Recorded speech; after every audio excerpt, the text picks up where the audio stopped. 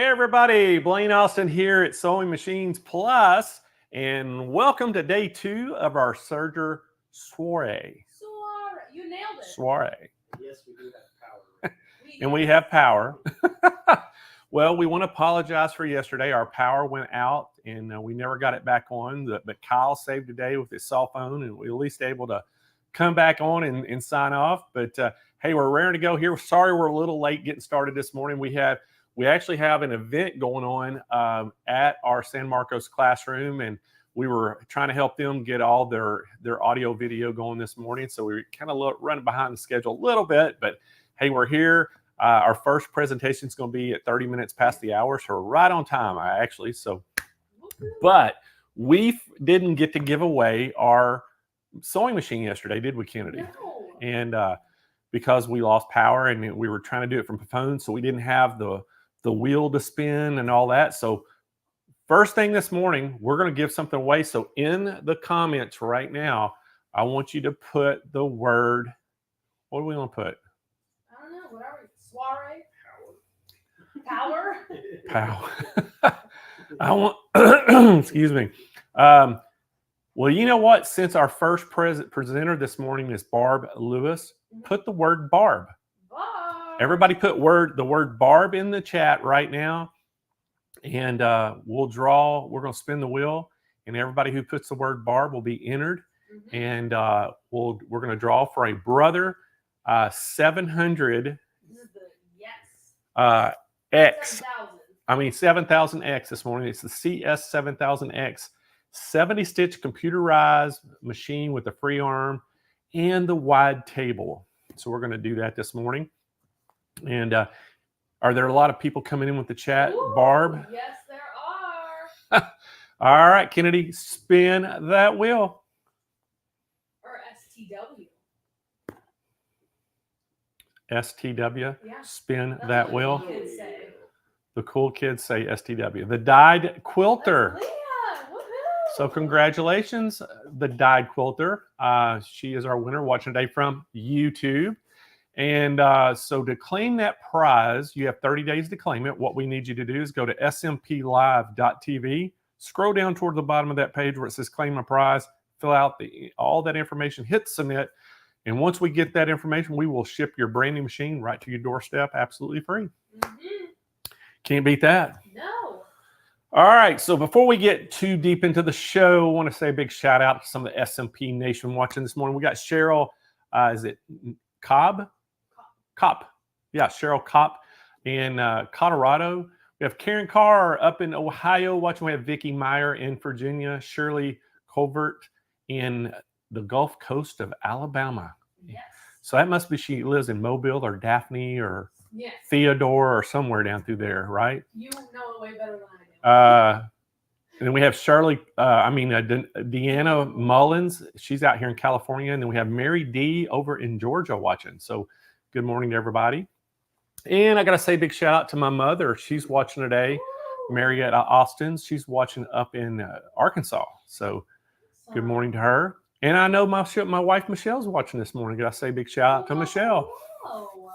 So we got a great show for y'all today. It's going to be, the whole day is baby lock. So super excited about today. And if you want to talk about serging, we have the 3 best serging educators, in my opinion, some of the best 3 in the country today. Oh my gosh. We have Barb Lewis.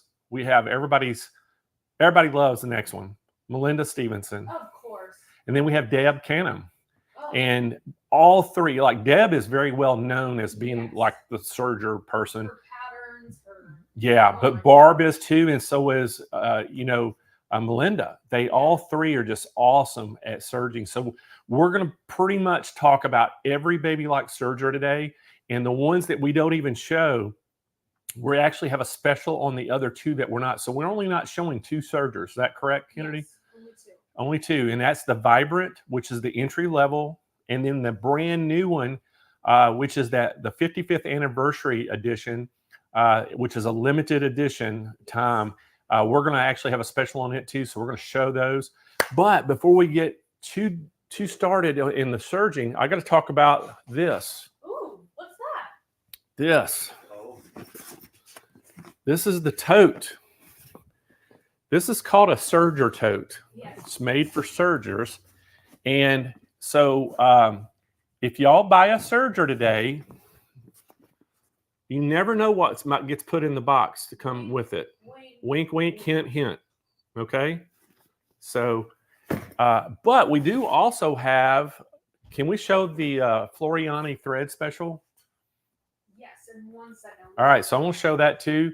And then I got to talk about the Baby Lock tote, don't we, Kyle? Uh-huh. oh yeah. We did. So we bought a special buy of the Baby Lock Serger totes. Now it's on wheels. It's a rolling tote that's on wheels. We got those, and we're having every one. It fits every Baby Lock machine, and we have a call-in special on it today as well.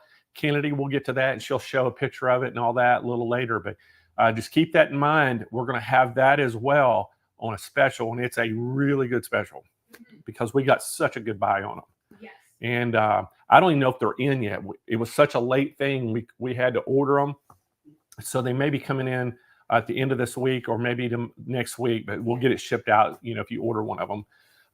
But great deal. So, so you got to take my word on it. You have to call in to get that deal. So, but guys, I'm so excited about today because we're going to talk about some of the greatest Sergers.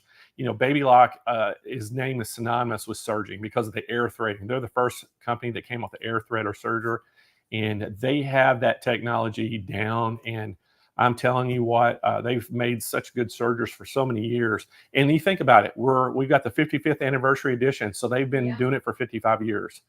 And so we're pretty excited about that today. Also got a couple of things I want to tell you before we get our first guest on. Y'all need to mark these down your counters. We always talk a little bit about some of the future things going on, but you can look at it right there. Now, every Thursday, we have our live SMP live show. Kennedy and I'll be here hosting that. We'll always bring some guests on. We have a lot of great machines that we show.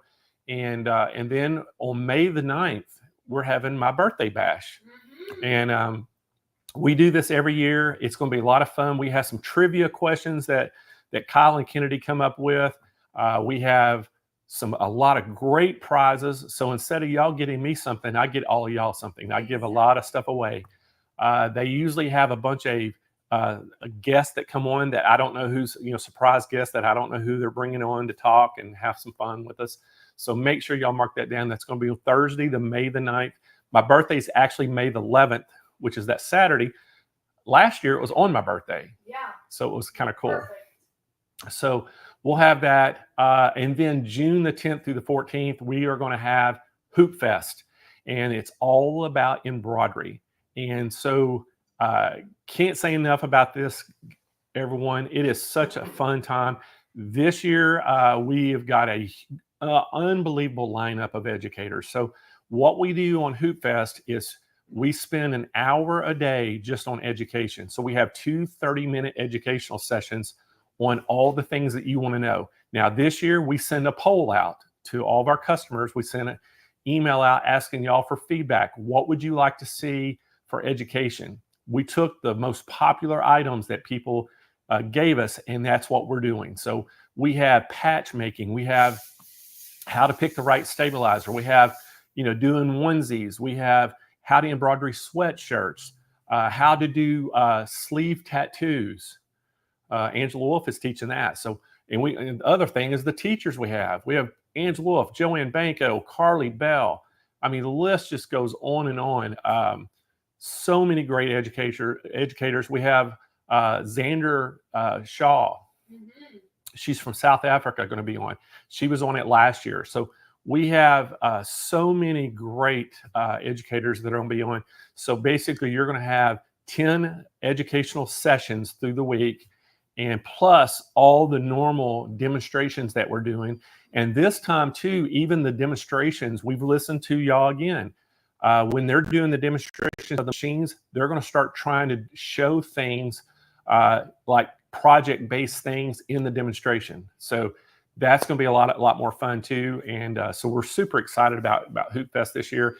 And we're going to have an embroidery contest. Which should be open this week or early next week. It'll be Okay, so I don't know if y'all heard Kyle, but the product page for the Hoop Fest should be up probably next week, and we're gonna have the contest open so you can start seeing all the rules, and then as soon as you can get your project done, you can start submitting the pictures of your project.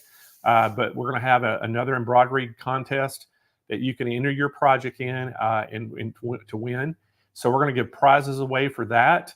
We're going to also have the judges, choose a winner. And then we're going to have one lucky viewer is going to win a $25,000, embroidery studio, basically to set your house up. And so we're giving away well over $70,000 worth of prizes on the show. So y'all don't want to miss this. It's going to be a great show. And we got some great sponsors already working with us, with the manufacturers. And so it's going to be an exciting time. Can't wait. And then after that, we're going to have our live auction. And I'll tell you a little bit about further in the week how the auction works. But you have to be a SMP customer. You have to purchase from us before. And then basically we send you an email that you sign up. And then once you sign up, then you get a special code to be able to get into the auction. So it's a closed auction that only SMP customers that have purchased can get in. And last year, if you got to watch it, it was a hoot. Y'all probably loved it. Great prices. So basically you bid on things, and it was a lot of fun. And we did it, I think it was 4 hours long. We did it last year, and pretty much sold out of everything that we had. So it was awesome. So it was a lot of fun. So hopefully y'all get to join that too. All right. So we got our first presenter. Y'all ready to go? Let's start this day 2 off with a bang this morning. We have Barb Lewis coming in. Now, Barb is a national educator for Baby Lock with 10 years of experience teaching sewing and serging projects. She's always trying to find something new to sew or serge. She loved to see all the possibilities. Outside of sewing and quilting, she enjoys spending time with her grandchildren, basking in the Utah weather, and we absolutely love it when Barb comes on our shows. We've been on here many times, so y'all welcome to the Serger Soiree, Barb Lewis. Hey, everybody. Good morning, Blaine. How are you? I am awesome this morning, and thank you so much for being part of this. And, when people like you come on, it just ups our game so much, and we're so happy you're here. And man, I'm excited about the Sergers today. Well, I love Serger, so I am here for you. We're going to do fun things this morning. All right. Well, Barb, we're going to let you take it away. Okay. And then once you get finished, I'll come back. We're going to tell them the exciting pricing and everything on this. Perfect. See you in a minute. All right, everybody. I know that you love Sergers. If you don't love Sergers, ask yourself why. There's a reason. Look at this machine I have brought with me today. This is the Baby Lock Accolade. I love this machine. Look at that. Do you notice something different on this? Now, when people say, oh, I'm not even sure if I want to get a Serger, they're kind of scary. They're big industrial machines. But look at this. The things you were afraid of are gone. There are no tension dials. You look there and you think, oh, I remember when I had a Serger and I couldn't figure out where to put the settings. Well, you don't have to, because Baby Lock has it figured out. There are no tension dials. The next thing you're afraid of is that threading. And you look at this one, it's different. You don't have all of those places you have to use a tweezer and you have to go down inside to do. In fact, I'm going to clip one of my threads right there. And you're going to say, can't do that because I do not have all of my threads in there. The nice thing about these is that you don't have to, I'm going to pull that thread out of there. If you break one thread, you replace one thread. You don't have to do it in order. You don't have to do it any way at all. You just put the thread in. And if you have not seen these loopers thread, you're in for a treat today. If you will look right down there, I'm going to put it in threading mode. Turn to my dial. I'm going to turn my hand wheel. Did you see those pipes lock in place? Let me do that one more time. So I'm going to put it down in threading mode, turn my hand wheel, and watch right there. They're coming. The pipes lock in place. That means it's going to blow my thread through. So watch this. All I'm going to do is pull some thread out of my lower looper. Put a little bit down in that hole. There's just a little port right there. And when I push this button, you're going to see it shoot out right here. I want to shoot a lot out. I'm going to pull a lot down. Right there is the lower looper. Look, oh, you couldn't see that. It's all black in there, but look, right there is my thread. I didn't have to thread anything. It does it for me. And that part I really, really love. So if you don't have tension dials and you don't have to thread it, what is stopping you from getting a serger? I tell you, there is nothing in this world that is better than a baby lock serger. And then you're going to say, well, how does that work? Because I've got all of this in here and I've got this dial right here. This is all you have to worry about is this dial. So that will put your stitch exactly where you want it. Because right up in here, there's some dials. Just like on your machine, you have your sewing machine, you have different tension dials inside. This is no different. This has the automatic thread delivery system. And there are gears up in there that the thread has to go through that gives it the perfect tension for that stitch. And all I have to do is tell it which stitch I want. I don't have to do anything. I love that about it. And another thing that it does, it senses the thickness of your thread and your fabric, and you'll get the perfect stitch. It's not going to put stress on your fabric. It's going to allow that fabric to flow under the foot without being stretched or damaged in any way. And I love that about it. Now, another thing you might say, well, how do I know where to put this? Oh, Baby Lock's got it figured out. Let me show you. Right here, it comes with this quick threading reference guide. So it tells you exactly if you want that stitch, there's your settings. Easy to go. There's a 2-thread blanket stitch right there. It tells you what needle to put in, where to put your threads, and it's color-coded, so it's not hard to figure out. You just follow the right thread path. And it has so many. Do you know this machine will do 87 different stitch combinations? That's a lot of different stitches. So you'll have all of these stitches that you can do. And then you have this thread guide that tells you how to set it up. That's what I like about it. And you got a picture right here, so you never have to wonder, which one's my upper looper, which one's my lower looper, how am I going to do this, how do I get it just perfect? Well, you'll have it perfect every single time you do it, right there. So another question you might ask is, what kind of needles do I use? Well, for the overlock stitches, you can actually use sewing machine needles. Nothing smaller than 11, nothing bigger than a 14, but you can use sewing machine needles right here. When you get into the cover and chain, then you'll want to get them. They have you covered, I tell you. Right there, it shows you right there what needle to put in. The cover stitches are a little different. You do need to have that serger needle.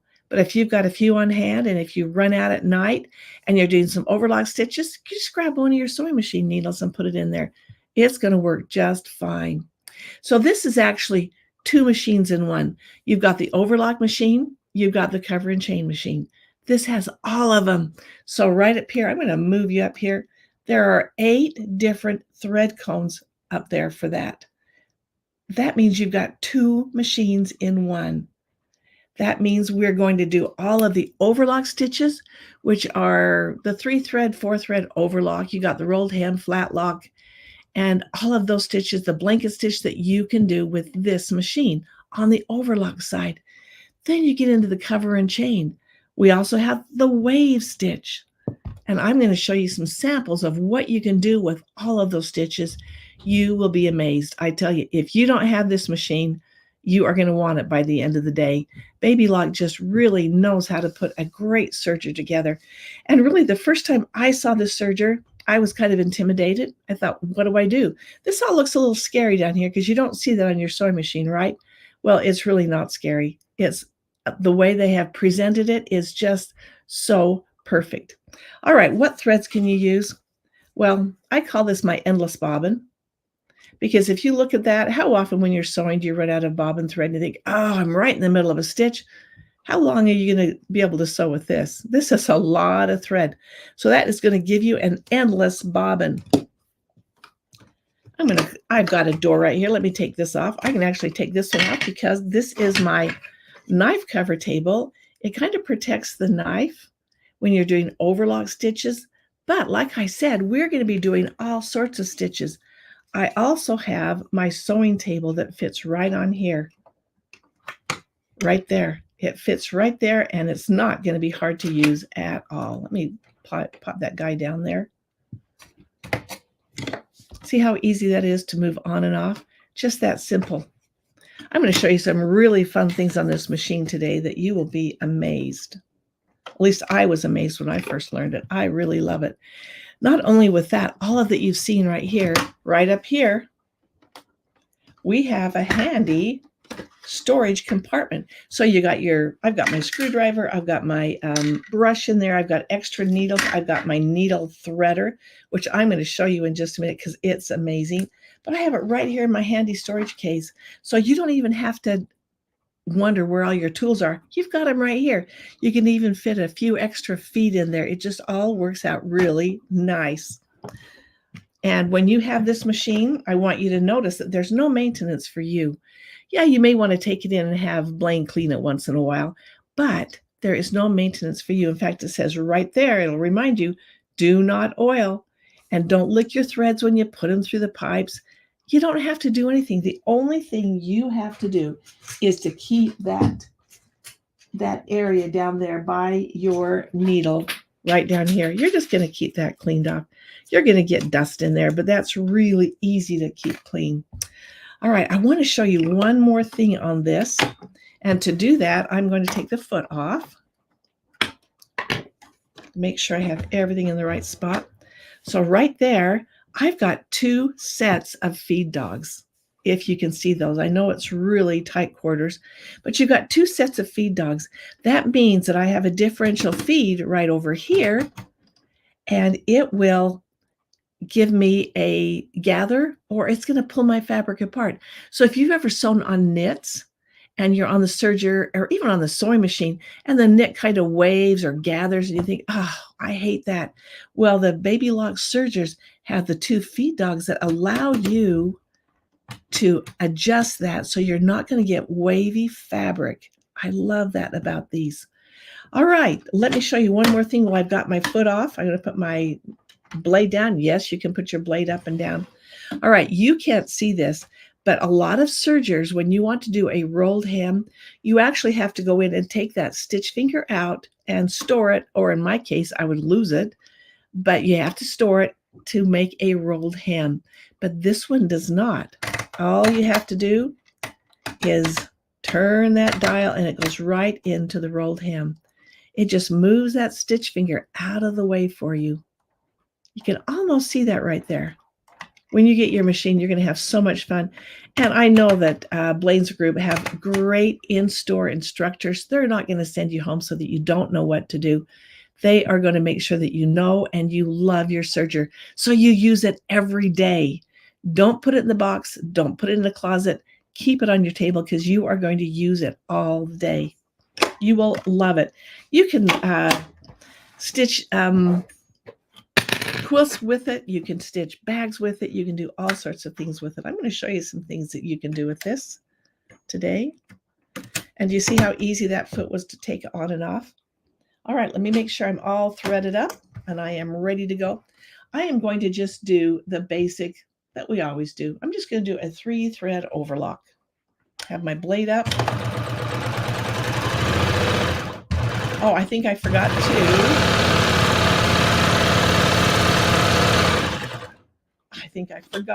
to make sure that all of my pipes were engaged, because remember how I took my threads out a minute ago? I got to make sure I have all my threads in. That's one thing you need to do, is make sure that it is threaded, and my upper looper was not threaded. But what's so nice is it is so easy to thread. I'm going to put it out in threading mode. I'm going to lock my pipes in. Do you see how easy this is? Now, if I'd broken a thread, that's how easy it is to put it through. There I go. And it is in business. It's right there, and I am ready to go. I'll shut my doors, put my foot down, Let me get this in the right spot.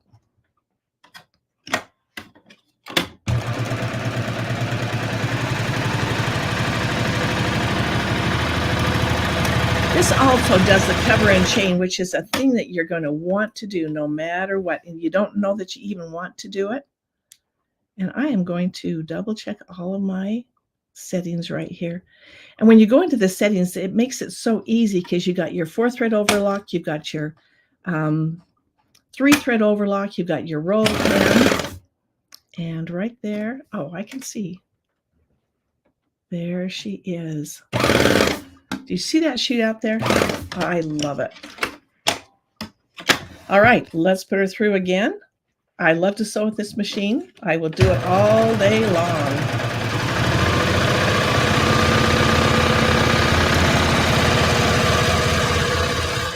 And right there, because I have my settings in the right place, there I have it.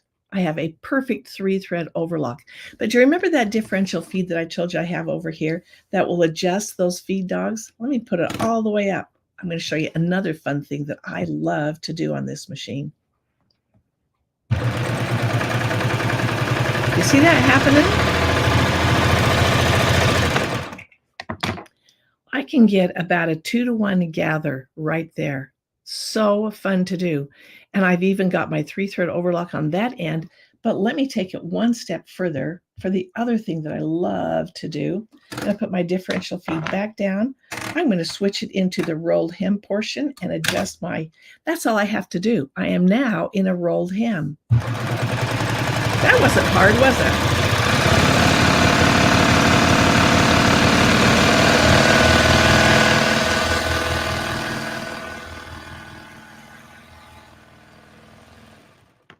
There's my rolled hem.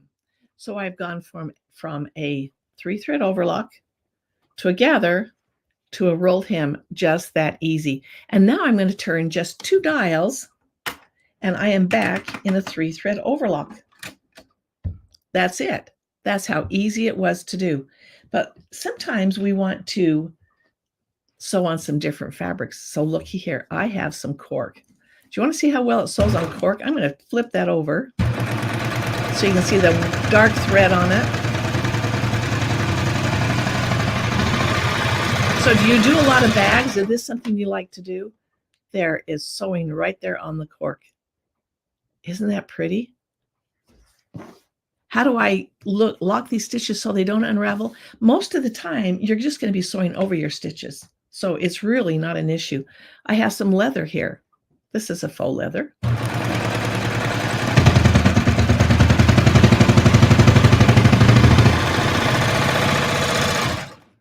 Okay, if you're a bag maker, look at that. I have just sewn on leather. I'll show you these up close and personal on the other camera in just a minute. But here I have some denim. All right, I'm just going to sew along the denim.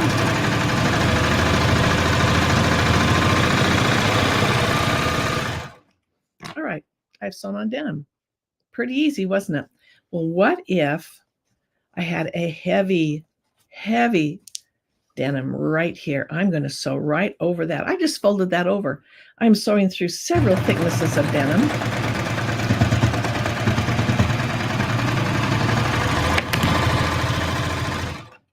You didn't even hear it cough, did you? It didn't sputter. It didn't anything. And I just sewed over some heavy, heavy seams right there. This is pretty powerful, very definitely. All right, what if I was going from, let me put those pleats back in that denim. I want that pleated up there. I want you to see how thick this is. And I have some organza right here. And I'm just going to go right into it.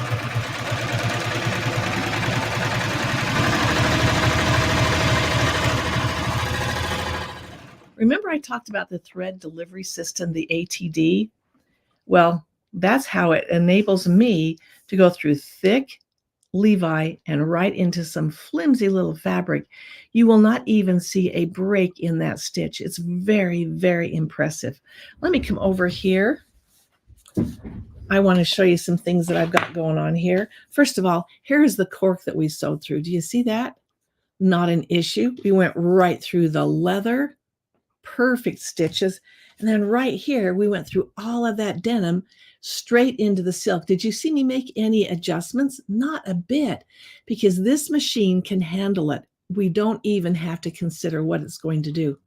It just does it. Also, the fun thing about this machine is, look at these threads right here. These are 12 weight threads. I've got some metallic threads in here. I have a heavy, heavy metallic. These can all go through the loopers. There's not an issue with it. And you could put yarn in there. As long as you can get it in the pipes, you can sew with it. Not in your needles, but in your loopers. This is fun thread to be sewing with. You can add a lot of embellishment to it. I love to sew with my 12 weight threads. So this is a variegated thread. In fact, I'm going to show you where I use some of this right now. I'm going to move my stuff out of the way. Right here, this is a bag we did just a couple of weeks ago. I have piping in here. Yes, you can do piping on this serger. And remember how I told you we can gather? There I've done some ruching where I gathered it on both sides and then put it in my project. Here I was using the bias binder foot. So you can get all sorts of attachments with your serger. It bound that fabric, put in 2 or 3 needles at the same time, and did a beautiful job on the back. So there is that part. Also right here, we didn't even talk about the wave stitch, but right there is a flat lock wave. And that's something that really only Baby Lock can do. And you will get that instruction in your owner's classes, but that is a beautiful stitch to do. And that one, I was using this thread right here. I've done piping right here and on the back. Yes, I put a zipper in. And this one I put in with the triple thread, triple needle cover stitch. And I love to do it that way. There again, I have that flat lock wave. I love the flat lock wave. I've got piping in this pillow. And right there, do you see how you can do pin tucks? You can do anything with that wave stitch or even with your rolled hem stitch. Here's another project that we've got all sorts of stitches in. This one I used the chain needle right here to quilt my fabric. And you will get, or you can get, a curve foot that allows you to even do circles or waves or anything on your project. Now with a serger, we've always thought it's just the edge of the fabric. You can't do anything more, but you can. You can do so much more. There's that curve stitch. So I've done some applique and I have quilted over it. And on the back, I have used that flat lock wave to create fabric. So I have just sewn a lot of jelly roll pieces together and used the flat lock wave. Love that flat lock wave. And here's another project, and you'll see that I have just the flat lock right here. This is the front side of the flat lock. This is the back side. So you get 2 different looks. You've got a ladder stitch here, and you've got an overlocky looky stitch right there. What's nice about that is that you can actually weave ribbon in between some of those threads. And then I've got my ruching, and over here I have created another, it almost looks like a pin tuck, but they're on different fabrics, but I have sewn the strips together with the rolled hem. I love that. Love it. Here again, we have created something with, I've done a crazy patch. Do you see how you can actually do a quilt? You can show your stitches. You don't have to show your stitches. You could just sew them together without the stitches showing. They can be on the back. So you can quilt with this machine if you've ever wanted to do that. Oh, here's one of my very favorite things to do right here. This is serger crochet. So yes, with a 4-thread overlock, you can serge right into that and create that beautiful, beautiful lacy look. Now this was done with a really heavy thread. This one was done with a shiny, like a pearl crown rayon, but they are really fun to look at. This bag was also done with the cover stitch as a decorative stitch. So you don't have to just have the cover stitch on the front. You can use the back. And there I have my wave stitch. This one is also a crazy patch. And what I've done on this one is that I've serged the pieces together. Then I went over it with a decorative cover stitch on. So this is the back side of the cover stitch, but it makes a beautiful stitch. And I've got heavier threads in my loopers. And on this one, I have used the belt loop binder. If you've heard about that belt loop binder, there, I've used it right there. So I'm making belt loops. And once again, I have installed a zipper on the serger. I love to do that. This is the overlock, or excuse me, the cover stitch, the front side, and there's the back side. So you can use it as a decorative stitch. And then once again, right here, I've used that same cover stitch in a pattern. And that's given me that wonderful cross hatching right there. I've got piping in here. Did you think about putting piping in a quilt? Well, you can. And how about the flat lock wave? You can see that I use that a lot. Right here, I have installed ribbon with the overlock, or with the cover stitch, excuse me, right there, because I have 2 needles in it. I'm using 2 different needles at the same time. I'm installing one ribbon. It feeds down through the foot. Nothing has been so easy as you will find there. Wow, we have gone over so much. I hope that you look at this machine in a different way now and you think, you know what? I can do that. This is the machine for me. All right, Blaine, I'll bet you have some great sales on these machines today. Do you want us to tell us about them? Because I tell you, I might have to buy me another one. You never know. Well, hey, Barb, we do. I tell you, this is an exciting day today because it's baby lock all day long. And I know you're coming back in later this afternoon, talk about some more sergers. But right now, I'm going to show them how they can get this one. And thank you so much. And we'll see you in a little bit. All right. Sounds great. Thank you. All right. So everyone, this is the Baby Lock Accolade. Way to start this show out. And the price on this is $29.99. Guys, we have a call-in special on this. So again, we have some special financing available. Now here you're going to get a free trolley bundle included with the purchase. So that's about a $208 value. And they say while supplies last. So hopefully we won't run out of those. And then we have a $250 mail-in rebate that comes directly from Baby Lock. So think about all those things. Not only you get a call-in special, you're going to get a $250 mail-in rebate, plus you're getting that trolley bundle. So we have a fantastic, and then remember the little surprise gift I'm throwing into the box, that too. So think about all those different things. It is a fantastic package today. Give us a call, 800-401-8151. We have our sales agents are standing by on the phones. We also have live chat agents that are on the website that can answer questions, take your orders. And then, we have Melinda and Rhonda that are on the Facebook and YouTube chat. They can also give you the link to the page. They can answer questions for you. So they're monitoring all the chat on Facebook and YouTube and all the social media channels. So we have it all covered. And our warehouse crew, they're standing by ready to ship packages out. They're on top of it. But this serger, I'm telling you what, has that easy push button looper threader. It has the 876 thread serging, 87 stitch combinations, including that exclusive wave stitch. No tension adjustments. Now think about that. No tension adjustments at all. That is what's awesome. 3 bright LED lights on this, full featured differential feed, and then it has that adjustable pressure foot height up to 6 millimeters. Hey, this serger only weighs 21 pounds. It's extremely lightweight. This is such a nice serger, and way to start the show off for Baby Lock today with the Accolade. So give us a call again, 800-401-8151. All right, so we're going to continue on. Hey, and we have another awesome serger teacher coming up next, and we have Deb Canham. And Deb, I tell you what, she's a national educator with Baby Lock. She enjoys going all over the U.S. to teach about serging. She is the owner of the Deb Canham Studio, where she sells serging patterns and provides education. We've had her on our show before. We absolutely love it when she comes on. So welcome, everybody. Give a big welcome to Deb to Serger Soiree. Thank you. Thank you. Hey, Deb, how are you? I'm great. How are you? Man, I am great today. And I tell you, this is a great day. It's a great day. Baby Lock all day today.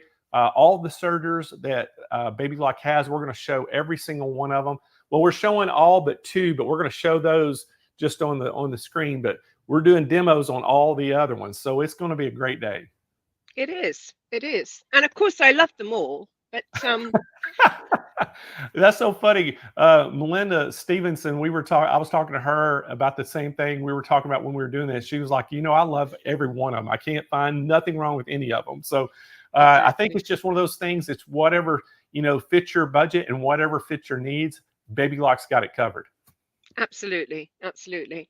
All right, Deb, And we're going to let you get started, and I'll come back here in about 30 minutes. We're going to tell them how they can get one. okay. Right. Well, I am really glad to be presenting the Celebrate. And the Celebrate is a 4-thread machine. That means it doesn't have cover and chain. But the reason I love it so is it's small, easy to carry, and it's actually the machine I take with me when I go RVing. If I'm going to class and I'm just teaching serger stitches, it's small and easier and lighter to carry. And while it's small, it's mighty. It still does everything the others do, except for, remember, it's a 4-thread. So it doesn't do cover and chain stitch. And the other thing is it does actually have tensions that you have to alter, but it's not a huge deal. They give you a list. You just turn the knobs. So it's easy to operate that way. The other thing it doesn't have, and I just think it's worth knowing what it doesn't have, is wave stitch. But I have some other options for that too. So let us have a look at the machine and just a quick look through the controls. I think I'm going to show you some of the feet and the cording and all that kind of thing, because if you own a serger and you don't have the feet, it's like having a car without wheels. Okay, so I do just want to touch on that because the feet offer you so much. So we'll have a look at that, and then I'll show you some of the things I have done on this machine.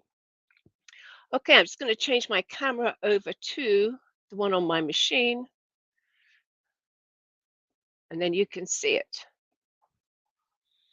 I think it takes a minute. There you go. Right, well, I've actually been playing on this machine this morning because I had to get something done. And as I said to you, this machine does just about everything the others do.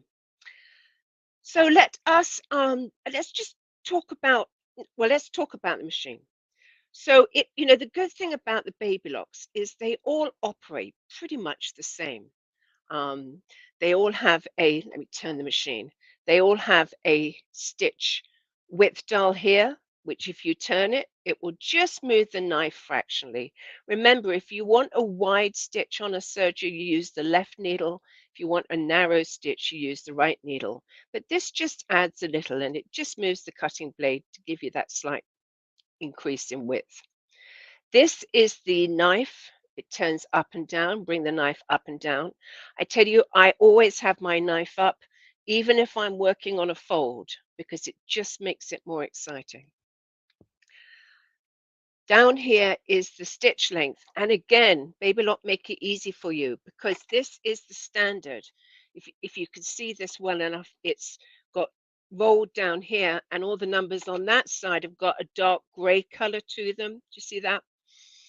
And then the regular ones are just white, okay, the white section. So the only time you would use the rolled numbers is if you were doing a rolled hem. And let me just tell you what that does, because I think it helps to understand. When you move it to the rolled numbers, if you look just here, you'll see that there's a stitch finger. When I turn it up, the stitch finger comes up. When I go to rolled numbers, it takes it away. So it is that simple to set up for a rolled hem. Some machines you have to manually put a new stitch finger in or move it out. So what else do we have on this machine? We have differential feed, the all-important differential feed for sewing knits. I happen to know that this machine is really popular with young girls that do t-shirts. It has everything they need. It's going to serge their knits perfectly. And of course, the reason why we use knits with the serger is because we have that differential feed that controls stretch under the foot. So what's perhaps different to some is it does have these tension knobs, which have numbers on. And if you look in the manual, it gives you a page that tells you what settings, what the numbers should be. So it's really not hard to set it up. And I'm actually set up for 3-thread overlock, and all my numbers are on 4, and that's going to work just fine for me. So let's have a look inside and see what we have. Right, we have the threading system that's a bit different from some. Some might know it, some might not. So I'm just going to thread up my lower looper to show you how it works. So let me do that. So I have my thread on my lower looper spool pin. I always tell everybody the lower loop is my favorite looper. And the reason for that is that it always threads the same. I've got my foot up, so my tension disc is open. I'm going to be listening out for that click as it goes through the machine. And then what I have to do is I have to close my tubes. To do that, I'm going to press that button. I'm going to turn my hand wheel just like you do with the others. And I'm going to make sure it has a choice. It's either going to suck air through the upper looper or the lower looper. And since I'm threading the lower looper, that's the one I want to work. You're going to take the end, put it in about, they say, an inch. As long as it goes, it goes. And then what you're going to do is, whoops, I knocked it out. Let me do it with my left hand. Put it into the tube and you press the pump and it pumps through.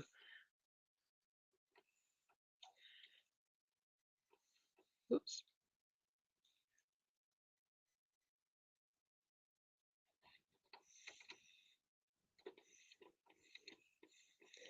I'm having trouble getting it in because that's because I'm doing a demo, you know that. I just threaded it an hour ago and it was fine. There you go, it's going now. And there it is. And that thread I'm always just going to leave dangling unless I'm doing a flat lock stitch. So I'm just going to leave that dangling. And that is how easy it is to thread. And the upper looper threads the same way. You're just going to move it to the U. To open your tubes, you're just going to slide that slide over and you are all ready to sew. So that's basically the setup there. I do want to mention one other thing, and that is that this machine, you can do a 2-thread stitch. And in particular, I'm thinking about flat lock, but also blanket stitch. So let me just show you something with blanket stitch on, and I will go back and talk about that again. So here's blanket stitch. Isn't that pretty? I think it's the perfect edging on a baby blanket. This is actually a fleece jacket, but I love it. And we use flat lock stitch, 2 threads. Now the serger wants to believe it's got 3. So we have this metal thing called the subsidiary looper. You pull it to the right and you flip it over. Make sure the eye is actually in the eye of the upper looper, or the point is in the eye of the upper looper. And that will fool the machine into thinking that there is thread in there. And then you can sew with 2 threads. So 2-thread flat lock, 2-thread overlock.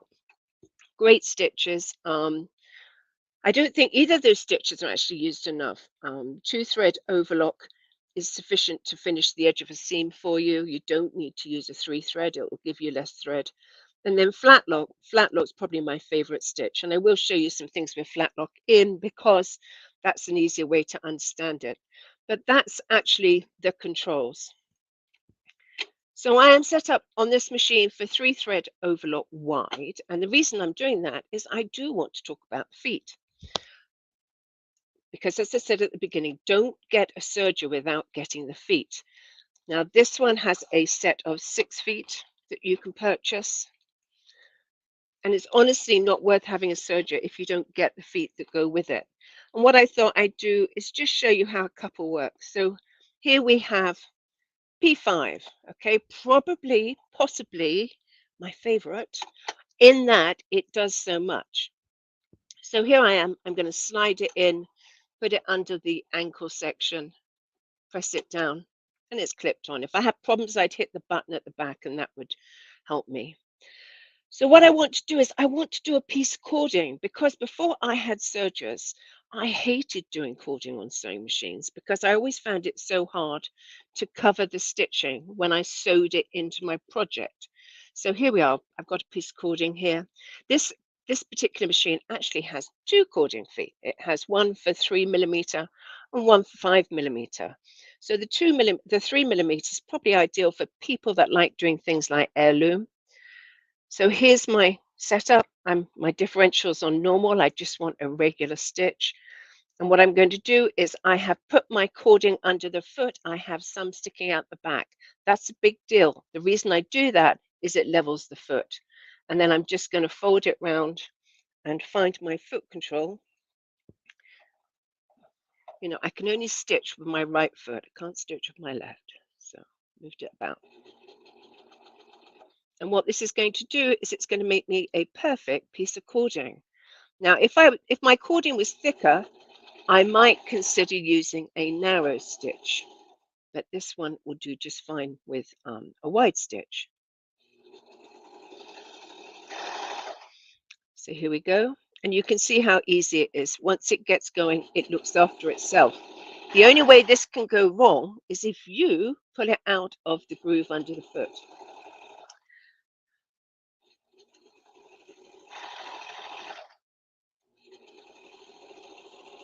Right. So I've made my cording. It's perfect. What I'm going to do is sew it into a strip of fabric. So I have some strips of fabric here because I was working earlier on things. So I'm going to raise my foot, put my cording under the foot, and again, sticking out the back so that I have some out the back so that my foot is completely level. And then what I'm going to do is just sew it to this piece of fabric. And the way I do it is I put my cording in and then I slide my fabric over the top. And I'm going to be going along matching the raw edges, or maybe not raw edges, but the edge of the, and it may cut some of my stitches, but that's fine because they're going to be sewn again in a minute.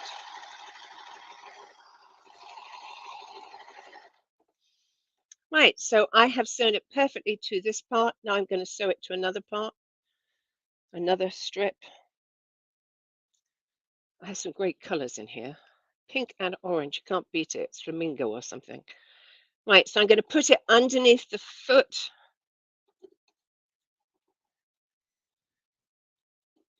Got that bit sticking out the back so that my foot is level.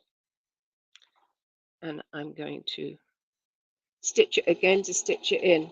And as I said, this is why I like the Serger so much for cording, and I use a lot of cording because I just think it really sharpens things up, but not on the sewing machine, okay? I'm not into trying to cover my stitches. See how I didn't need to make any changes to any stitch width, length, anything. I just used exactly the same settings to sew it in. So there you go. Isn't that pretty and easy?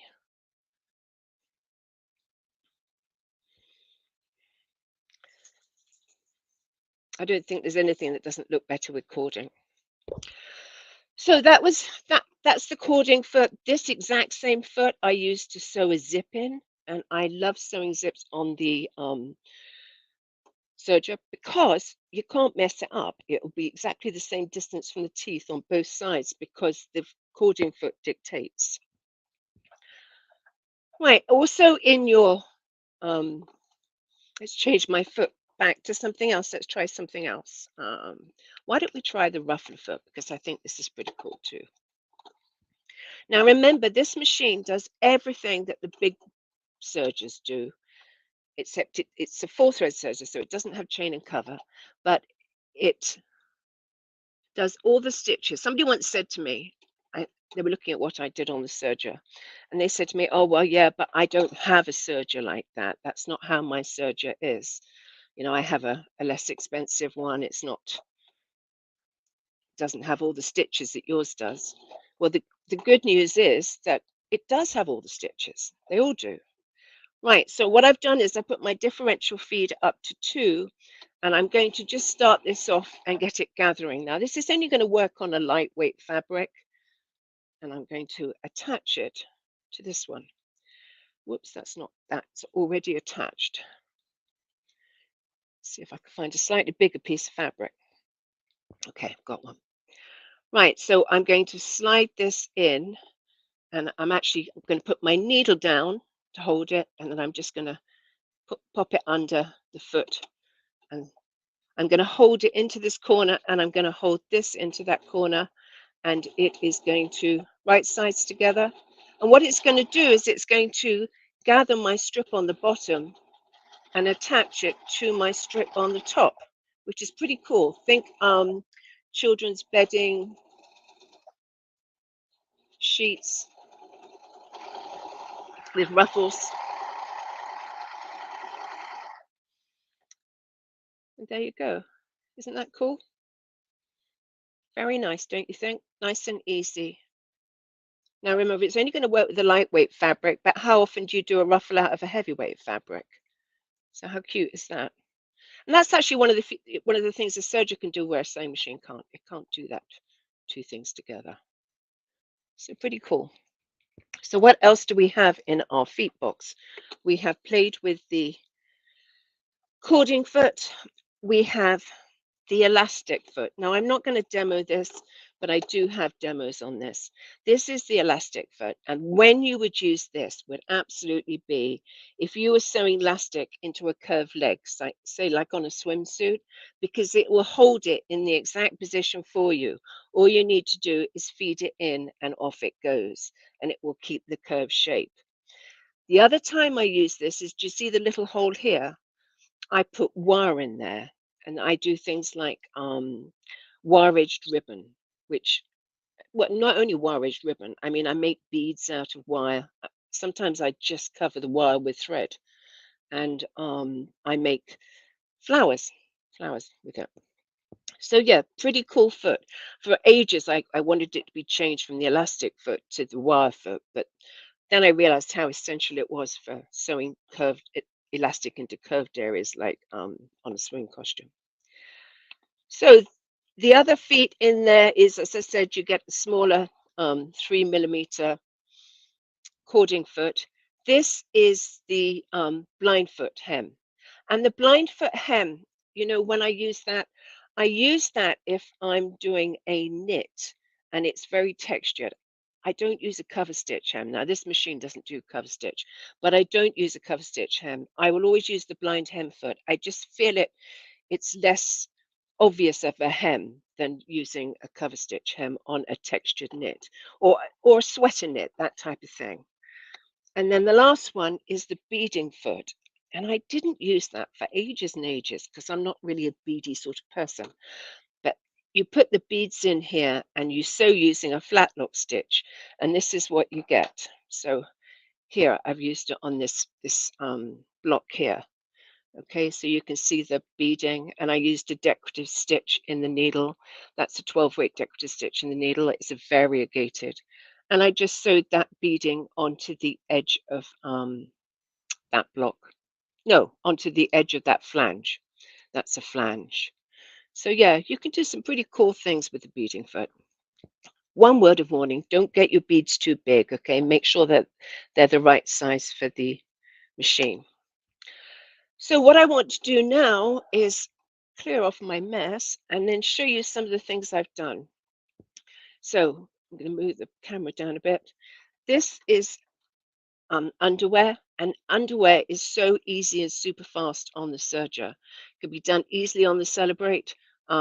Just a matter of sewing bands onto the legs and waistband, which this machine would do really well. I did actually use a cover stitch to sew it, to top stitch it, but you could use any zigzag stitch or anything else.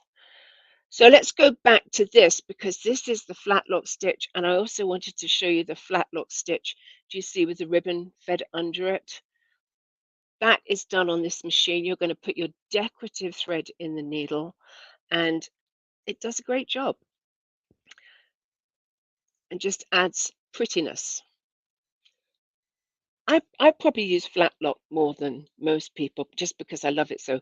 And I think the point that I haven't mentioned is what that stitch actually is. So here's ladder stitch, which is a derivation of flat lock stitch. Actually, this is flat lock stitch here on the shoulder. And I chose to use this on baby's wear because you pull on the seam and it flattens out. So it's a much thinner seam. And you know, little babies, you always think of a soft inside seam. So it's a perfect stitch for children's wear, babies wear, and also for exercise wear. If you're a runner or something like that, the inside leg seam would be good using a flat lock stitch. And you can use either side as the decorative side. This is with the decorative thread and the needle. But it's a great stitch. Now, I was going to show you something in relation to that, and it's gone out my head. Oh, yes, because, and this is one of my favorite things, I really, really love improv, but I don't really get to do much because I'm too busy. But this is one of the bestest things about flat lock stitch, which this machine does, flat lock stitch wide. Do you see all my strips, my colored strips, are sewn together using a flat lock stitch with the decorative thread in the needle? That's actually an 8-weight decorative thread, and you can put it in this machine using a top stitch needle would be good just because it's got a bigger eye. But I sew all my straight pieces together with that because, and this is the reason, if you could feel this, which you can't, so you're going to have to take my word for it, this is totally flat because remember the seam pulls flat. So you don't have the bulk of a seam like you would if I'd sewn it together on the sewing machine.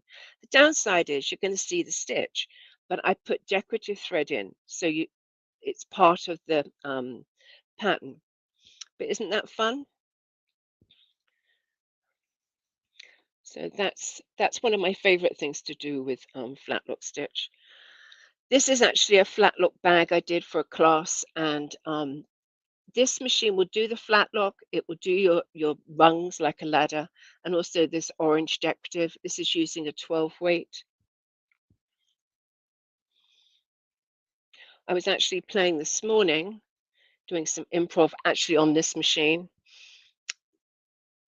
and I just used a regular 3-thread overlock.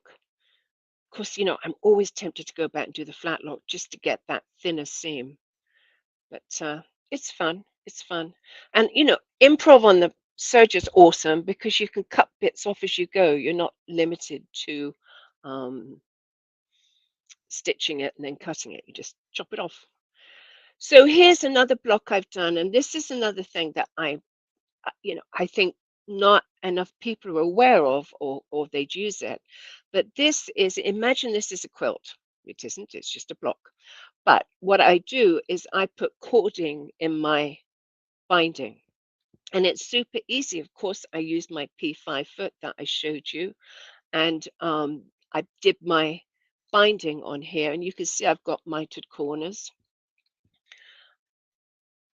And what I do is I take a fusible thread. This one's Wonderful Arn and Fuse. I put that in the lower looper. I put regular thread in the upper looper and the needle. And I match them all together with my cording foot. And I put my facing on from the front. And my cording is just underneath the facing. So they're all piled together. And I just stitch around, keeping the raw edge. The raw edge is going to be level with the knife because it will already have the cording on. I normally sew the cording on first. That gives me, it makes it easier. It secures it down before I start. Then I sew the binding on the top of that. And then I fold it to the back and I just press it. Now that isn't going to hold forever, but I press it and then I sew around either in the ditch or I hand sew because I quite like hand sewing. So, and you know, people say to me, I've got a girlfriend who's a really serious quilt maker, and she just about dies every time I say I do my binding on the serger. And honestly, I think if she didn't know I did it, she wouldn't know. She looked at it because I hand stitch it, so she wouldn't know that it was definitely made on there. But I just like making her feel faint. Right, this is a purse, and what I've done is Mexican wave. You know, people often say to me, what got you into the serger? And what got me into the serger was the fact that you can use these really luscious, heavy decorative threads. And this is one machine you can use them on. You can use them in the needle. You can use them in the loopers.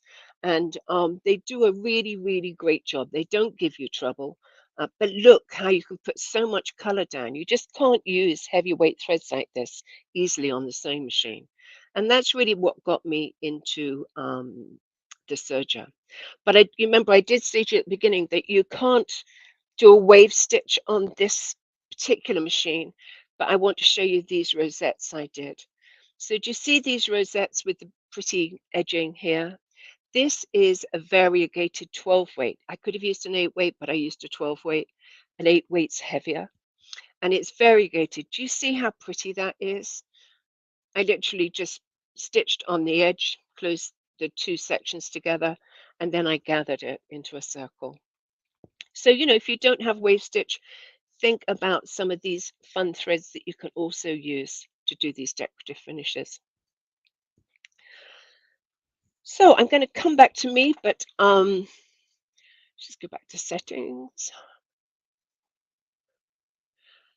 I hope that helped you. I mean, I think this is a fabulous machine. It does everything the big boys do, apart from wave stitch. And I just showed you an alternative stitch that you could love. And it's easy to travel with. It sews perfectly. It does have manual tensions, but it tells you in the book what to put them on. It's a great machine. It does it all. So I'm going to head back to you, Blaine, and see what you can say to them about this machine, because I think they'd love it. All right. Well, thanks, Deb. I sure appreciate you being on the show. As always, great job. And hopefully we'll get to see you again real soon. Okay, thank you. All right. So everybody, this is the Baby Like Celebrate. Now, this came out a couple years ago. This, in my opinion, is the best serger that you can buy for under $1,000. I tell you, this thing is an air thread serger. $999 is the normal price. We have a call-in special on it today. Plus, you're going to get that free 3-piece foot kit that's valued at $85, absolutely free. We're throwing in, but this is a fantastic machine. We have financing available today, and just a few features. You know, like I said, it has that jet air threading, has that Micromatic twin cam tension system, which the tension is so easy to set on this. It has a guide to help you with that. It has that 2-to-1 ratio gathering, has a 3-to-4 ratio stretching, 4-3-2 thread serging. It has that exclusive fabric support system, vertical needle penetration, and that's important because a lot of the older sergers, the needles were on an angle, and when they're on an angle, you don't have that penetration power like you do for these Baby Likes. These Baby Likes will go through jeans. I'm talking layers of jean material. So that is super important when you're shopping for sergers, is make sure those needles are vertical and they have that power they're looking for. 1,500 stitches per minute means this thing is fast. It's extremely fast. You have the knife and needles are closer for easier serging of curves. Heavy duty cutting system. Has that dialed adjustable built-in rolled hem. Dial adjustable stitch length of 0.75 millimeters up to 4 millimeters. And then it has that dial adjustable stitch width of 1.5 millimeters to 7.5 millimeters. And rolled hemming with 2 or 3 threads. Has the LED light. So great features on this. And it just goes on and on. So if y'all would like to take a look at all the features on this, you can go to smplive.tv.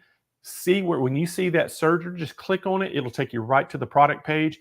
Melinda and Rhonda are probably going to be putting the link in the chat on the social media platforms right now. You can click the link and go to the product page on SewingMachinesPlus.com.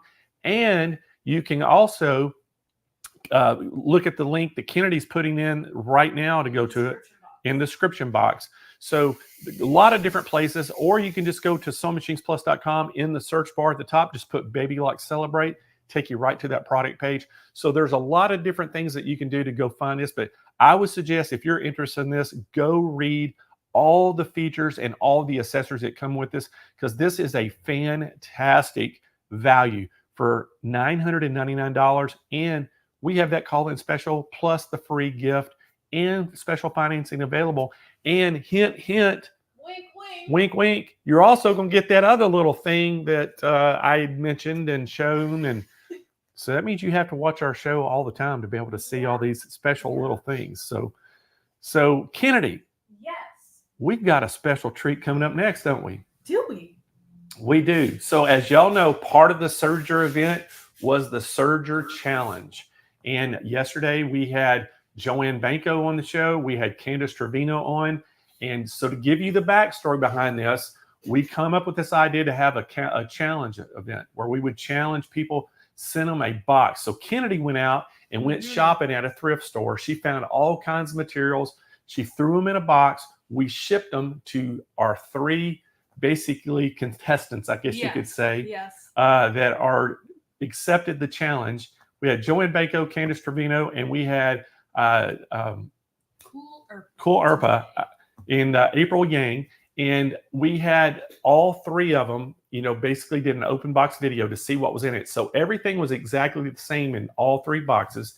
And their instructions were to do a project with using the items that Kennedy sent them, only with the Serger. So it's a lot of fun. So April today, we've got her for the whole hour, and she's going to take us through the whole project that she does. And what's so interesting about this? So April she's kind of a upcycler. She goes and finds clothing at flea markets and different places, and she always builds something to fit her. Like she makes clothing. She kind of always has clothes. And so she's been on our show several times doing things like that. Well, Joanne, we always said, there's no telling what Joanne's going to come up with.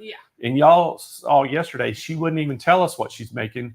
Until tomorrow. Until Friday, she's going to unveil what she's making. But she kind of showed the projects and things. So everybody had a bunch of guesses yesterday about Joanne. And then Candace, y'all saw what she made. She made a bag. Yes. And we kind of predicted that. We said, I kind of knew. Yeah. I kind of knew. It looked amazing in person. It looks just outstanding. But yeah, I knew right when she opened the box, I'm like, you're going to make a bag. I just see it in your eyes. Yeah, well, Candace has kind of made stuff like that before. So it's her style. Everybody has their own little. Yeah, so that's what's interesting about this. We were like, okay, all 3 of them are going to come up with something different with what they have. Right. And then what's the other interesting part of it? Joanne Banco used an Airthread 3000 brother. Candace used a Triumph Baby Lock. Yes. And April is using a Burnett. I think it's a B60. Either a B64 or B68. It's either 64 or 60. I think it's a 64 that she has. I can't remember, but she'll let us know. But what's interesting about that is 3 different brands of Sergers and the exact same products, but they're going to have 3 different projects that they're going to make. So it's really cool. So y'all, I hope y'all are enjoying that part of it. I really am. So y'all welcome April Yang to our show. Hello. Hey, April, how are you? Good. I'm nervous. Well, first of all, we watched your video of the opening. So I've got to ask you, now that you're here live, what was your gut reaction when you first opened the box and saw the things that Kennedy put in there? I was like, oh my gosh, this is so random. I'm so sorry. See, to me, that's right in your wheelhouse because I've seen you go buy pants and jackets at the thrift stores and you completely redo them and make them to fit you. And so I was like, to me, when I saw what Kennedy bought, I was like, oh, this is right down April's wheelhouse. Yes. The thing is, when I go thrifting for my projects, it's something I'm inspired by. So when someone else is shopping for you and telling there's no inspiration yet, so it's really hard to come up with the idea. I thought for a very long time what I was going to make. Well, I sure do appreciate you participating in this because I think it's such a cool thing that we're doing. And, to me, you along with Joanne and Candace, y'all all have these 3 different styles that y'all do. And so you're using the same type of machine to create a project from the same things. So to me, that's what's so awesome about it because your creativity gets to take over and you can create anything that you can imagine out of what you were presented. Yes, I love that too. I'm so excited to see what they're going to end up making in the end too. All right. Well, hey, I know you've got an hour to do this. So we're going to let you get going and then I'll come back and we'll talk about your project and we'll go from there. Okay. All right, let's get started. Hello, everyone. So this was my box of mystery items, and I already got a head start because I was not sure how long this is going to take because I spent a lot of time thinking and figuring things out. So I kind of figured out my idea first, what I wanted to make, and what I wanted to start with was the inspiration, and that was like patchworking.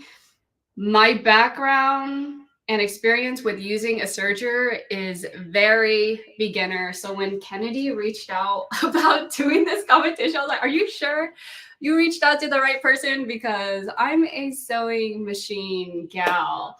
And the only thing I use my serger for really is to finish the raw edges of my garments. I kind of feel bad because I feel like I'm not using my machine to its fullest potential, which is why I love this live stream, because I'm learning so much and I feel so much more inspired to do more with my serger now. So the first thing and easiest thing I could think of was patchworking some square pieces together. So that's what I did here. And I knew I wanted to use the jeans. So I already cut the legs off, and then I cut a bunch of squares from the legs. All that's left are the scraps right here that I will be repurposing later as well. And as for the rest, okay, so I was very attracted to the blue shades. So I took the blue color fabric and I pieced them together like this. This is just half of it. I still have to sew the rest. And what I'm pretty much doing is I'm creating a big piece of fabric so that I can use it to cut out whatever I'm going to be making.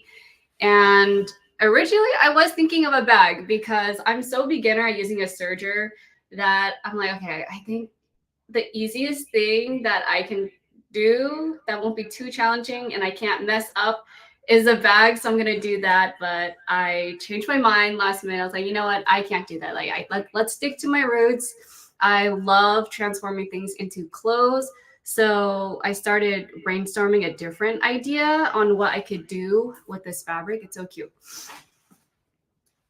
And I thought I would create a bodice top, and all with the serger. So it's going to blow my mind, honestly, in the end, that I could even do this all with a serger. But I looked through my patterns box and I found this really easy pattern. And we're going to make one of these designs right here, all with the serger.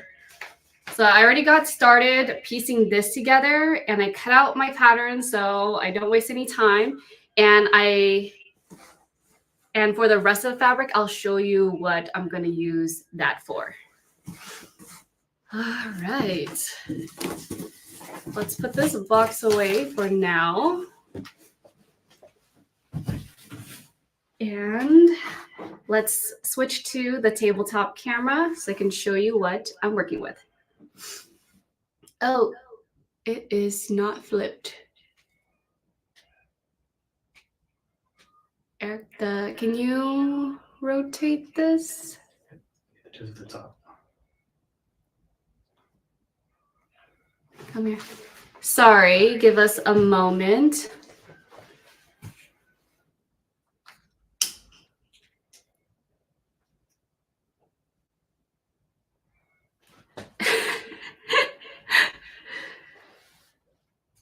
There you go.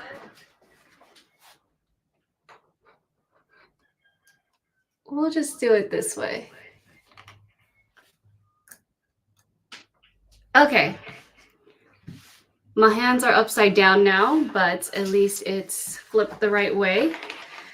So like I said, I already pieced together half of my quilt. I know nothing about quilting as well, so this is always a fun experience for me. And I love doing this on the serger because it just cleans up all the edges immediately and it's so fast. All right, this is the order that I'm going to be piecing it together in, I think. Yes. Like this? No, I think it's this way. No, it's that way.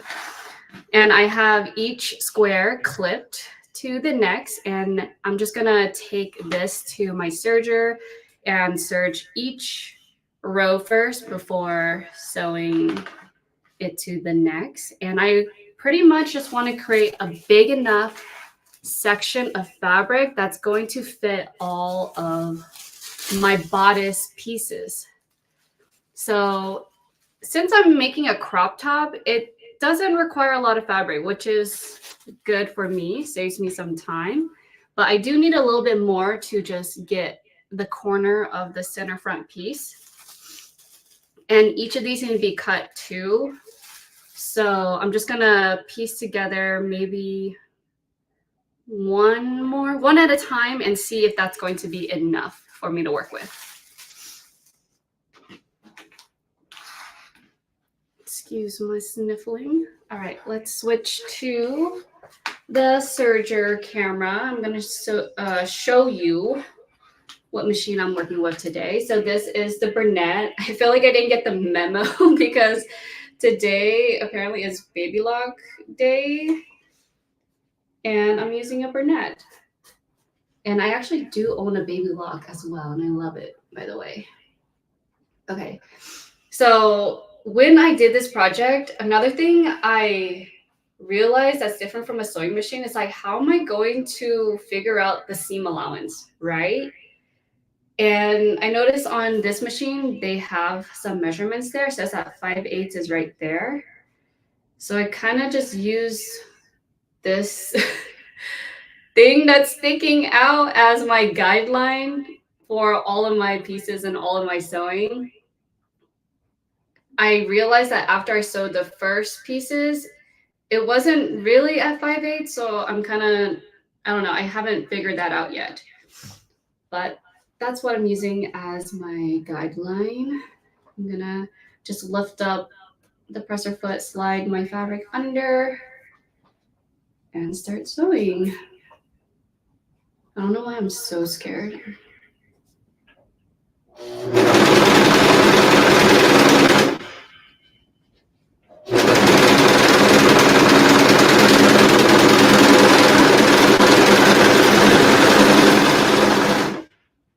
Okay. And I'm just gonna move on to the next.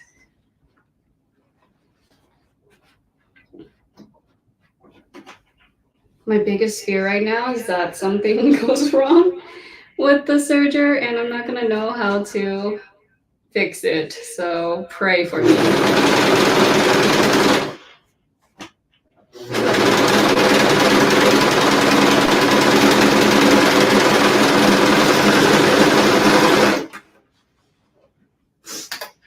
Some of my pieces aren't even lined up perfectly, but this is upcycle and I try not to focus too much on things looking perfect.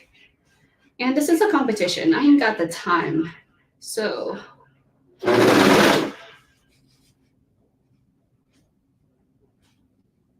just don't judge me.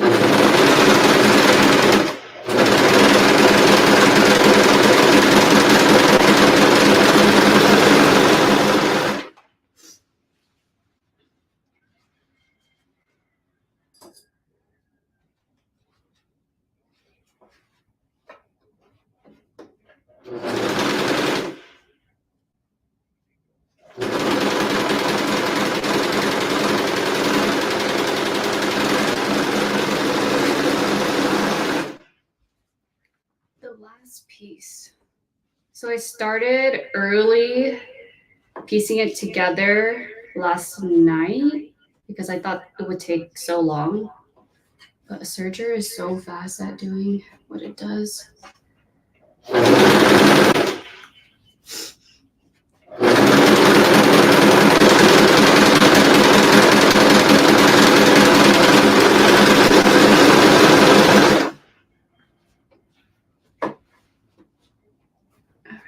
We have one row finished. Let's head back to the tabletop and I'm gonna piece this one with the rest first.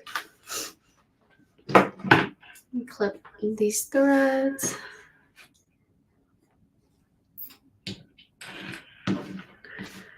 Okay, I'm gonna flip it over and do my best to line up the edges.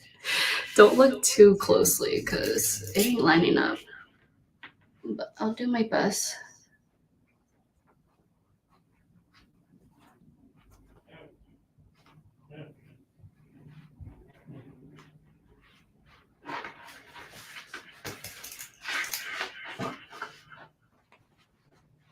I'm just flipping it up and Checking if the seams are lined up.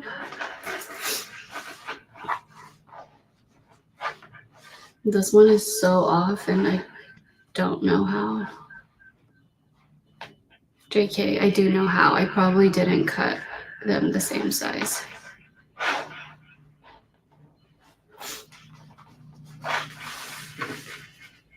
How is this piece so off?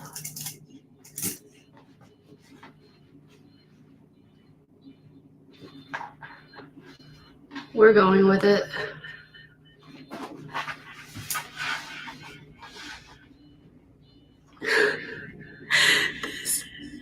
This is really off.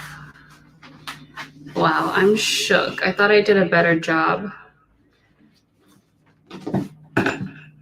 My worst nightmare, my next worst nightmare with a serger is having to seam rip my pieces because of them threads. I know there's this trick of like undoing one of the strings and then you can just easily pull the rest out, but I, like I said, don't play around with serging enough to know that.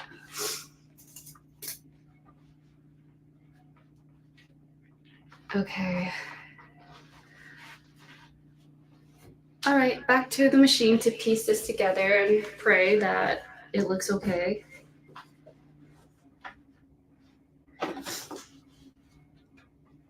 Oh, switch to the serger, please.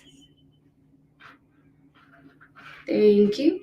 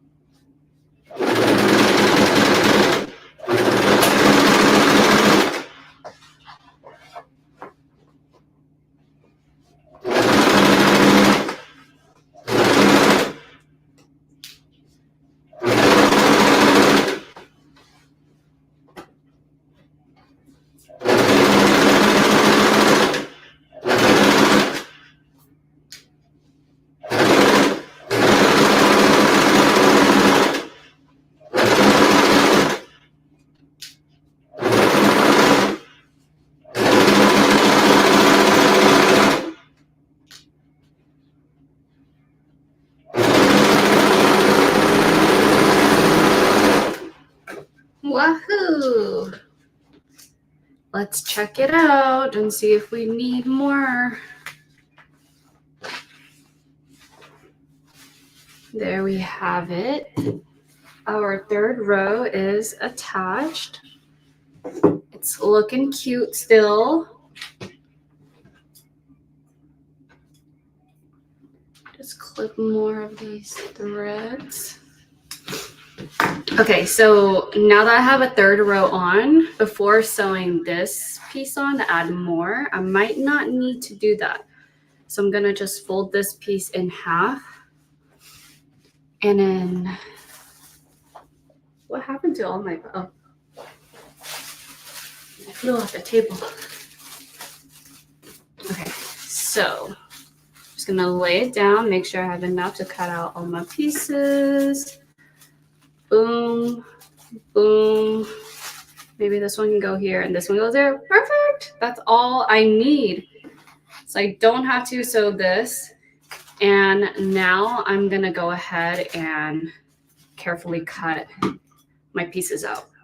I feel like it's gonna be a little bit challenging because of all the seams right here. The fabric isn't laying flat, but I'll do my best.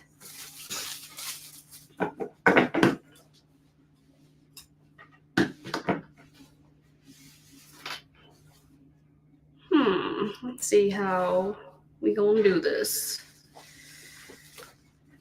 If I fold it this way, I'm also trying to be mindful of the print I want for the center front of the bodice. So if this is the center front, that means like half of it's going to be here, half of it's going to be there. Like which section of the fabric is going to look prettier as a center front? Boop. Boop. Okay. That's not bad. Okay. I think I like this area. And I think it has the most even seams. Okay. Perfect. I'm gonna just fold this section in half now.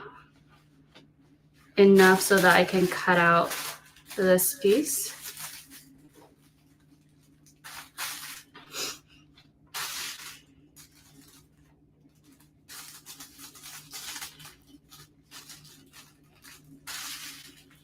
Looks good. Let me grab one of my heavy weights.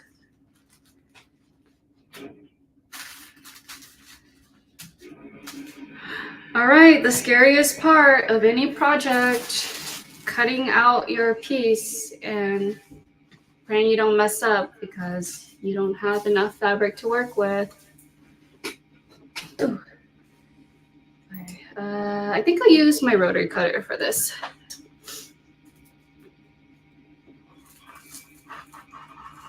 I'm so scared.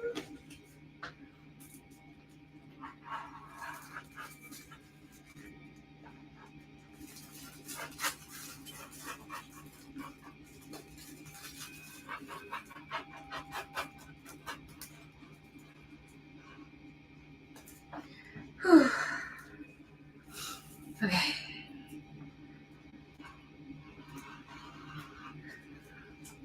Nice.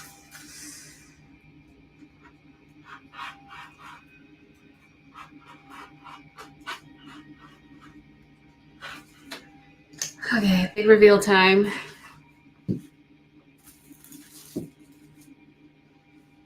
Voila! It's cute! I like it. Okay, next piece. So this is all we have left. I'm gonna fold it in half. For the rest, I'm not too picky on how it's gonna look like. I'm just gonna try to be quick about it. It is almost 11.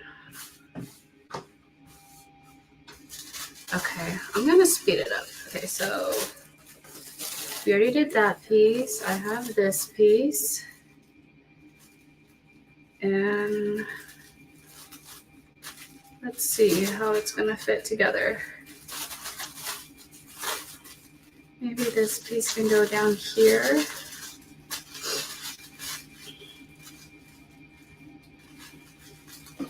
And this piece can fit up here. That works, that works.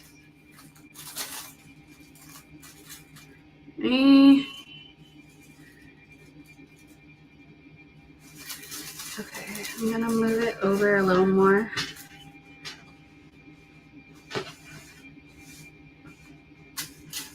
And then maybe this piece can fit here, and then this piece.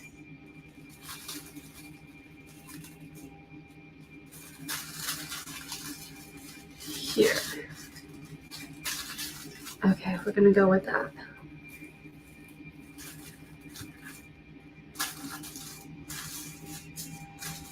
This piece. Okay, let's go.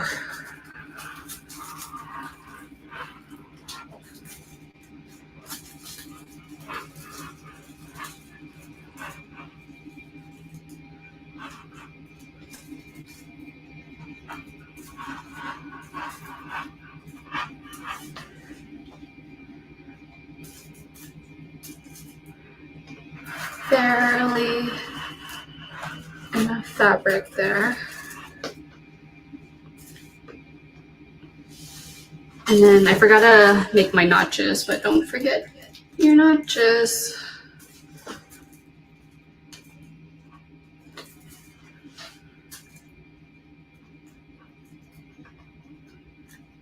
Okay. Let's see what we have. for these pieces. This is the side front of the bodice, super cute as well. Set this aside, and then let's cut out the side back.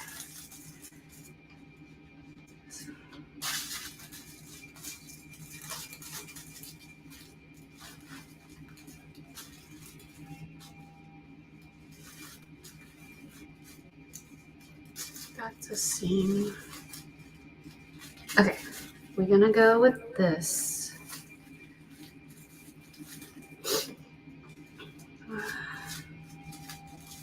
So take this down.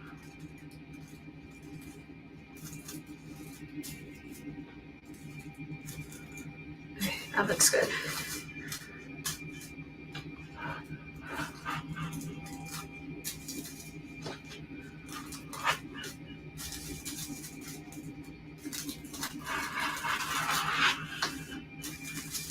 Right there.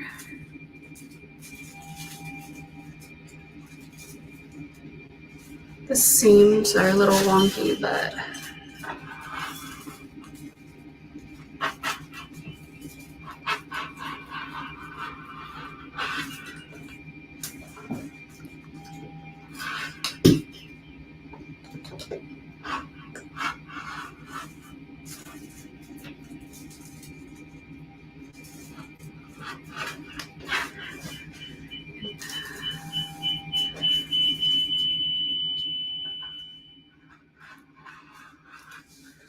all right. Before I do so, I'm gonna cut my notches.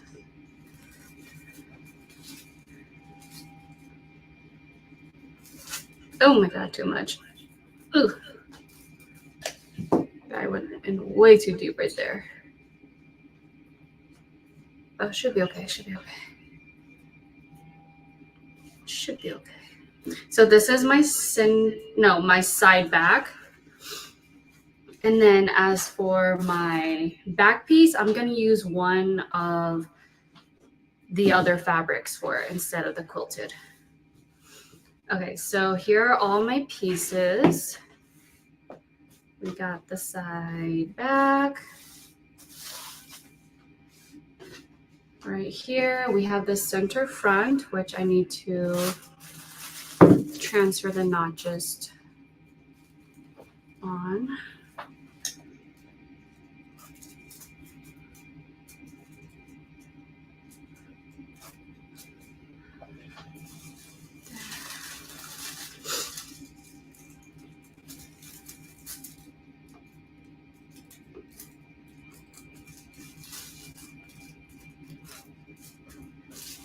Cool. So this is our bodice so far. We just have to sew it together, only using the serger. All right, so I'm gonna start with the center front. I'm gonna find my notch.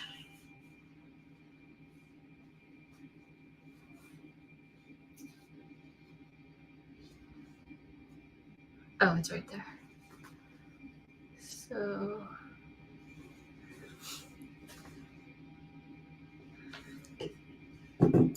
just pin my pieces together.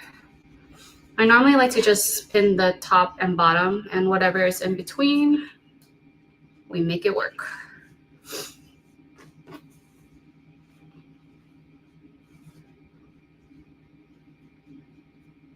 Just right there. And same for this side, I'm gonna get it all pinned together.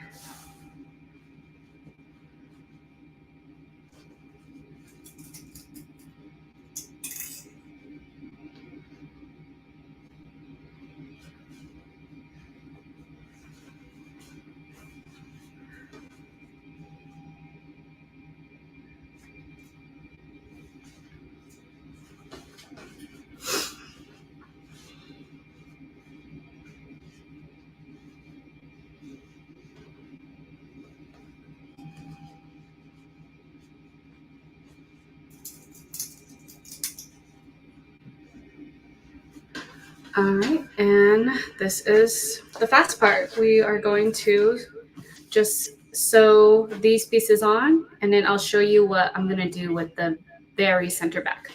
let's head to the serger. So at first I was super unsure. I've never sewn a bodice, only using a serger. But I did the lining already to save time yesterday. And it's surprisingly really easy. Let's hope I don't jinx myself with this demo. So I'm lining it up with that same marking on the machine. And while I'm doing so, I'm just checking my notches.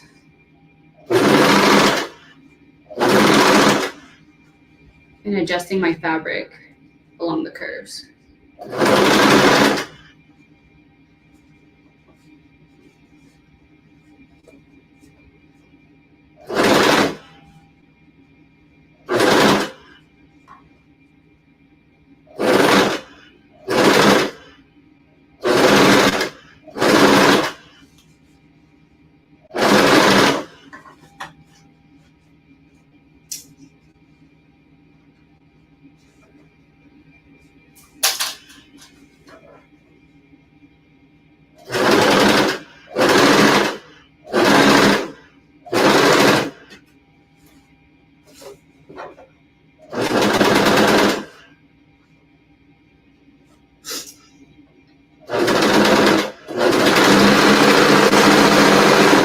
Wow, that was pieced together perfectly. That's amazing. Look at that. Okay, next piece.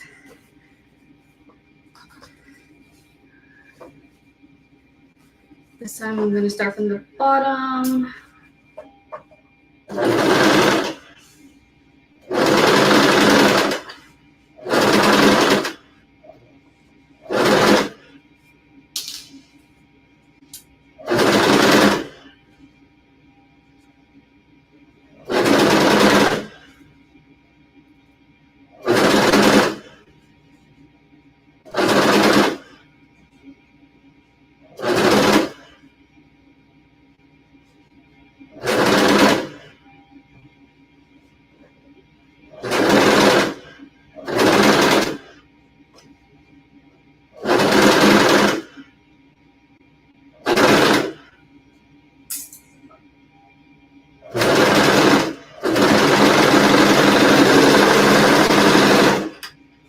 And we have a center front. Okay, I'm gonna quickly sew the side back and we're gonna be halfway done.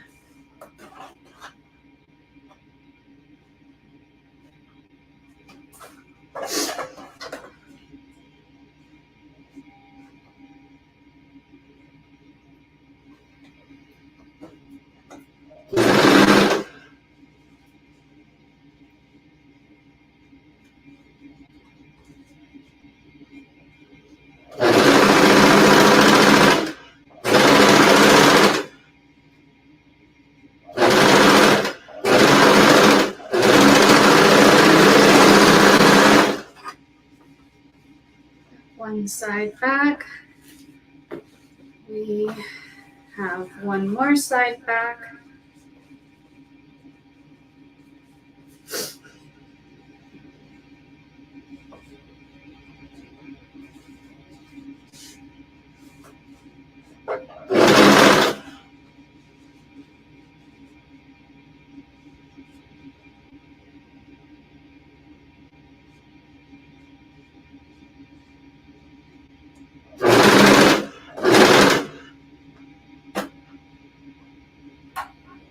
The seams are a little awkward.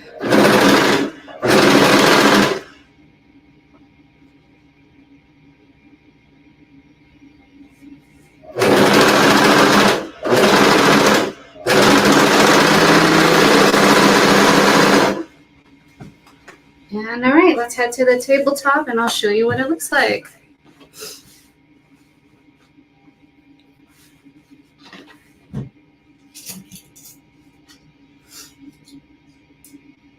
Can we switch to the tabletop camera?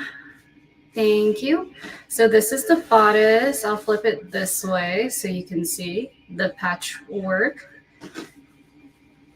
Looks like that.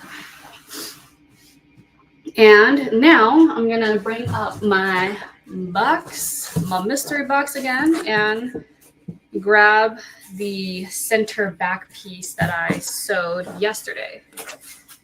Okay, where are you? So it's not this. It's, okay, I think it's this. And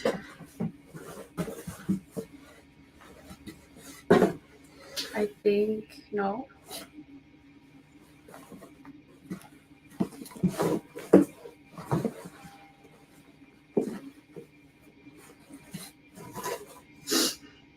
Oh, I think that's it. It's just one. I got confused with the lining, but this is going to be the back of the crop top that ties into a bow. It's super cute. I'm going to just place it where it's supposed to be. This one goes on this side. This one goes on this side. And then sew that together on both sides. Like that. Okay, I'm gonna go to my serger really quickly and do that.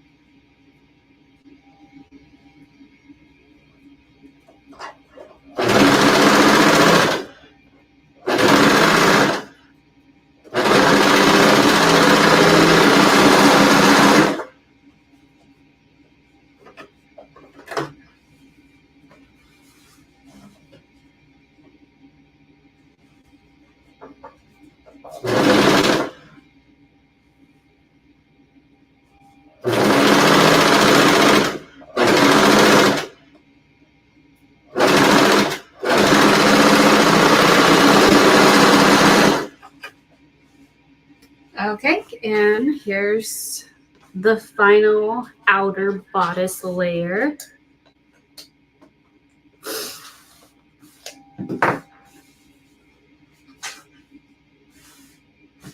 Back to the tabletop.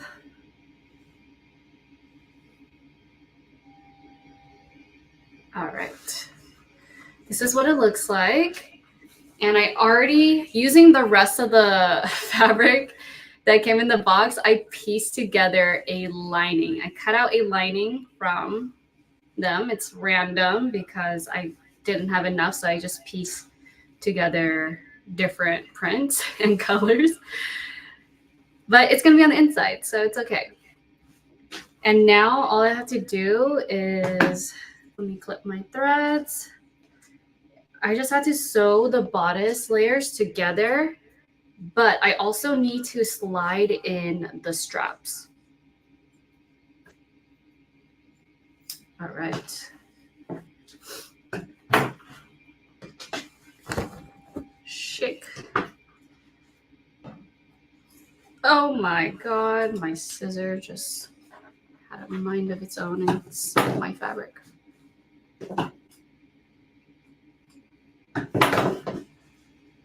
Okay, create some room here.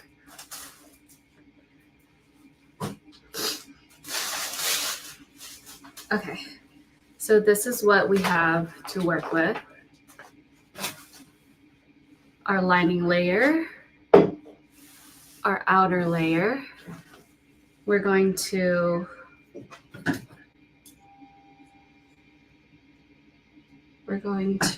face this right sides together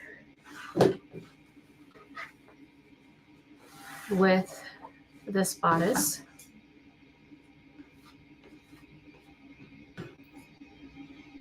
So many serging threads like this. I'll do it this way so you can see better. This way? This way. Okay. So we're just going to face them right sides together. And before sewing it around all the edges, I have to insert the straps. And for the straps, my idea is to use the denim, like the thick seam of the denim. So I'm just going to cut that.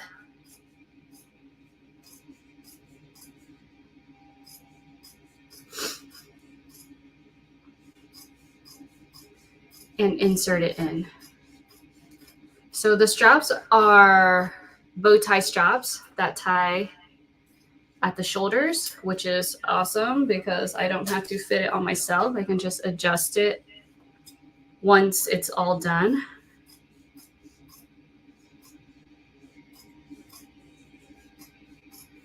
I do just want to trim this up so it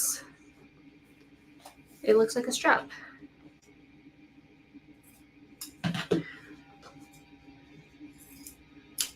So that's one. I need 4 pieces. This is one. It could be one, but it's shorter.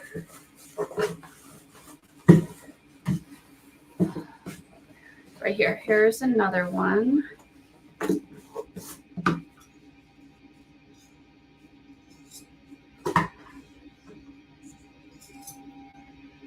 Oh, I could have saved that piece. Oops.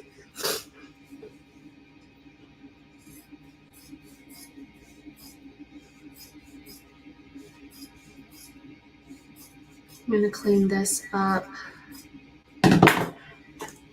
So this is the second one. I don't think I need like so many. Okay.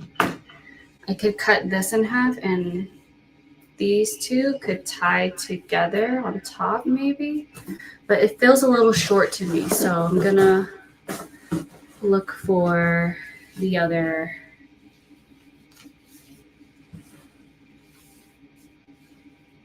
Maybe I will use the bottom of the pants, the hem.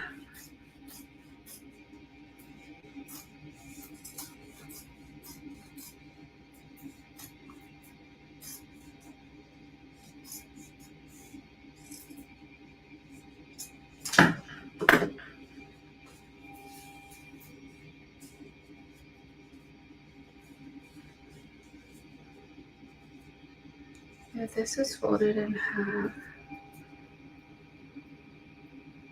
I think it might be okay.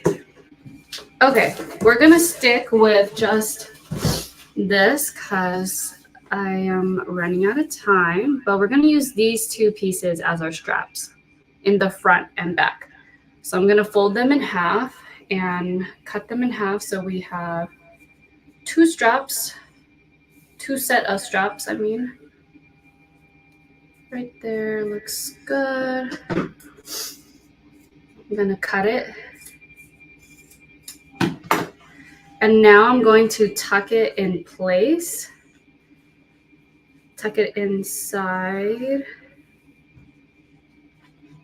the front. Let me check my pattern. I think it just gets sewn at the very edge. Okay, so one strap is gonna go at the front, like that. Let's use clips. And then the other strap, the same on the front.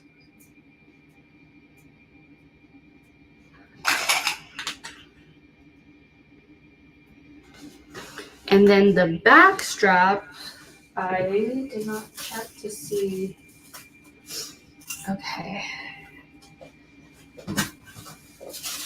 Where it would be placed. But it looks like it's next to the back seam. The back strap is going to be sandwiched here.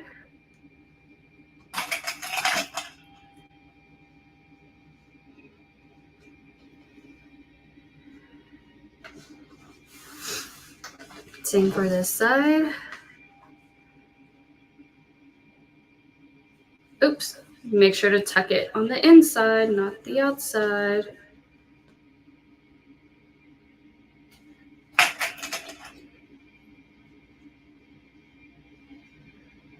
Right there. And then now I'm just going to tuck them in even more. Line up my seams and edges and serge all the way around, but I'm going to leave an opening at the center front to turn everything inside out.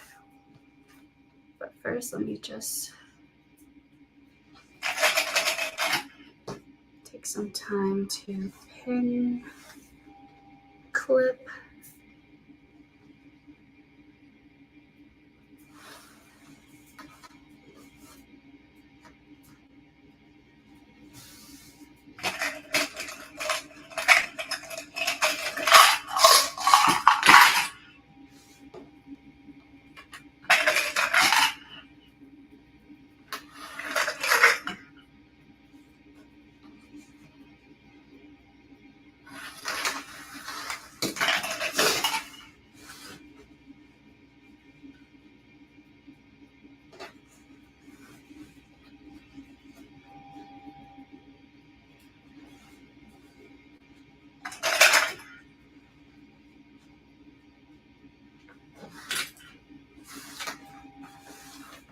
Everything is lining up nicely. Yay.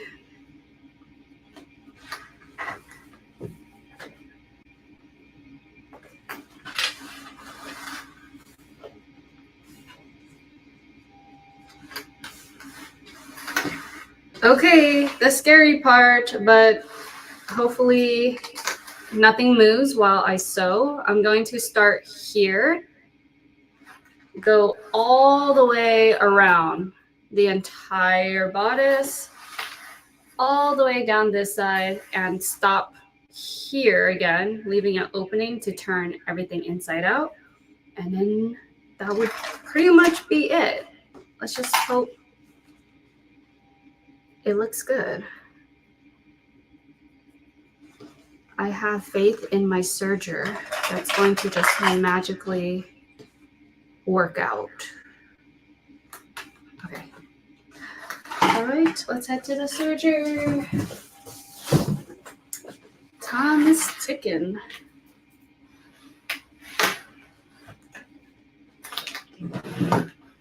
Okay. Like I said, I'm starting at the center front bottom of the bodice.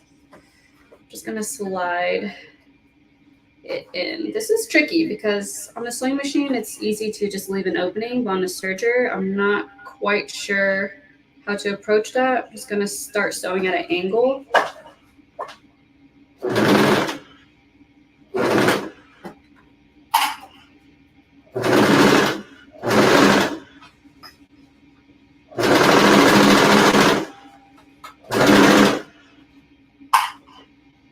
Make sure the straps are tucked in and not in the way.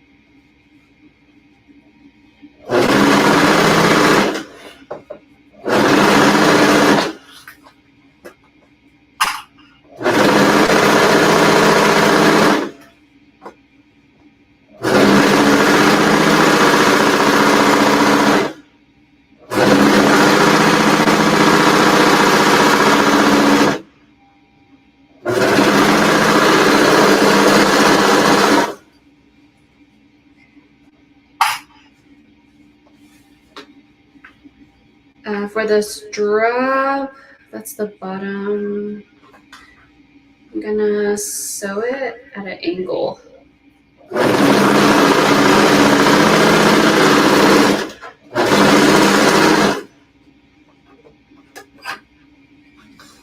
And then continue the other side.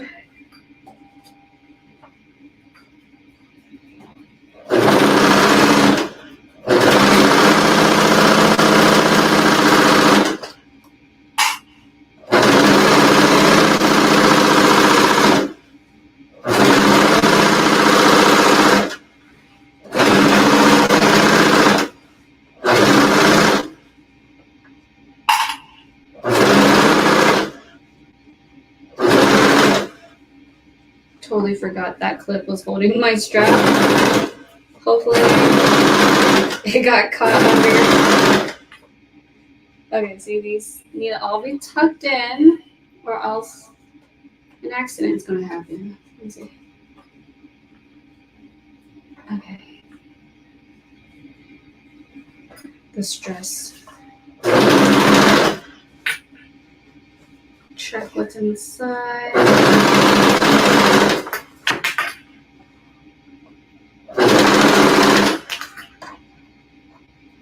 This is my next strap I'm approaching.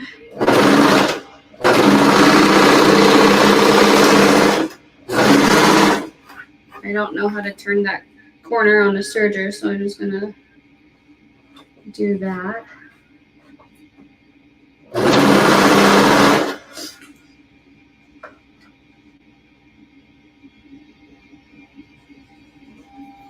Take everything out of the way.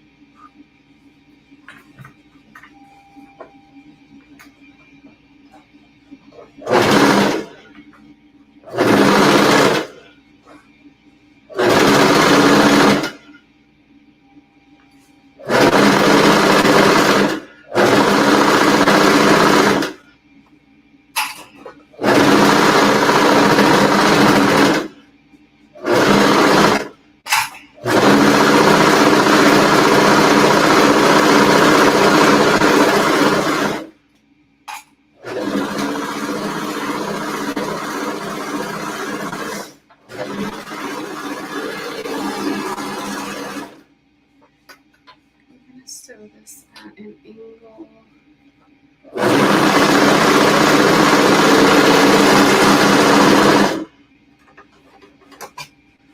And then the final stretch, you guys. Almost there.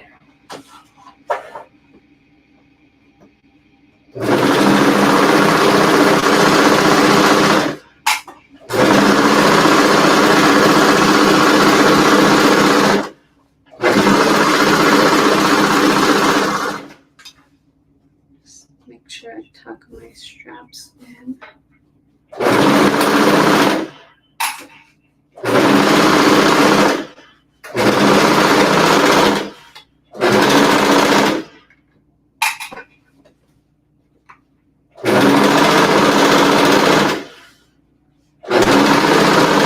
So this is a tricky part for me. I'm gonna have to just leave that opening and then run it off. All right, back to the tabletop and let's turn it inside out to see the final bodice. Oh my goodness, I finished just in the nick of time. What's this gonna look like?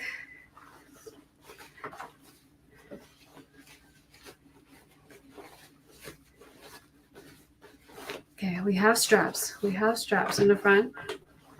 Where's the back straps? We have the back straps.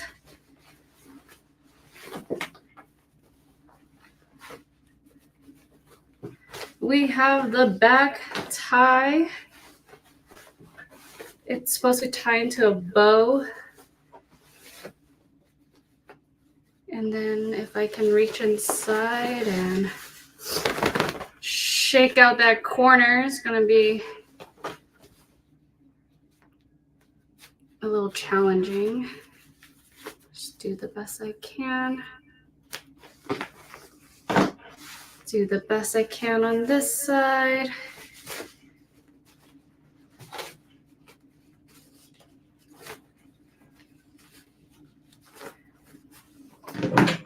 And all that's left to do now, here is what it looks like. All that's left to do now, well, this is what we would do with the straps. We would tie it. Just going to tie into a knot for now. Tie it into a knot for now.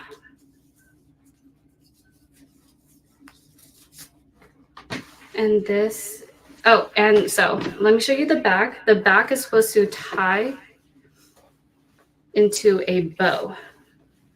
So let's just pretend it looks like that. This is what it looks like. And all that's left to do now is hand sew this opening closed, because I don't think I can do that on a serger. But yeah, that's it. Oh my gosh, it's really cute. Okay, let's switch to the top. Try to throw this on for you. Look at that. This ties into a bow. If I can tie it. After some pressing, it's going to look even cuter. I cannot believe I made this entire bodice on a serge only. First time for me. All right, let's see what Blaine thinks about it. Well, hey, April, I'm probably more impressed that you could actually tie a bow behind your back. That's pretty awesome. Hey, you know, this shows you, if you're not scared to try something. I mean, this was brand new for you, and you actually did it, and you did it in an hour. That's pretty awesome. Oh, man. Yes, I got a head start, but I was scared I wouldn't have enough time. So I'm glad I did the lining first and was able to focus on just this part, the main part. Oh, it worked out great. So congratulations on the halter top. It turned out fantastic, and you did the project. We're excited about that because, you know, again, it was a surprise box to you. You had no idea what we were sending you. Yes, yes. And I also wanted to just let anyone know that I do have a book, DIY Thrift Flip, and it's just pretty much what I do. I take old things and transform into something new, and this is pretty much your starter guide on how to go about transforming, skin ripping, and all that jazz. So if you want to learn more about that, then you can pre-order my book now. It comes out in May. We don't have it. We don't have your book. Oh, no? We need to have the book to sell online for everybody. You do. All right, guys, we're going to work on that. We're going to work on getting her book so we can sell it. And we may even have to get you to autograph all the copies. Definitely. All right, so that'll work out. We're going to work on that, everybody, so y'all can get that. April, thank you so much for being part of the challenge. This is awesome. No problem. I'm sure we're going to see you again real soon. So everybody, if you want to find what April's doing, it's Cool Irpa, and we're going to put the link up. You can go see her. She has all her social media. She has a huge following on YouTube that you can go join her channel. We go, you know, subscribe to her channel. We recommend it, and you put a lot of content up. So that's awesome. Yes. Thank you. I had so much fun. All right, April. Thank you. Bye. All right. So Kennedy will be putting that up, that link up so you can see, go to her YouTube page, Cool Irpa. And we kind of recommend you to do that because she does a lot of cool things, and especially if you like to see the repurposing and then all that. All right, guys, we're going to move on, and we're going to go to another baby lock serger. And we have our good friend, Melinda Stevenson, going to come on. Now, y'all probably know Melinda. You know, she's been on our show many, many times. But throughout her time at Baby Lock, as a Baby Lock educator, Melinda made an important discovery. She said, I've learned that people who sew tend to be smart, creative, and determined. These are the people who make the world a better place. They are givers. The majority of their sewing tends to be for other people. The generous spirit is contagious, and brings me so much joy. So that is a quote from Melinda. And I tell you, she is such a sweet lady. And we love having her on our show. So y'all make a huge SMP Nation welcome to Melinda Stevenson. Thank you so much, Blaine. I'm so happy to be here. And I admit every word of that. It's so much fun to see the women who sew and the men who sew, because generally they're doing it for other people. So thank you. Thank you. Well, you know, we love having you on the show. And, you know, you kind of become a regular on our shows now because we enjoy you being on here so much. And, you know, again, you're very talented. I mean, from embroidery to quilting to serging, and you've kind of done it all. And, you know, every year on our Countdown to Christmas show, we always feature your clothing that you make for your family. You always make the pajamas, and it's a tradition in your family. So we always like to highlight that. And but I know today you're going to talk all about sergers. We've got you for the next, you know, hour or so, and you're going to talk about 3 different sergers. So we're super excited about that. So I'm going to let you get going, and when we get finished up, I'll tell them how to get them all. Okay, now I'm playing, so I'll just do all 3 in a row. Is that what you're thinking, or do you want me to stop in between? Well, you can stop after the first one, and I'll tell them how to get that while you're getting set up on the second. Okay, perfect. That sounds like a great plan. Okay, thank you so much. Okay, guys, so I'm starting out with the Victory Serger, and I absolutely love using the Victory Serger. What I love about this serger is that it does everything, but it's also portable. One of my favorite things about the Victory Serger is that you never have to set tensions. It has automatic tension setting. It also has the automatic thread delivery system. So it's a really fun serger. Now, I have had 3 new grandchildren born this year, and so I'm very into serging blankets and serging them very quickly. So I just want to share with you some of the things that you can do on this Victory Serger, okay? So I'm going to change the camera over to the serger, okay? And I'm going to show you a couple of the, get right here. Yeah, okay. So I'm going to show you a couple of things that you can make very quickly on your Victory Serger using some of the really cool features of the serger, all right? So we're going to start out just talking about the regular basic 4-thread overlock, okay? Now, you can see that I've just made this set for my grandbaby. This is a blanket, right? And then it's a little burp cloth. And then I'm going to be making a bag for it to go in. Now, I did this last night in 1 hour and 15 minutes. That's all how long it took me to make that, including this little ruffle and including this cute little hem, all right? So I'm going to show you how to do all of that on your Victory Serger, all right? So we're going to start out basic 4-thread overlock. And I want to tell you that one of the cool things about this basic 4-thread overlock is that you can also quilt, you can also piece with the 4-thread overlock. And all you have to do in order to get a perfect 1/4-inch seam is to set your stitch width at M. And then it doesn't really matter what you set your stitch length at, because that's like your sewing stitches. Although for quilting, I really do like to set it at 2, okay? And then what you're going to do is you're just going to stitch right inside this knife, and then you're going to have a perfect 1/4-inch seam, all right? All right, so but what I want to do right now is I'm going to show you how to quickly create this blanket. So the blanket that I created, all I did was I took 2 pieces of fabric and I used flannel, a really lovely flannel, and I put them right sides together and I serged 4 edges, and then I left a hole opening here so that I can turn it. So what I'm going to do right now is I'm going to serge this last seam, and you're going to see how quickly it can be done and how quickly you can create. Whoa. All right, how quickly you can create this little blanket set. And of course, it doesn't have to just be a baby blanket. This, what I'm making right now, is a tummy time pad, okay? And it's the same process, but it's so...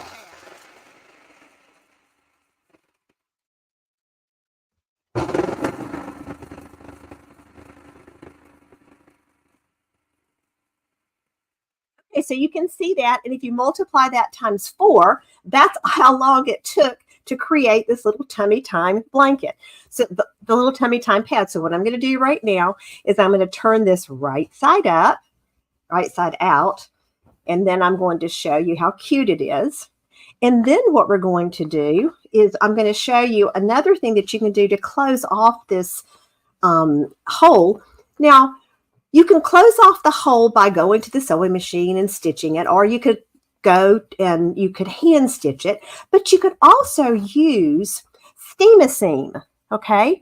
And Steam-A-Seam is a really great thing to use to close your to close these little holes if you don't want to use your sewing machine or if you're averse to hand sewing. So, all right, so I've turned it right side out.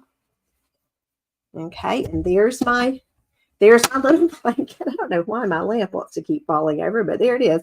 All right, so here's my blanket, my little tummy time pillow, my tummy time play mat. Okay. And it's very soft, very quick, very easy. Okay. Now this makes a really nice shower gift. I don't know if it ever happens to you, but sometimes I look on my refrigerator and I realize I have to go to a shower in 3 hours and I need a really quick shower gift. And this is a good one, the tummy time pillow, and then creating a little burnt cloth out of the same fabric. Okay. So I'm going to fold this back up and I'm ready. That tummy time blanket is done. But now what I'd like to do is show you how you can create this lovely hem. And you can see this right here. It's just it's like a little, it looks like binding whenever you finish it. And it's so easy. All you have to do, I've got my serger set up for a regular 4-thread overlock. And all I'm going to do is I'm going to take that stitch length down to 1. Okay. So what that's going to do is that's going to make those stitches very close together, and it's going to make a really lovely little binding. All right, so here I'm going to show you this. This is going to be my ruffle. Now, when I do this, I kind of like to get my fabric close to my needles because it's very slow process. Okay. All right, can you see? Let's see if you can see this coming out. All right, here we go.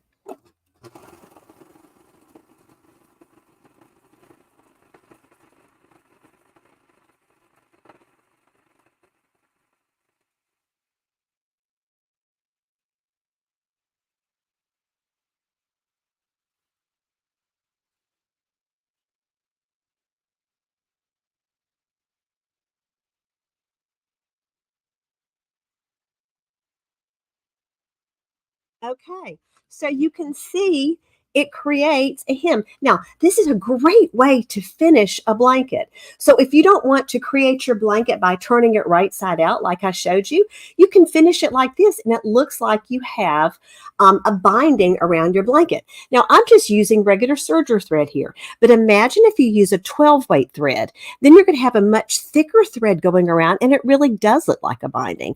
I've made these for my grandchildren and a couple of them have lasted for my 7-year-old. He's been washing his mother has been washing his for the last 7 years.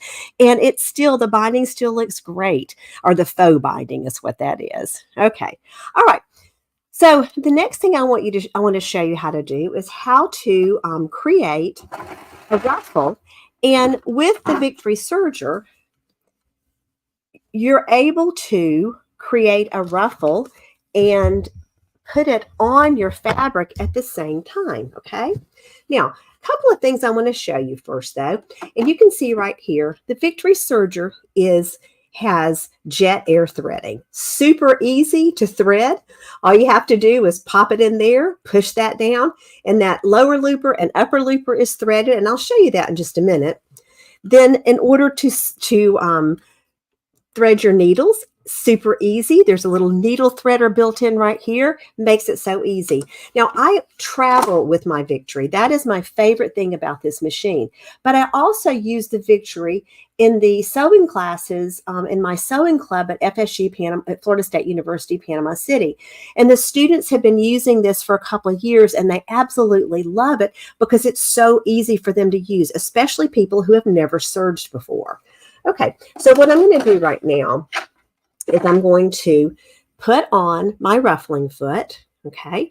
And what this is going to enable me to do is to create a ruffle, and at the same time, I'll be able to attach my ruffle to the bottom of my burp cloth, because that's what I'm in the process of making right now, is a little burp cloth. All right, so I'm going to lower. There we go. Okay, so what I'm going to do is I'm going to make my pieces go right sides together. So I'm going to thread my ruffle underneath the foot, okay, and it's going to pull, right? So I'm going to really do some pulling it up so that I can get my ruffle under there attached kind of close to, I want it to be close to my needles, okay? And then what I'm going to do is I'm going to put my fabric right sides together. I'm going to slide it inside here, and I'm going to do the same thing. I'm going to kind of pull it up as close as I can get it to my needles. And then I'm going to lower my presser foot, okay? And I'm going to go kind of slowly. The other thing that I want to do, though, besides threading everything, is I'm going to increase my stitch length to 4. I'm going to keep my stitch width at 7.5, but there's a really cool feature on this machine. And you can see right here as I zoom in, that shows me that if I put my differential feed up here on 2, it's going to gather that fabric. Okay, so I'm going to pop my differential feed right up here on 2, and then I'm going to very carefully keep my fabric and my ruffle together, and I'm going to ruffle. Okay, take a little.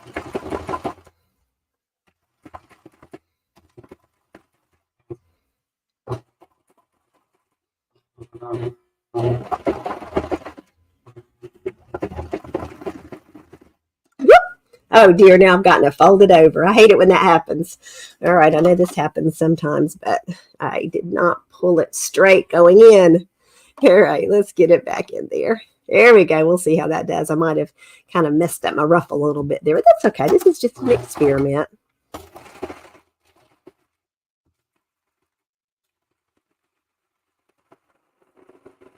Okay, let's see how we did.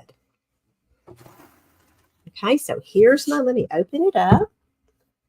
Here's the bottom of my little burp cloth. There it is, except for where I messed up where I got my ruffle coat. But look at that. Isn't that so cute? Look at that. Attached in one step. And there's my beautiful binding sort of look. And then this is not going to be too hard. All I'm going to have to do is just give it that a little clip, and then I can simply go over my hem again, and then no one will ever know that that's what I did. So I'm going to go ahead and give that a little clip so you can see how I'm going to fix this. Let's open that up. See how far I can pull it out before I clip it without clipping the top of my ruffle. I mean, fixing mistakes is important, isn't it? You have to be able to fix your mistakes because they happen. Okay, so now what's going to happen here is I'm going to have to make a much shorter ruffle, but I can still do it. I'm going to go right back to my settings. I'm going to set it back at 1, and I'm going to keep my setting right there. And then I'm just going to make my ruffle a little bit, or not my ruffle. I'm going to make my, get my ruffling foot off because I don't need to ruffle it anymore. All I need to do is hem it. So I'm going to put my foot back on. And this machine is just so easy to change feet and to change settings. I don't have to change any tension. All I have to do in order to change that wonderful stitch is I just need to go in here.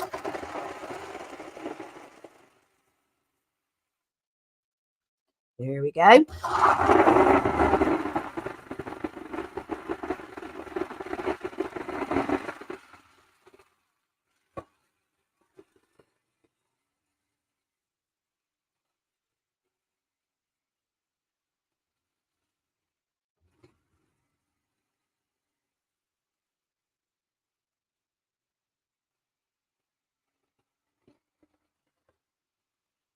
All right.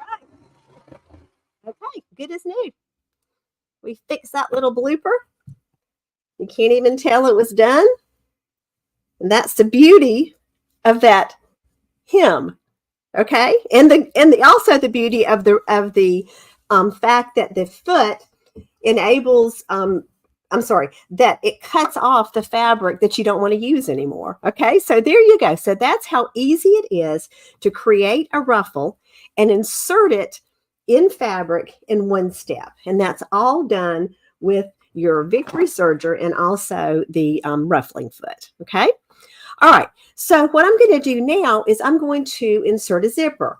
And I want to show you how easy that is. Okay. Because what I've done is we've created our little present, and now we want to make a little bag to match. And again, remember, this is the reason I love having a serger, is because I can make everything in one evening. And the speed is wonderful because it cuts off all of the fabric that you don't want to see and enables you to, there you go, serge and trim all in one step. Okay. All right. So in order to insert a zipper, all I'm going to do is I've got this one piece of fabric right here. Okay.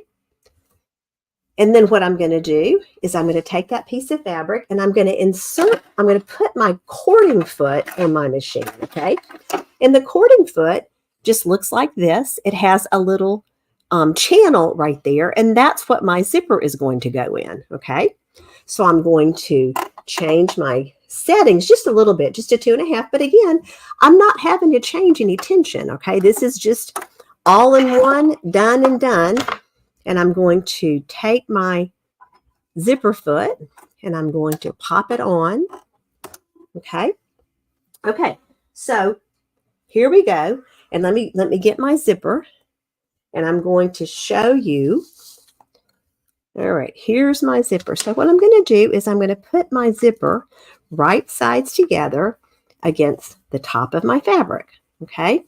So it's always nice whenever you're serging a zipper to make sure that your zipper is much longer, about 4 inches at least longer than the piece that you're trying to stitch. Okay. So I have about a 12-inch zipper or a 14-inch zipper and about an 8-inch piece of fabric right here. Okay. So what I'm going to do now is I'm going to start my zipper. I'm going to raise my presser foot and I'm going to start my zipper in first so that you can see that it's right. The coils are right under the zipper foot, or right under the cording foot. And the coils, I like to keep the coils inside and slightly to the left. Okay. All right. So now I'm just going to stitch straight across. Here we go.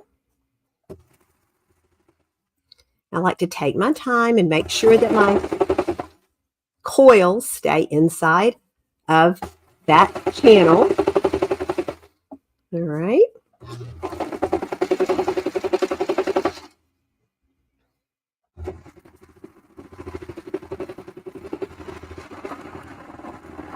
All righty.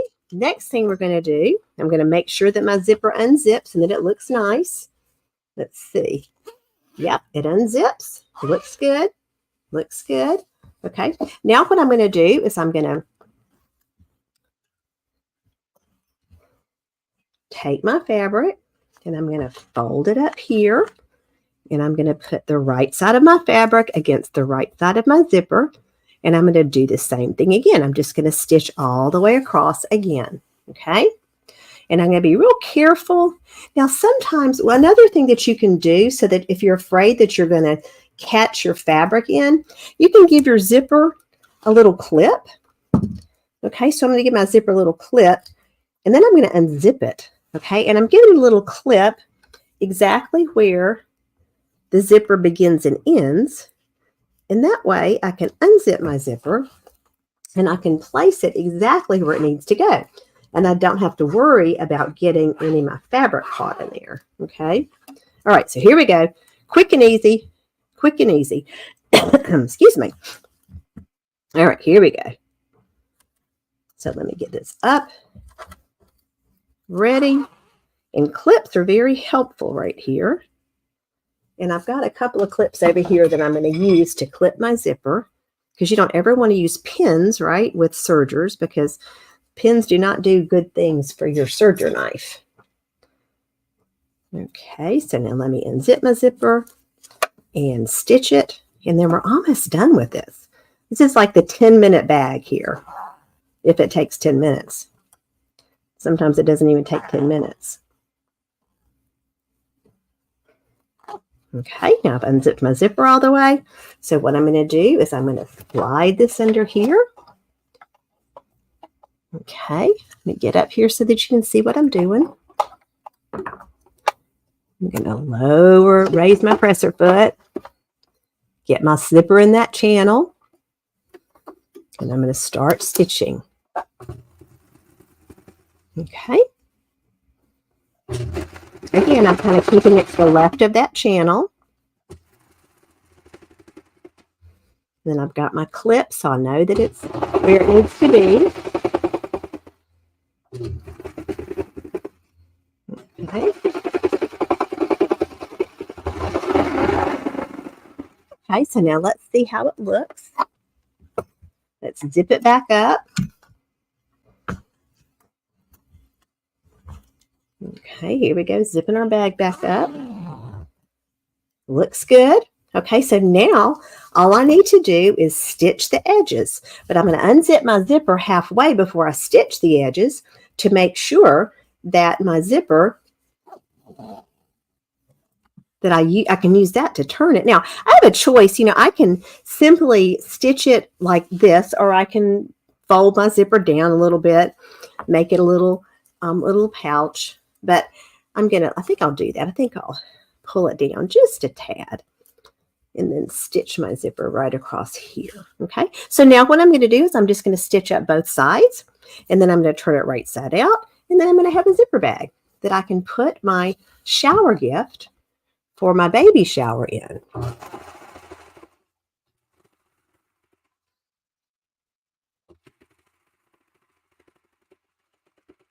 Now, when I go over the zipper, I'm going to go kind of slowly. The serger will cut that zipper right off, but I don't want to go quickly because I don't want to break the needle.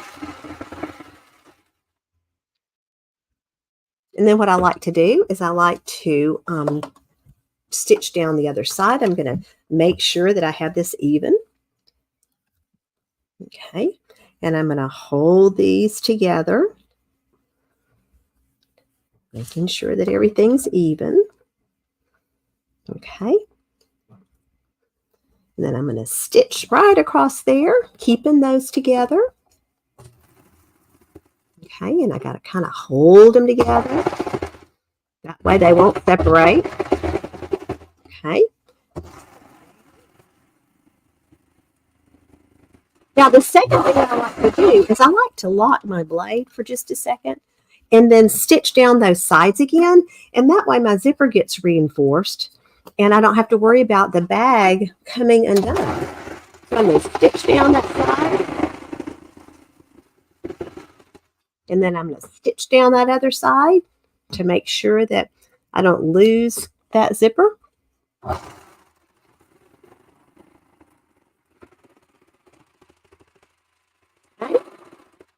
And then I'm going to remember what I've done. And then I'm going to unlock my blade, because you don't want to stitch with your blade locked or you can end up with kind of a mess. All right, so let's turn this right side out. And let's see if we have a bag for our shower gift. And that took us, what, 10 minutes maybe? So you can see how you can make all your shower gifts in an evening. Now, the serger, there we go. Okay, we got our little bag. Give it a press. Ready for our little shower gift. Okay, so we'll put our blanket in here, put our little tummy time blanket in here, and then we can put our burp pad in as soon as we get it finished. And then you've got a little, and it's great for moms. Moms love this because they can put it in their diaper bag, and then wherever they are, they can also use that little tummy time blanket to change their baby. Okay. All right. Well, Blaine, I think that was 25 minutes So I'm going to go back to you here, and you can tell everyone how they can purchase this wonderful machine. Okay. Here we go. All right. Well, thanks, Melinda. We'll let you get switched over to other. Now, did y'all just blown away by how easy Melinda made that look? Oh my gosh, that was so easy. And that just kind of tells you, everybody out there, you need a serger. You really do. I don't, if you're doing any kind of sewing, there's so many things you can do with serger, but this Victory Serger by Baby Lock is awesome. And we're going to tell you how you can get it. So again, this thing is $14.99. That's the regular price on it, the S&P pricing. We do have a call-in special, so give us a call to get that, National Serger Month pricing on it. We have financing available as well, some special financing. Give us a call at 800-401-8151. If you're on the website, you can talk to one of the live chat agents as well. They can help you out.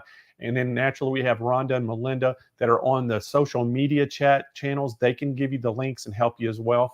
But let me tell you just a little bit about this Victory Serger.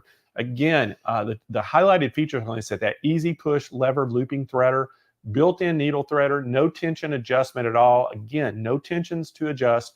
The 432 thread serging, full feature differential feed, 2 bright LED lights on there, adjustable presser foot height up to 6 millimeters. And again, this thing is just loaded up. It's extremely lightweight and compact. That's what really makes it nice as well. So again, if you're looking for a great serger that has a lot of features for what you're getting, this would be a great place to look. Again, if you want to kind of go check it out for yourself, you can look on smplive.tv. Right at the top of the page up there, we have all the products on today's show. You can just click on it. It takes you to the product page. Or you can go to our website at SewingMachinesPlus.com.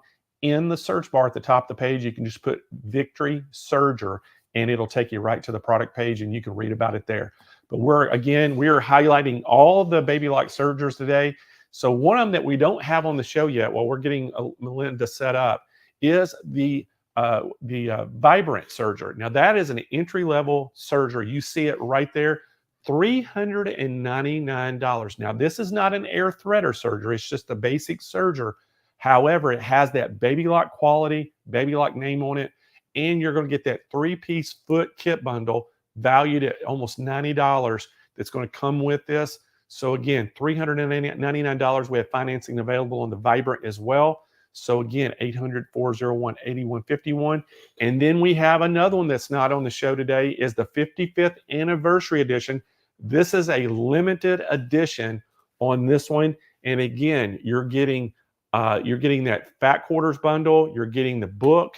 It is a great serger. It's got that, the iconic green color. Their very first serger was all green. It's kind of that pistachio green color. You're getting the green highlights on this. And again, this is $18.99. This is not on the show today, but we have it. These are limited editions from Baby Lock. So if you are interested in this, give us a call on this one as well. All right, so let's go right back to Melinda. I think she's ready for her second serger. Yep. Yes, so here I am. So this time, the Acclaim serger is a really nice size serger. So my ideal is to have the Acclaim in my studio and the Victory to travel with. Now, that's not to say that I don't use the Victory in my studio, because I certainly do. A lot of times I like to have them both set up with different threads and depending on what it is that I'm doing. But the Acclaim serger has the advantage of having a very large throat space. And also, if you have trouble pulling needles in and out, the Acclaim has so much space and so much room for getting those needles in and out. And it also has our wonderful Revolution Air threading. Okay. All right. So what I'm going to do is I'm going to move over to the Acclaim and show you what that looks like. All right. So here's the Acclaim. And you can see that it's a little bit larger than the Victory. A little bit heavier. So I really, really like this in my studio. This actually has the footprint of the Triumph, which my friend Barb is going to show you in a little bit later. So one of the things that the Acclaim does that the Victory does not do is it does a wave stitch. All right. Now I'm going to show you a really fun wave stitch, and that is a flat lock wave stitch. And then I'm going to show you, after I've shown you this flat lock wave, then I want to show you how super easy it is to thread this machine, okay?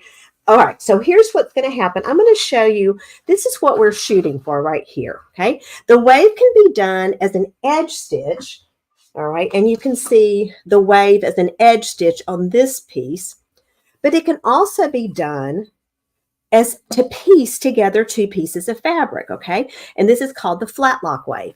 And that's what I'm going to show you how to do now, all right? And so what we have in the flat lock wave is we have the serger set up with a 3 thread. And so I've got a decorative thread here in the, let me get my light up so you can see that a little bit better. I've got a decorative thread in my lower looper, and I have another decorative thread in my upper looper, and I have regular serging thread that matches in my right needle, okay? And you can see that these they're kind of crisscross, so you kind of, it's definitely threaded in a very different way from the way you would normally thread your machine, okay? But those instructions are certainly available. All right, so what I'm going to do now is I'm going to show you, I've got 2 pieces of fabric. And now I'm going to stitch these 2 pieces of fabric together, wrong sides together. Okay, so let me back up just a little bit so you can see what I'm doing.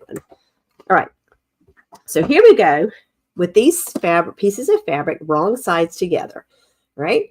And I have my lace applicator foot on here, and that's to keep my serger, that's to keep it straight, keep my seam straight, but it's also to make sure that I don't get anything cut off, okay, without having to lock my blade. So here we go. I'm going to pull it close up here. Again, because these are very short stitches, I just want to make sure that, that my stitches actually begin on my fabric, okay, and that's just because it takes a little while. Okay, so here we go. I've got it set up, and now I just want you to be able to see what happens.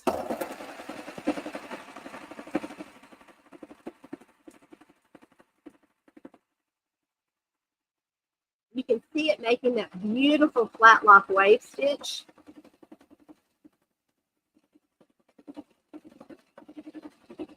And I go a little bit slowly whenever I'm doing the wave stitch because it is a little bit of a stress on the tension.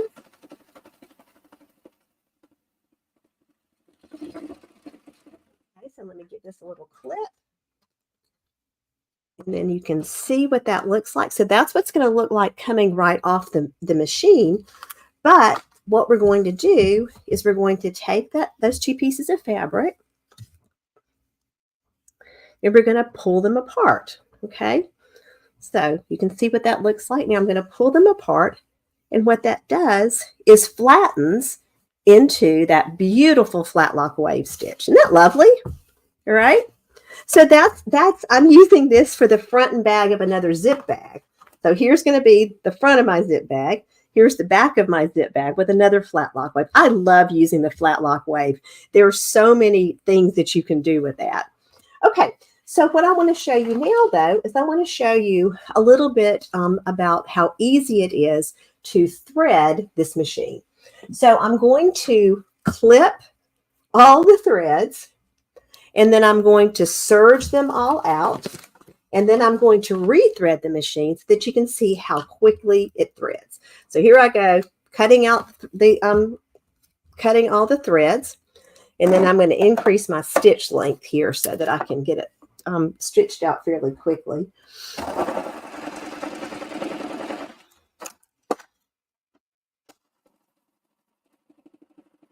Okay. All right. So now I have no threads in my machine. So I'm going to pull all the decorative threads off because I'm finished with the decorative threads. And these are 12 weight threads. And now I'm going to put my thread cones on. Okay. So here I go. So I'm going to put my thread cones on, all 4 of my cones.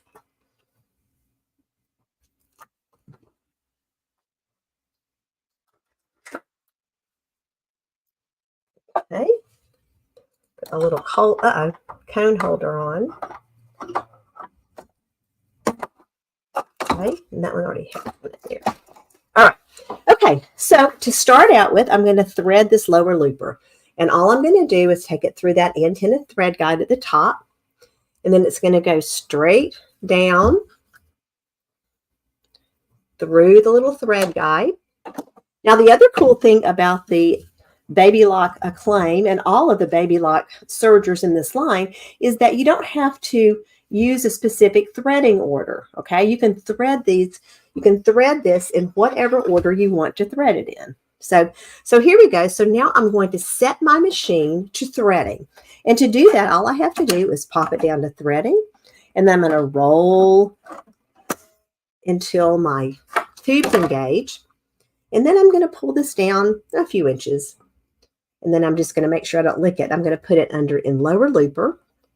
Make sure that I don't have any fingers. And there it is. You see how that looper thread came out? That's all there is to it. Super easy, super fast. All right. So now what I'm going to do is I'm going to thread my upper looper. Same thing. Very, very quick, very easy. Okay. Go through my antenna thread guide again. Raise my presser foot so that my tension is set correctly. You always want to raise your presser foot, whether you're threading your sewing machine or your serger.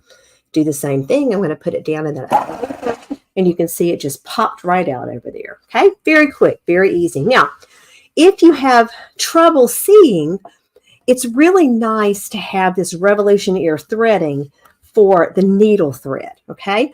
Because this revolution ear threading acts like a vacuum cleaner, all right? And so what's going to happen, let me pop this right back in. What's going to happen is that that vacuum cleaner is going to suck my thread right through the needle, okay? But first, I have to put another needle in.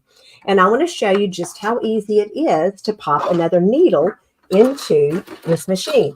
There's a lot of room in the machine. Okay, so I'm going to pull off my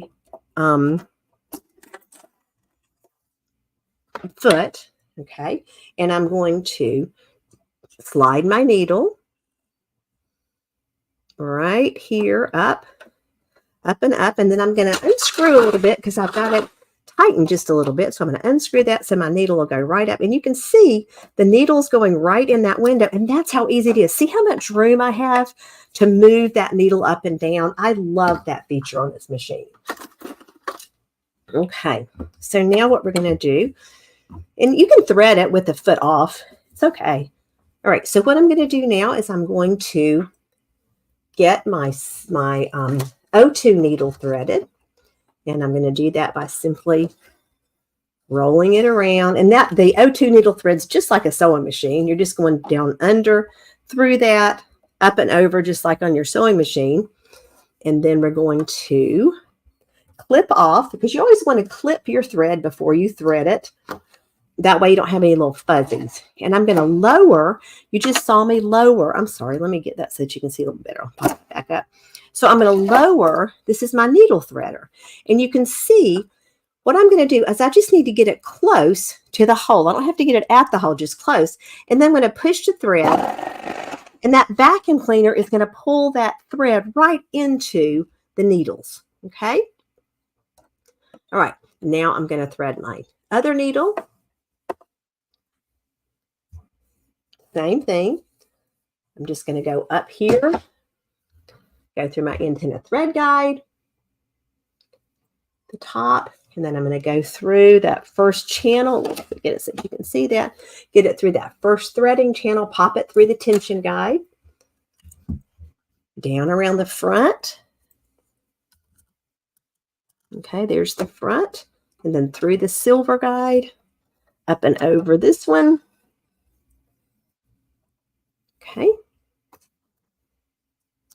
clip my needle, pop down my little needle threader, get it close to the hole so the vacuum cleaner will get it, and pop it up. Whoop! Oh, you didn't get to see that because I didn't have it on there. Let me do that again. All right. All right, so here we go. I'm going to pop that down. I'm going to get my thread just close to that hole. Okay, so there's the hole. Get it close to the hole. and the vacuum cleaner just sucks it right up. Okay. And that's all there is to it. Okay. So now my needles are threaded. Okay. So what I want to show you now is that perfect 1/4 inch serger piecing. All right. So I'm going to put my regular foot back on my machine. Okay. And then I'm going to pull out a couple pieces of fabric that I want to piece. And you can see, so I'll get these 2 pieces of fabric. I'll get them right sides together.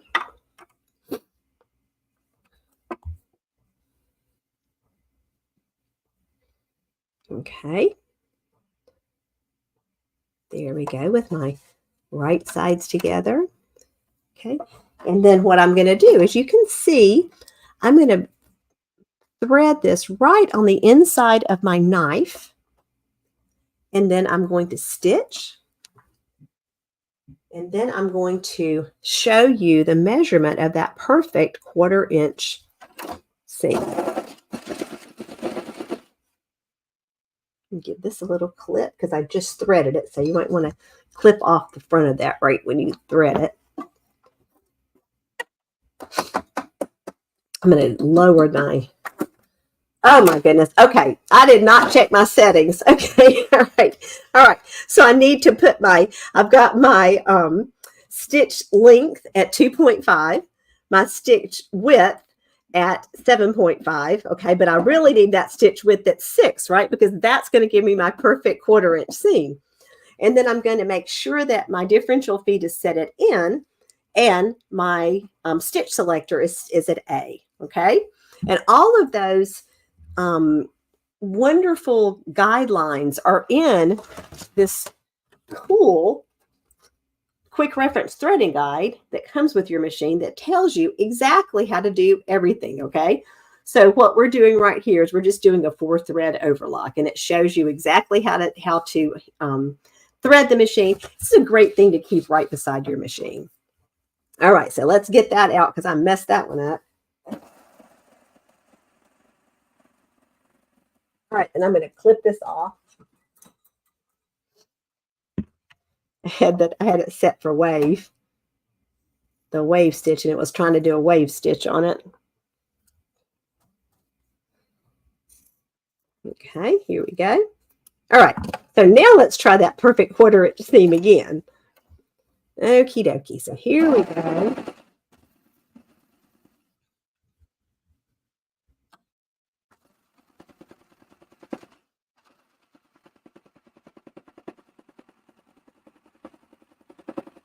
Okay. Looks pretty good, but now let's get a ruler and let's measure that seam.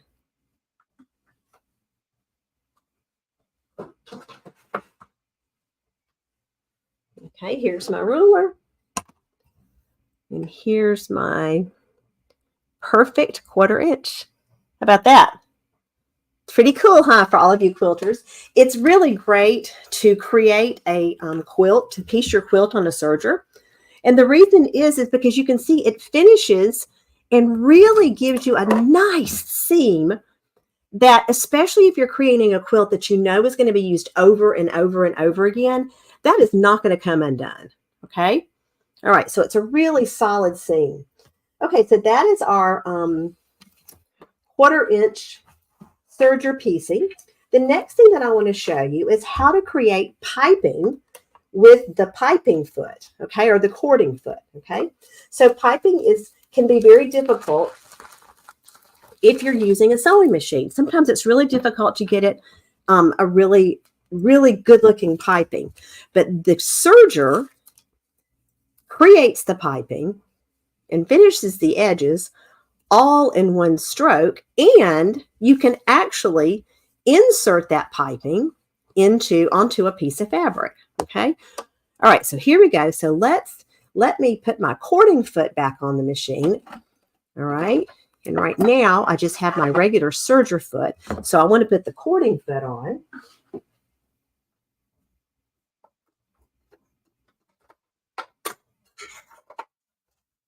Okay. So here's my cording foot.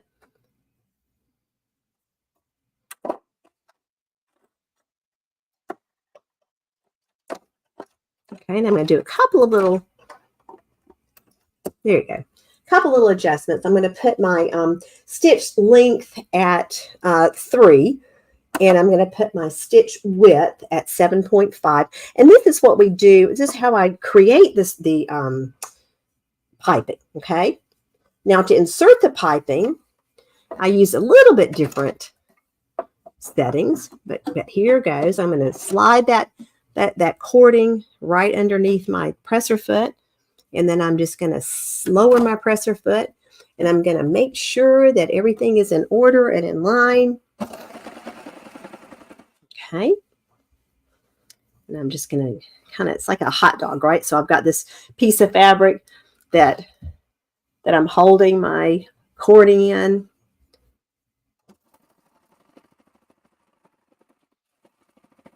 And I just kind of, I keep my finger there so that I can make sure it's actually going underneath that channel. And you can see that I use this cording foot again. Okay, so there's my perfect piping. All right. And now let me show you what it looks like. Oh, you can't see that. Let me show you what it looks like to insert that piping. Okay.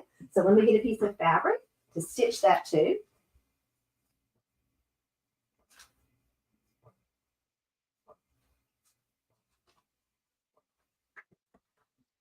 Okay, and I'm just going to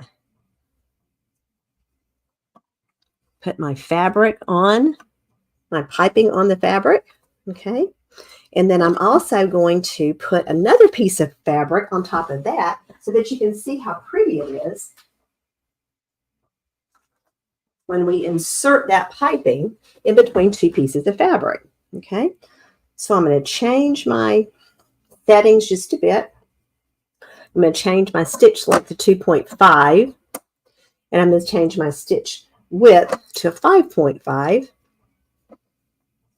Okay. And then I'm going to insert my piping. So you can see again that I have my piping right there. Okay. And I've got it inserted between two pieces of fabric. Okay. Just like that. And then I'm just going to stitch away.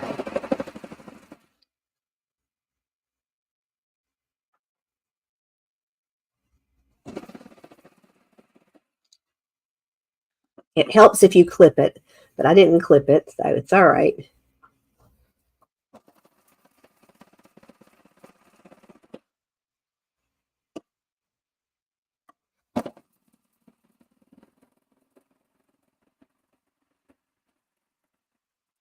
Okay, and then there we have absolutely perfect piping. Look at that. Isn't that cool? I just think of some beautiful things that you can make with that, the beautiful pillows that you can make with that. Okay. All right. So the next thing that I want to show you how to do is something that I use very often, and I've had a lot of customers or a lot of students who buy their serger just for this very reason, and they use this in order to pay for their serger, and that is the 3-thread narrow hem. I don't know if any of you have ever had to hem like a chiffon or a very lightweight fabric. Okay, so the chiffon and the lightweight fabric can sometimes give you some trouble, and this is especially true if you're trying to hem a bridesmaid's dress. Okay, so what I'm going to do is I'm going to create a 3-thread narrow hem. I'm simply going to cut my 4-thread. I'm going to take off this right here, and then I'm going to take out that 4th thread.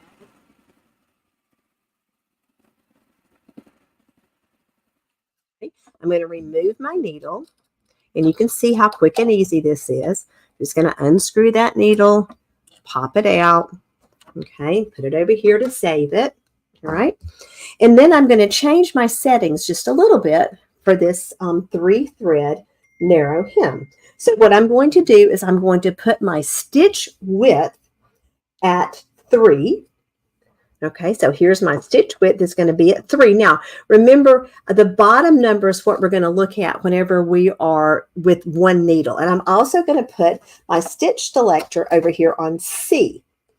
I'm going to put my length on rolled hem, and I'm going to do it between 1.5, 1 and 1.5. So I'm going to put it right here at, I think I'll put it between about 1.5. Okay.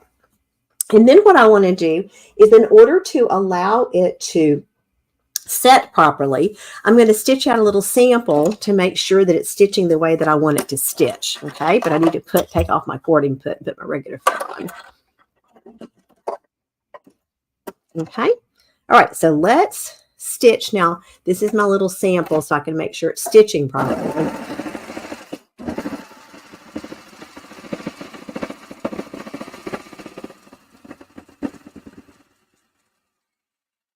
Yes, that looks very nice. Now, why do I use this 3-thread narrow rather than a rolled hem?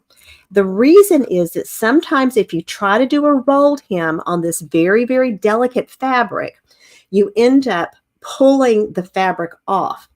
But if you'll get your thread to match the fabric, and if you pin it, absolutely beautiful, beautiful hem. How much easier it is than trying to do a folded hem on this chiffon and on this very lightweight fabric. Okay, so there it is on a chiffon. Let me make sure that you can see that. Yeah, there it is on the chiffon. It makes a beautiful hem. And then here it is on just a lightweight. And this is, so actually I just made this. I just hemmed 3 bridesmaids dresses. And this was the outer layer. And then this was the under layer. And I used the same hem on both of them. So I'm changing fabric. So I need to let my thread, my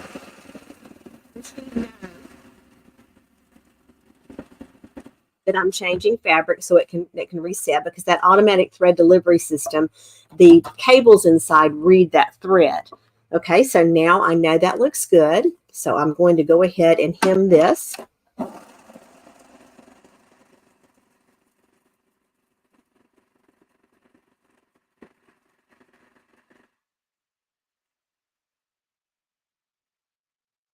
Now, you know as well as I do that it can cost as much as $250 to have a bridesmaid or a wedding gown hemmed. So this is something that it can be a money maker for you. You can hem wedding dresses and bridesmaids gown using this wonderful stitch. Okay. All right. Now, let me show you the 3-thread rolled hem.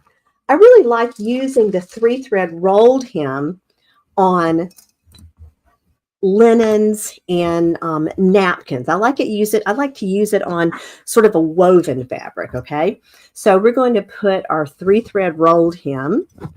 I'm going to use it right here on here. Now the settings are just a little bit different from the rolled hem. I'm going to put it again. I'm going to put it on rolled hem 1. I'm going to put my stitch width at 3.5. And I'm going to put my stitch selector down on D, okay? And those are really the only changes that I need to make in that setting. Now, what I also am going to do is I'm going to do a little fabric practice just to make sure that my machine is going to read the thickness of this fabric, so it'll be prepared.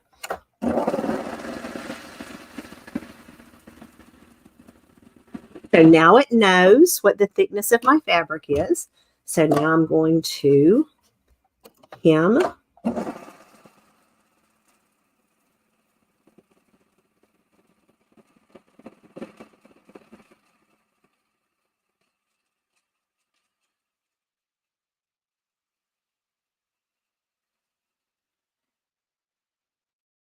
And that is a beautifully consistent rolled hem. Okay, and so it's nice on both sides. And that's why it works really well for napkins and table linens. Okay, among other things. Okay, it works really well for hemming woven fabrics as well. Okay, all right. So that is what we have on this machine. And so I'm going to send this back over to you, Blaine, so that you can tell everyone how they can purchase one of these wonderful machines. The Acclaim is probably my favorite serger. It's my favorite serger for home serging. It's my favorite serger. I've made a lot of things on this Acclaim serger. All right. Well, great job. Let me tell them how to get this while you set up for the last one, and we'll come right back to you. Okay. Thank you so much. All righty. So everyone, this is the Baby Lock Acclaim. The price on this is $19.99. And we do have a call-in special on this. Financing available, 800-401-8151 if you'd like to talk to one of our sales agents about this or place an order. Again, you can go online on our website. You just type in Baby Lock Acclaim in the search bar. It'll take you right to the product page. You can read all about it, or you can go to smplive.tv. Kennedy has that thumbnail on that page where you can click on it, go right to the product page. Again, it has the revolutionary air threading system on this, automatic thread delivery, TM system, has that pure lighting with the 3 LED lights that make that really bright, has that wide workspace, 2 inches to the right of the needle and 3 inches tall, 432 thread serging, full feature differential feed. You can do 2-to-1 ratio gathering, 3-to-4 ratio stretching. So it has so many advanced features on it too, and especially that exclusive wave stitch. And there's so many stitch options on this.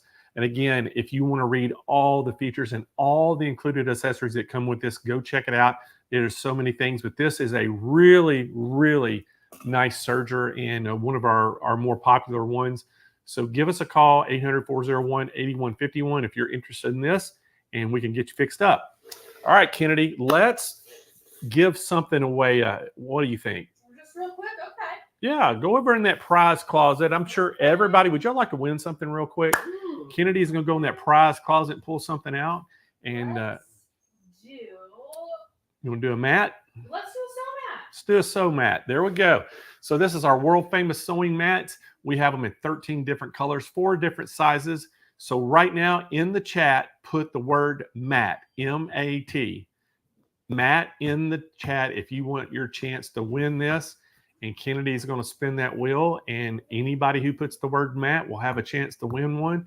I'm going to give you about 30 seconds right now to get your keyword in there. And the reason you want a mat, you're doing your machine a disservice if you don't have one of these, because not only does it just look cool because you can match your machine, however, it reduces the vibration to the machine, the electronics in it, makes your machine last longer. It dampens the sound that anything is sitting on it. It's going to not scratch the surface you have it on it, and it doesn't let the machine slide around. So there's 4 different purposes for these things, and they're awesome.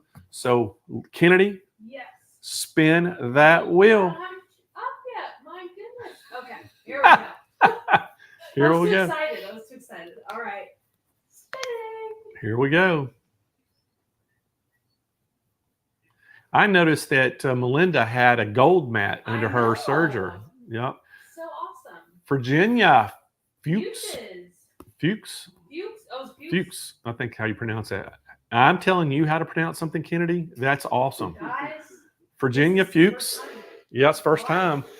Virginia is watching today on YouTube. So congratulations, Virginia. You just won yourself a sew mat. What we need you to do to claim that prize, you have 30 days to do so, is go to smplive.tv.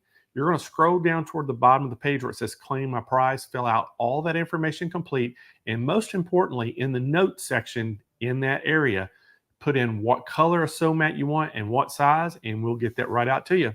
All right, so we got that done. Let's go right back to Melinda because she's got another serger. She's going to show you all about it. So take it away, Melinda.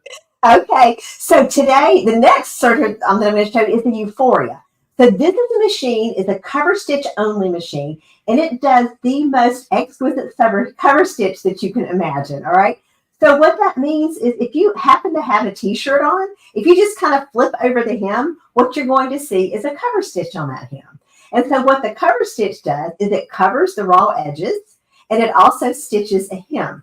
So I'm going to show you what that looks like on wovens, and I'm going to show you what that looks like on knit. And then finally, I'm going to show you some really kind of fun decorative stitches that you can do with this machine. Okay, so I'm going to take you right back over to the Euphoria.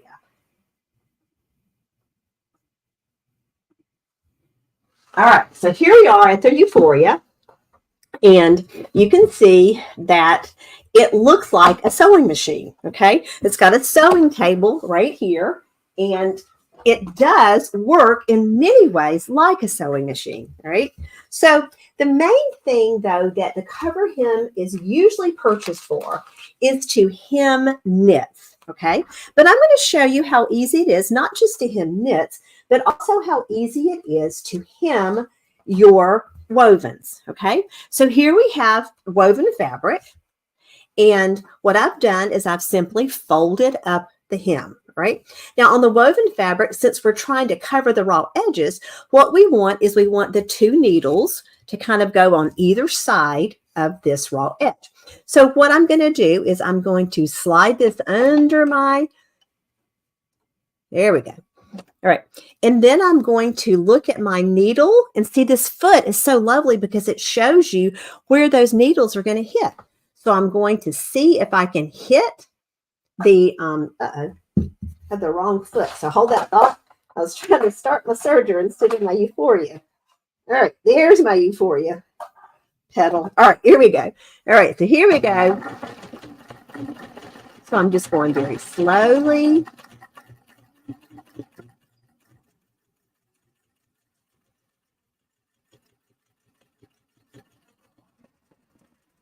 Okay, so there is what the hem looks like, okay, after I finished it. And let's turn it over to see if I have in fact covered the raw edge. And you can see that I have covered that raw edge. So that makes hemming really quick and easy because you don't have to fold under, you don't have to do anything other than stitch right across, making sure that one of your needles goes on the side of the single fabric and one of your needles goes on the side of the double fabric. All right.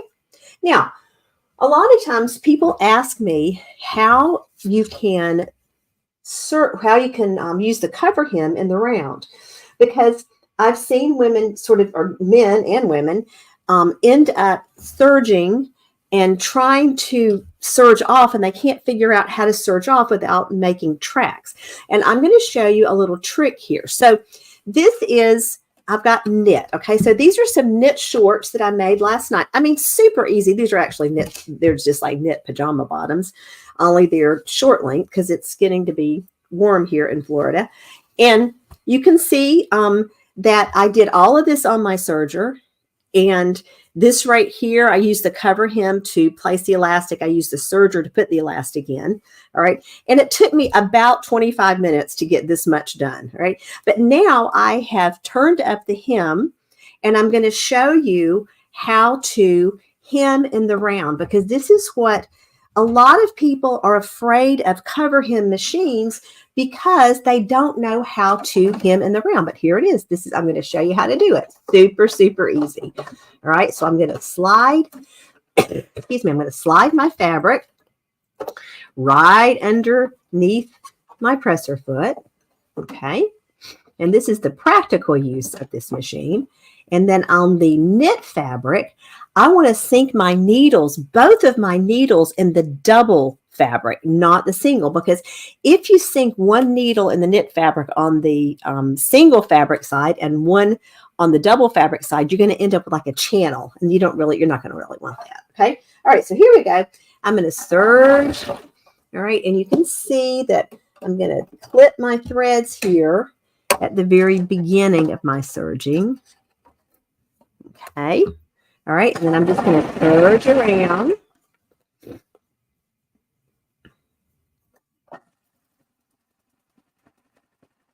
And now this is very thin knit, so I can actually see the hem. We also have a seam guide that enables you to stitch straight.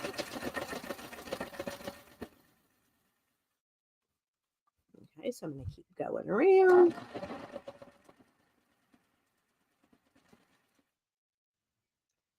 Almost to the end of my circle.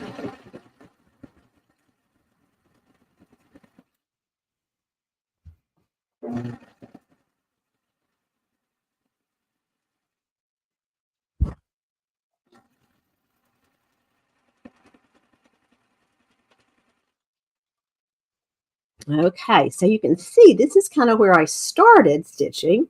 Let me get this right here. Okay, and those are the beginning, but I don't want to have a big old tail on this side of my fabric. Okay, so what I'm going to do is this nifty little trick. I'm going to separate this because I'll clip these in just a second, and I'm going to stitch over the stitches that I've already made so that I can reinforce my stitches. Okay, and then what I'm going to do is I'm going to raise my needles to their highest position. I'm going to lift my presser foot, pull this out, and then I'm going to get my little Allen wrench and I'm going to slide it underneath. And then I'm going to give this a clip and I'm going to make these threads disappear.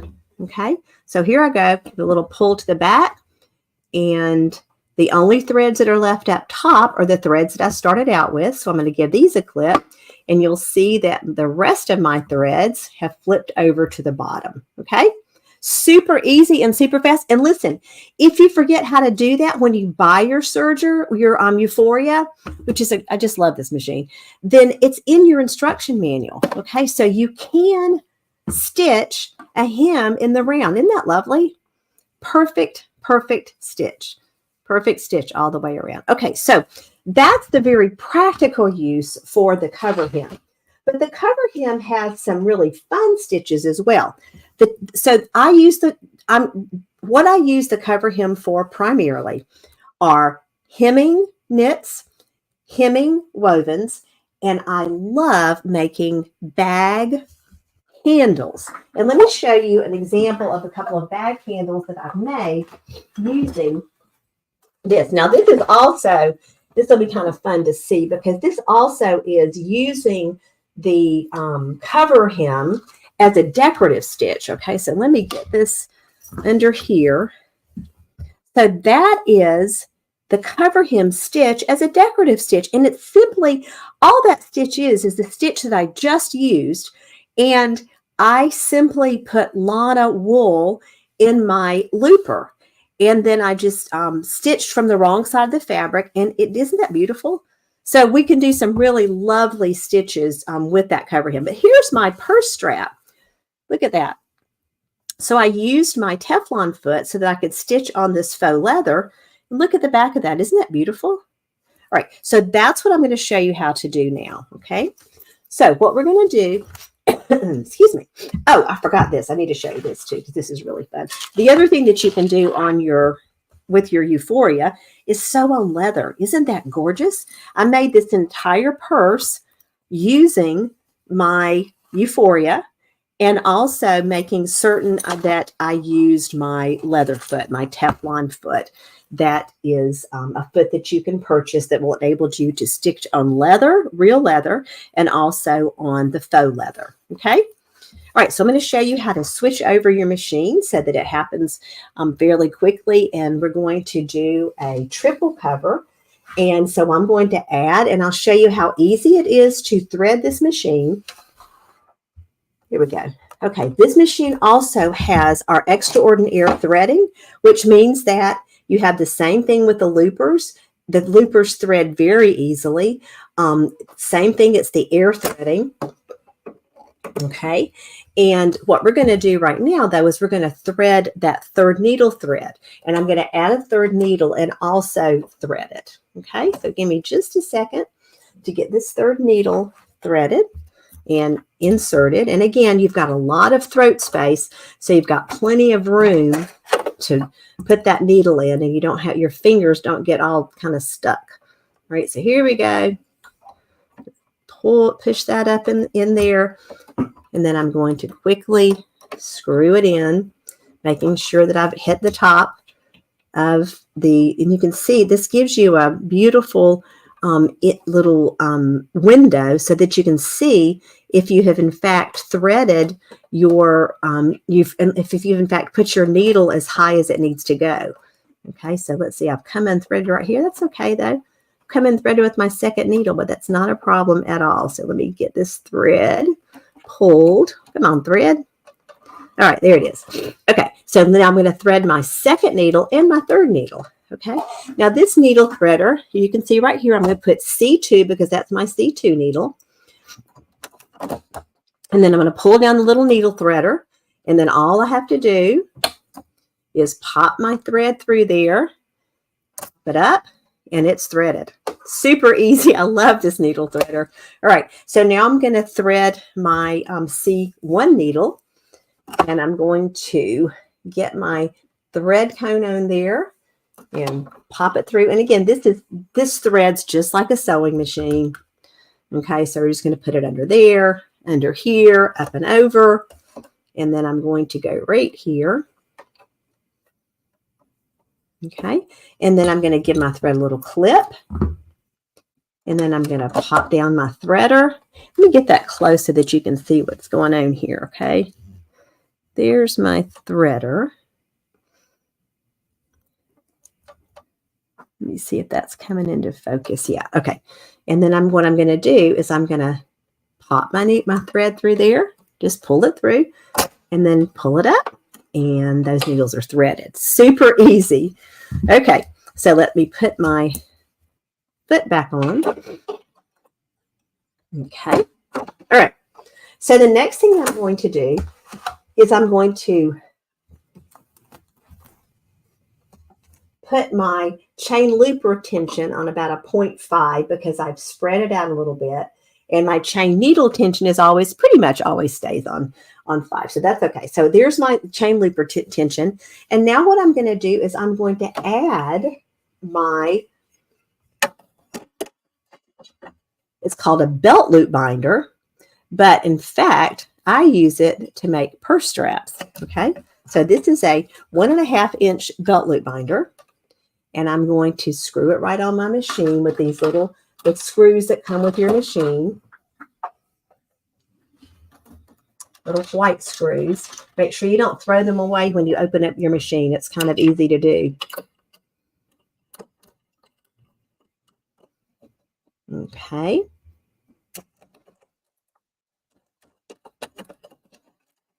All right, so there it is. And I'm trying to center the center of my belt loop binder with my center needle. Okay. And then what I'm going to do is I'm going to take some fabric that's exactly 1 5/8 inches, and I'm going to thread it through here. And I'm going to screw these down a little bit tighter so they don't come undone. All right, there we go. Okay, so now what I'm going to do is I'm just going to kind of hold my fabric up, sort of tunneling in it. And then I'm going to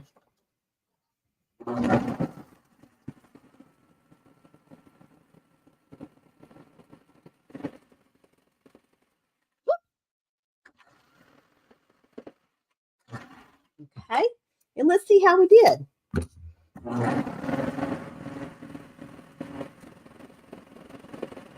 So there's the front of my belt loop of my purse strap. There's the back of my purse strap. I think we did pretty well. Okay, so now you have a quick and easy way to make purse straps. I really love doing this. I've used this on a number of purse straps. You can also, we have a smaller belt loop binder right here. And this is the 1 7/8 inch. I'm sorry, this is the 3/4 inch. And you can make a very narrow for a smaller bag. This one was made with the more narrow binder. Okay, and it's really a lovely. Okay, so now I want to show you one final thing on the Euphoria, although it does millions of things. But one of my favorite things to do on this machine is to gather, because this little machine gathers really, really nicely. And all it takes is just a couple of very simple adjustments. And so what we're going to do is we're going to increase the stitch length all the way to 4. And then we're going to use our differential feed again and pop it all the way up to 2. And see, it tells us that it's going to gather fabric. And then I'm just going to grab a little piece of fabric and put it under here.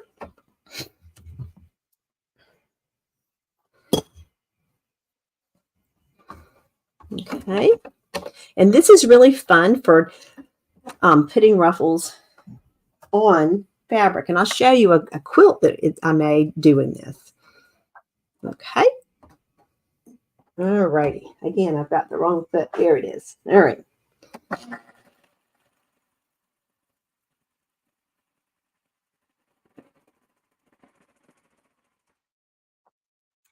that cool? Really, really quick and easy and fun. You can make all sorts of ruffles, and you can ruffle it from the top instead of ruffling it from the middle, and you can hem it, you know, so that you got a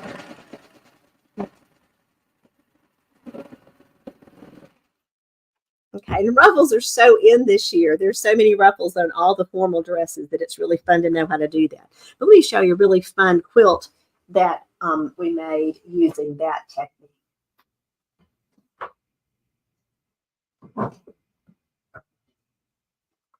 Give me just a second here.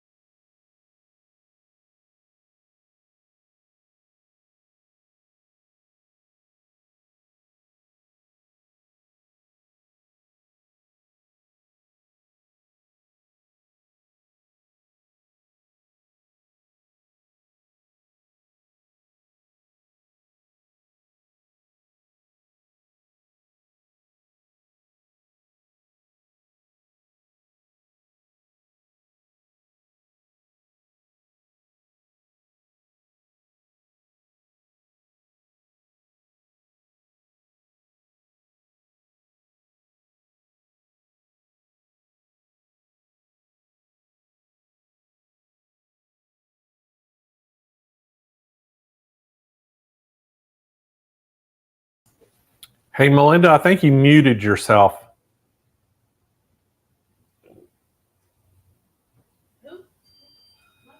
Hey, Melinda, I think you muted yourself. Well. Melinda.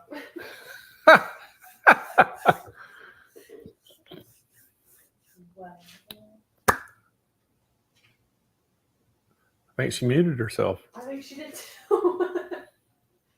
I see the camera moving a little bit.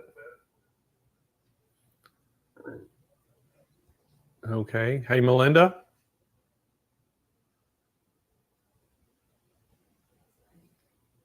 Over now? Well. Okay, now, am I good? Now we can hear you. I don't know what happened, y'all. That would took me like 16 different things to figure out what I did. Okay. I think we're about, okay, here we go. Okay. So this is how we made this quilt. And this is just a piece of the quilt. All right. But you can see that I used the ruffling attachment. I mean, not attachment, but ruffling using the Euphoria so that I could ruffle it down the center and then stitch it on. And then you can see right here, these are just lovely wave stitches that were created on the Serger, on the Acclaim Serger. Okay. So this is just a really fun, really, really fun thing to do with ruffles. Okay. All right. So that is that's all that I have right now on the Euphoria. The Euphoria is a wonderful machine. It's a machine that honestly I use daily. oops, let me get my camera back on. There we go. It's a machine that I use daily and I will tell you this, I've bought other cover hem machines before. This is not my first cover hem machine. And this one is so great because a couple of things about this machine that make it great. One is you can stitch on air with this machine. Now, most cover hem machines, you have to stop stitching whenever you get the end of your fabric. But this machine enables you to stitch on air, sort of like a serger, as long as you thread it, and when you first thread it, that you put it in, sink the needles in fabric when you first start out. Okay, but it's a beautiful machine. I have used 4 weight thread, I've used 8 weight thread, I've used 12 weight thread in that looper, and you get some absolutely gorgeous stitches that are decorative stitches. And I showed you that on that little purse. And this is I think this is like I said, this is like just a Lana wool, but I've used it for creating rugs, for creating purses, for creating all sorts of beautiful decorative things. You can stitch on cork. The cork is a beautiful thing to stitch on using that Euphoria. So I really hope that some of you will have a chance to purchase this machine and have as much fun with it that I have had with it. So, Blaine, what kind of deals do you have on this wonderful machine? Hey, Melinda, we've got some great ones. We thank you so much for coming on the show today and doing all 3 of those. I know that was a lot of work, an hour and a half, and I know you've got a plane to go catch, so I'm gonna let you get off here. Thank you so much, and I know we'll get to see you again probably in Hoop Fest. Sounds good. Thank you so much. It was lovely seeing you, Blaine, and thank you for having me. See y'all. See ya. Bye. All right. Again, another great baby lock. Now, this is the Euphoria. This is the cover stitch serger machine. Look at that price. The normal price, $15.99. We've got a call-in special, and we are going to do a great price for you today. So give us a call. Again, we have some special financing available. 800-401-8151. Again, if you want to go check this out, Kennedy's got the thumbnail on smplive.tv. You can just go click on that. It'll take you right to the product page. You can read all about it. Or you can just go to our website at SewingMachinesPlus.com. In the search bar, just type in the Baby Lock Euphoria, and it'll come right up. And you can see all about it. But this thing is absolutely loaded up. And Melinda made all 3 of those look so easy today using them. And you saw how creative she is and what you can do with it. But again, this has the air threading on it, has the automatic thread delivery system, has that pure lighting, has the 3 LED lights on this one, has that wide workspace. It's 5 inches to the right of the needle, and it's 3 inches in height. It has the fold feature, differential feed. It has that 2-to-1 ratio of gathering. It has the 3-to-4 ratio of stretching. The knee lift. It has that chain narrow cover, wide cover, and triple cover stitches. Cover stitch with a 3mm or 6mm, has that dial adjustment stitch length from 1 to 4mm, 1,500 stitches per minute, so it's extremely fast. It has on the snap-on multi-purpose presser foot. It has that built-in accessory storage, electronic foot controller, built-in thread cutter, enhanced telescopic antenna with the thread guides. It has the needle clamp plate to secure needles, the carry handle, presser foot lever on the right. It just goes on and on. It weighs 25 pounds, so it's going to be a little bit heavier than the normal sergers. This is because of the size. And, you know, when you look at it, it did look like a sewing machine when she first showed it. So, but again, great machine. And again, if you're looking for a great serger, a great cover stitch, this is the one you want to look at. So, give us a call at 800-401-8151. All right, we're going to continue on with the show, and we're going to bring Barb Lewis back. And guess what? We are going to talk all about the Triumph. And Triumph is the top of the line baby lock serger. This thing is awesome. They basically just started allowing us to sell this online just about a month ago. So we were super excited about that because this has been such a great serger, and Barb has one ready to go. So Barb, welcome back to the show. And we're excited about this machine. I'm telling you what. I love this machine. I love this through and through.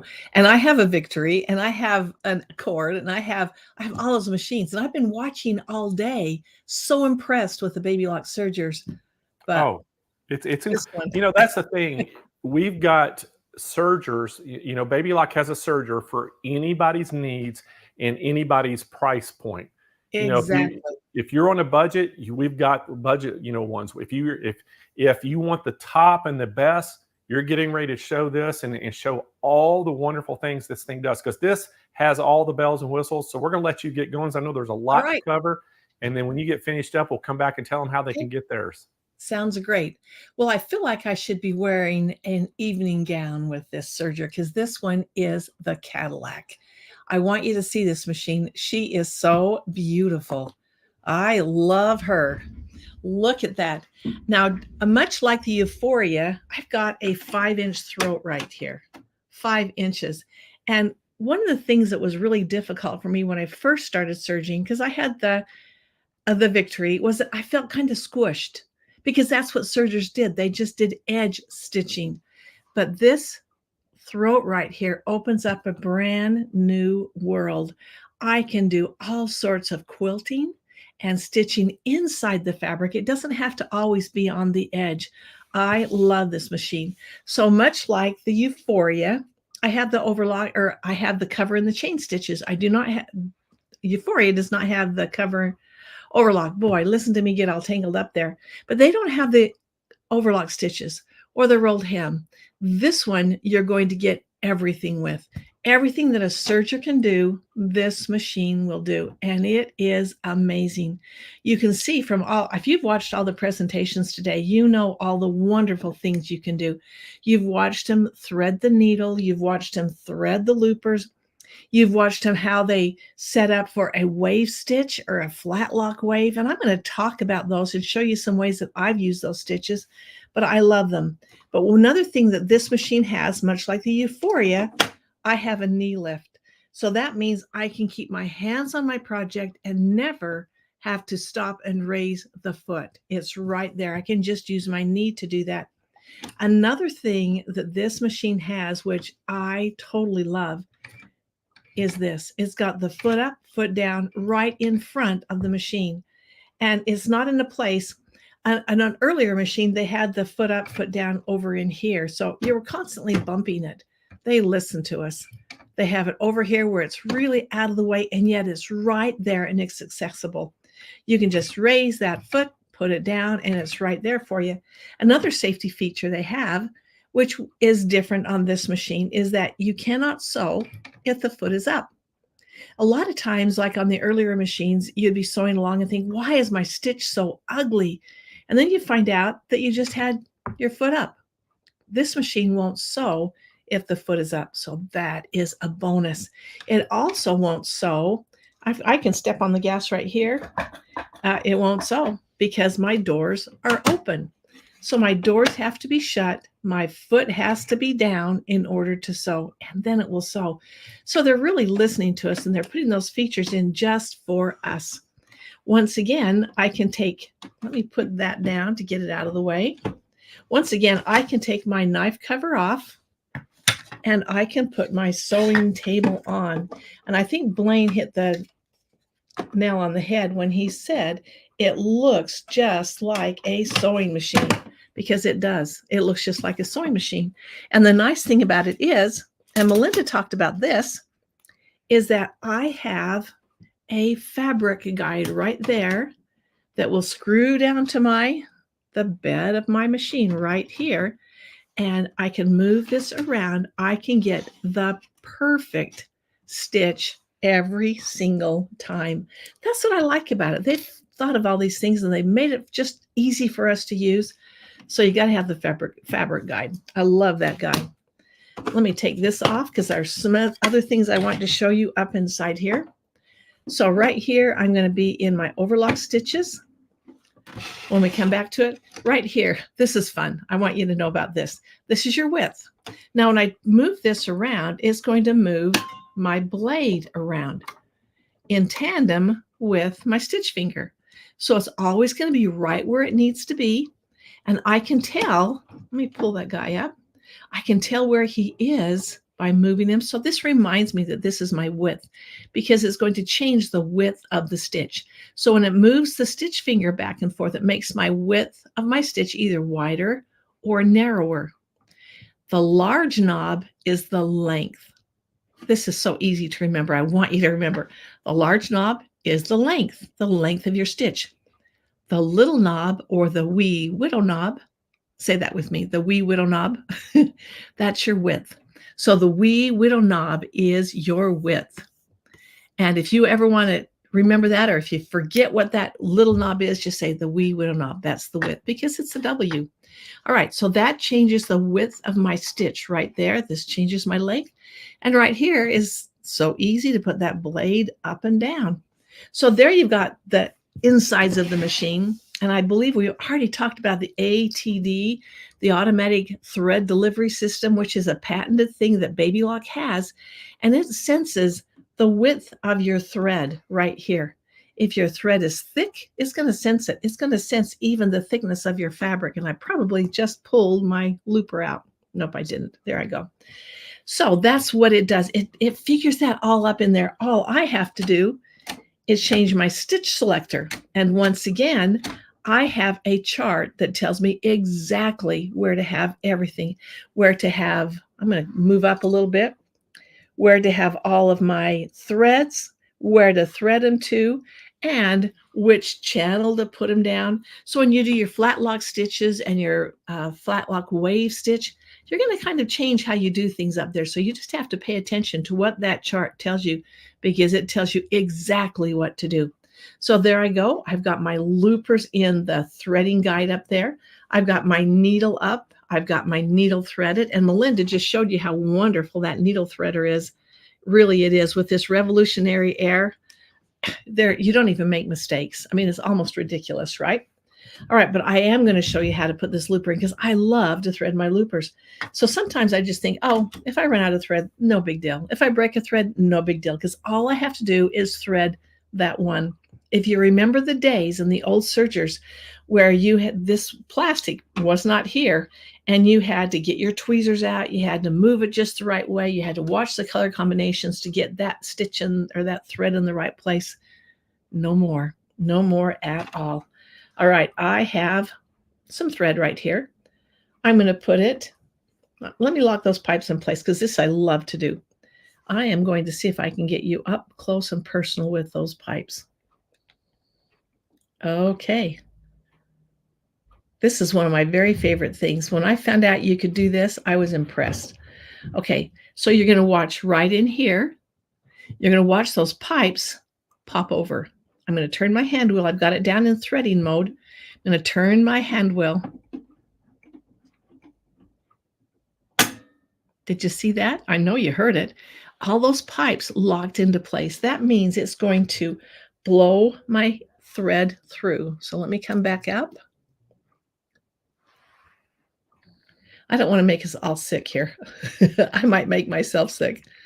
Okay, so I've got my thread out here, and I'm simply going to put a little bit down this hole. Not very far. This is also another improvement on the Triumph, is those holes are a little bigger. Sometimes in the older machines, it was difficult to get it down that hole, but they made them bigger. All right, now I'm going to touch my motor. There I go. In fact, I'm going to do that again because now I'm going to put your attention right over to here. Let me move that over here. I want you to see that thread shoot out. It doesn't just come out, it shoots out. Did you see that? Kind of hard to see. It's a little far away, but I think you saw it. That is totally amazing in itself. And now I can't even close my door because I've still got it in threading position. Let me put this door on. So this is my knife cover plate. That slides up there. And this won't shut. I've got it down in threading position. Got to put it up in serging, and then I can shut it. Do you see how they thought of us? They don't want us to make a mistake. So you're not going to have an ugly stitch almost no matter what you do. You would have to really try hard to get an ugly stitch. I will have some people call me and they'll say, oh, my stitch is so ugly. There's a few things you need to watch.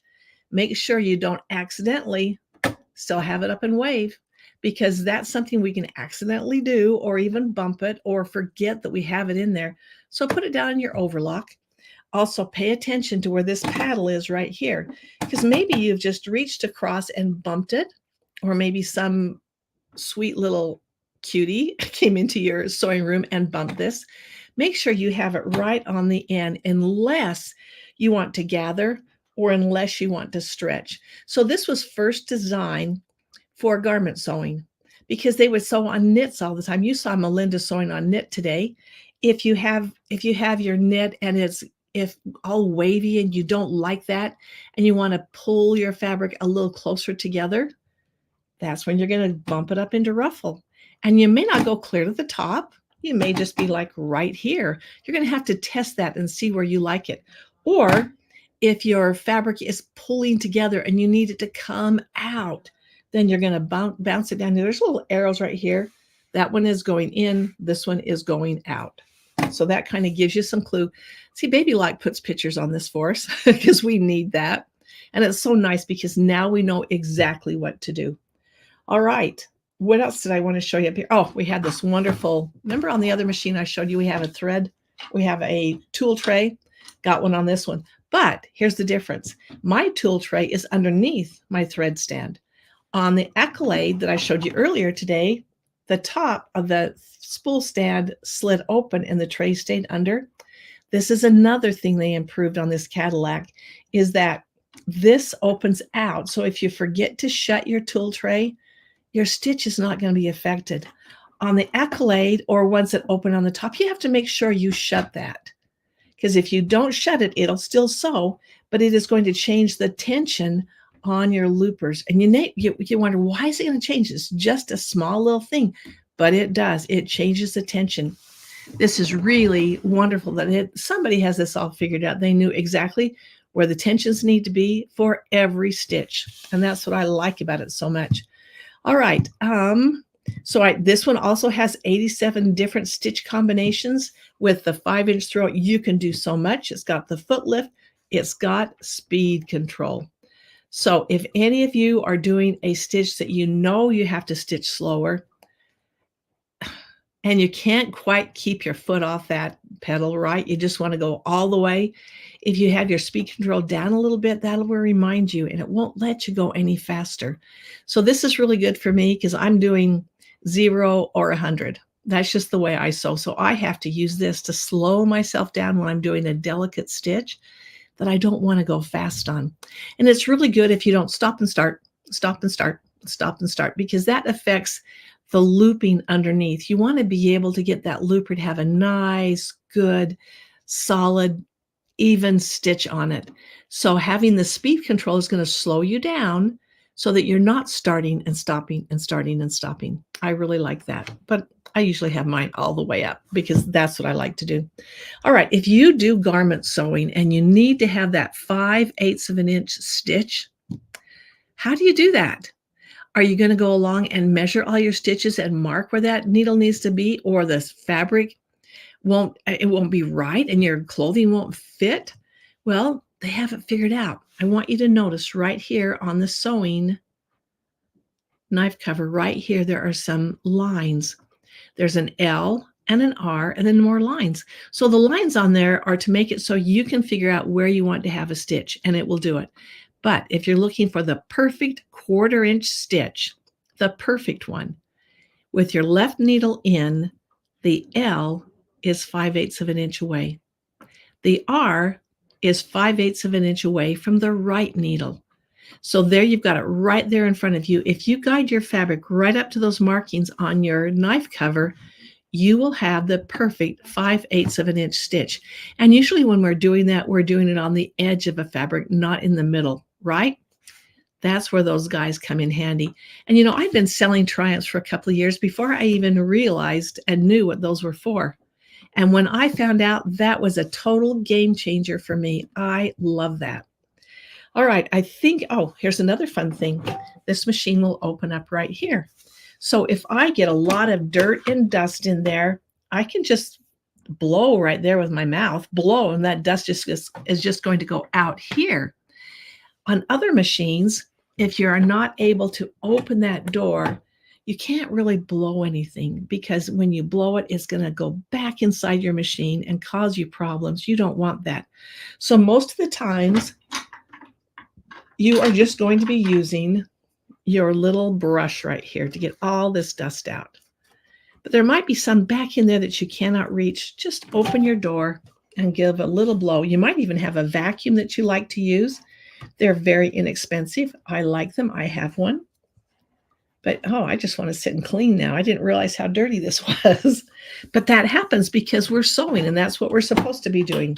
That's what makes us happy, right?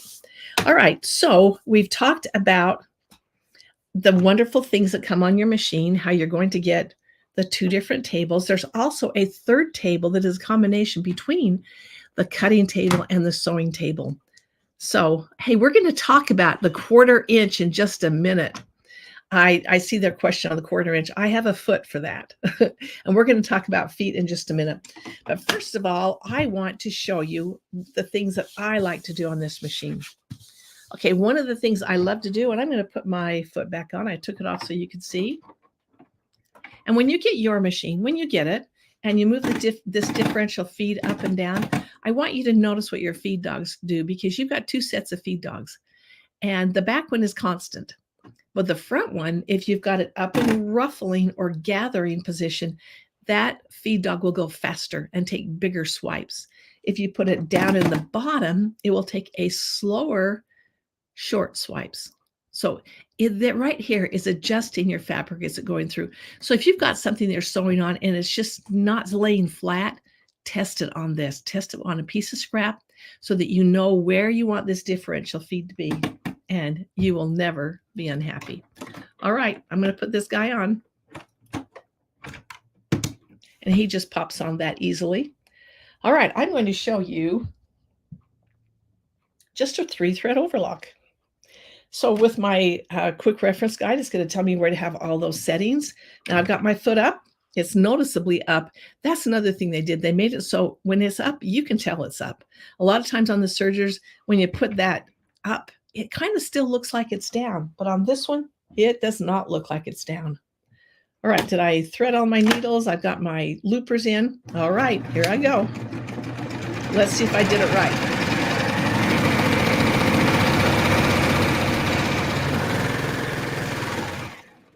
All right, that is a beautiful 3-thread overlock. Hey, here's another thing I want to point out. Do you see all this lighting I've got here? There is no more squinting your eyes. You've got beautiful LED lighting right there. And it is so wonderful. All right, so there's my 3-thread overlock. I can make it wider, I can make it narrower, I can do all sorts of things with that 3-thread overlock. All right, now I want to go into another one of the most common requested stitches, and that will be the rolled hem. I'm going to change 2 things. I changed my stitch length. I put it in the roll section. And in case you didn't know, I'm going to have to show you this because this is cool. I'm going to put my blade down so you can see.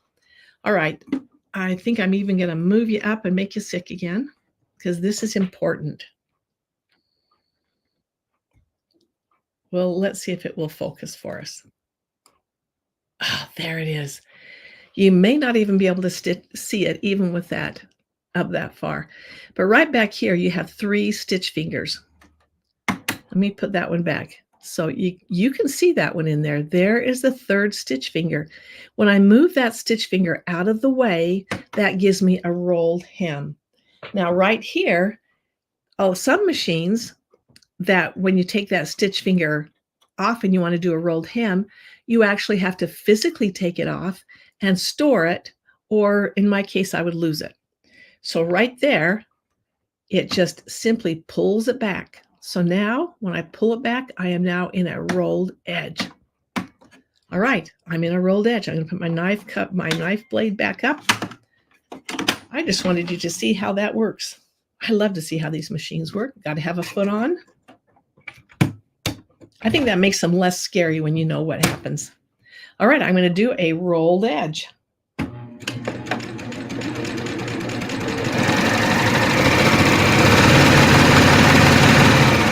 And this one takes a little bit longer to sew because it is a lot of stitches in a tiny little spot.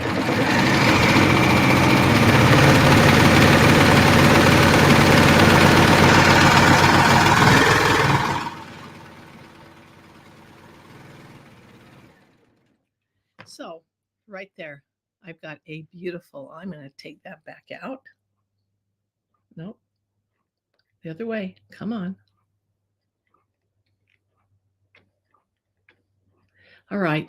So now I have a beautiful rolled edge. Now the reason that it goes slower is because you're putting more thread in it and it's rolling the fabric under at the same time.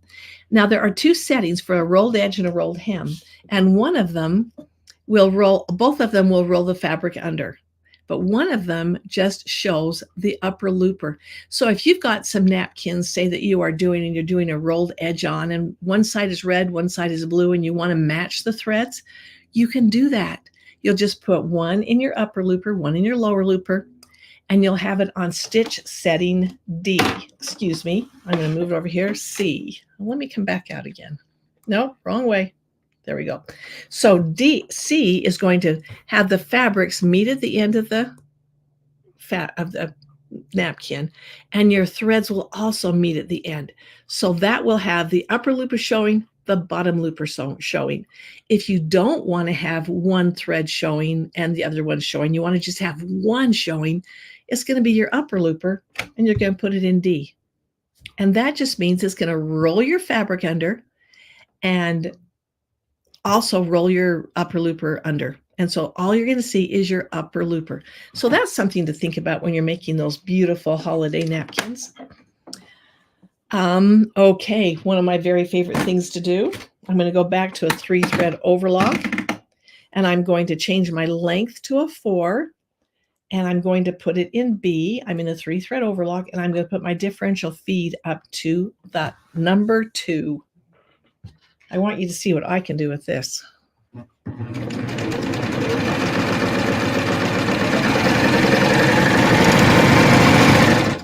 So pretty much any stitch on your serger you can gather with. I think Melinda showed you how to gather in a cover stitch a few minutes ago, and you can gather in a chain stitch, and different fabrics will gather differently. So make sure you test it out before you do it. Now, we've talked a lot about a lot of things here today. I don't want you to think, oh, I'll never remember that, because you have owner's classes. You also will have 60 days love of sewing that you will get with your machine. So when you buy this machine, you're still going to get lots of help, lots of sewing. You're not going to go home with this machine and say, oh, now what do I do? Because I want you to put this on your table, use it all the time, and love it, because she is something great to love. Let me show you something else we can do on this. I've got some cork. So do you like to sew bags together? Do things like that? Let me move that into the light, that great lighting under there. Let me show you how easy it is to sew on cork. And it's going to cut it beautifully.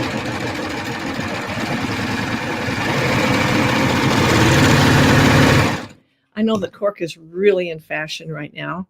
So I can put my bag together using cork, and how beautiful that is. There's the right side, which you can't see my stitch, but there's the back side where you can see it. Beautiful. What if you're doing a leather bag? Well, let's see what it'll do.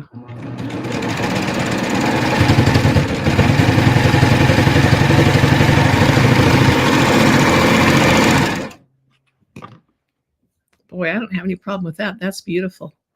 That is a beautiful stitch. I'm going to put these over here so we can see them closer up in just a minute. All right, here's another thing that you might need to do. This is denim. Let me just sew on the denim.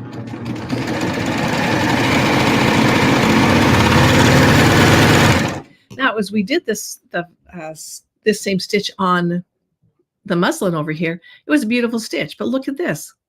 There is nothing wrong with that stitch. That is a beautiful stitch, because this machine will read what kind of fabric you're sewing on and what thread you're using. That is that ATD delivery system. And I've seen up in there, it's crazy what somebody thought of. Now I'm going to fold this over, because how often do we have to go over thick, thick seams?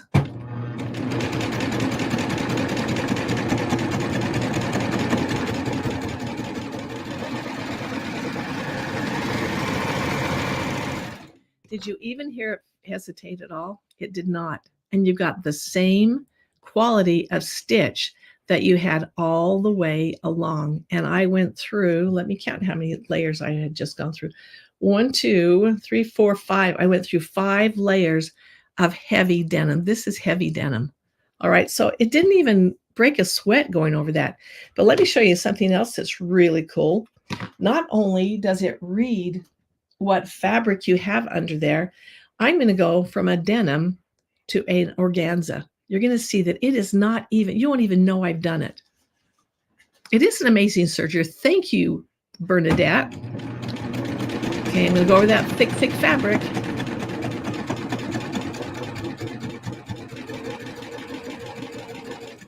Without changing a thing, I'm going to go right in to my organza.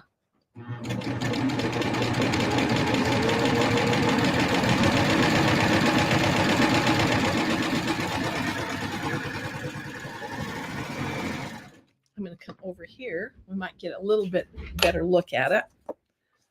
Right here. There is my denim. And there is the organza. You cannot even see a glitch anywhere in there. It went straight from that thick 6 layers of denim into organza, and not even, you can't even see a thing different. The stitch is still, there's my denim. Come on, focus. There we go. And there's the organza. It didn't even, nothing. It just did it. Is that amazing? So if you're wanting to do a lot of sewing, this will be bag sewing. This will be garment sewing. This will be curtains and duvets and pillows. Anything you want to sew, you're going to get a perfect, beautiful stitch out of this. Let me move some things out of the way. And a little while ago, I believe Melinda talked about the belt loop binders right here. We have 2 different sizes that you can get for it. And this is a little purse bag that I made with the smaller one. Easy to feed in, easy to make it, but you also have a larger one. Now this will be in the foot kit, but I hope when you get your Triumph that you get the foot kit to go with it. This is the cork. Let me raise that up. I want you to see that cork. What a beautiful stitch that is. Not a problem. Let's go to the leather. Do you see that? If you've ever wanted to sew on leather and you don't think your sewing machine can handle it, this is the one that you need. I want to show you something else that you can do with this machine. This is the foot that just comes on the machine. But not only do you have notches in the foot that tell you where your needle is going to land, you also have a little slot right there that you can feed your ribbon through and stitch it down at the same time, and it will guide it in there. Okay, I've got a few more things I want to show you, so let me get after it. I do want to show you this amazing foot. This is the ruffling foot, and it makes it so you can actually ruffle on a piece of fabric and not on another one. We're going to do that one. Someone asked me about a 1/4-inch foot. This is my lace applicator foot. And it is called, it would also be a 1/4-inch foot with a guide, because right there I have a screw. I can move this guide wherever I want it to be. So if I want a 1/4-inch stitch, I'm going to put it there. If I want a little wider stitch or a little narrower, I can adjust it. This is called the lace applicator foot.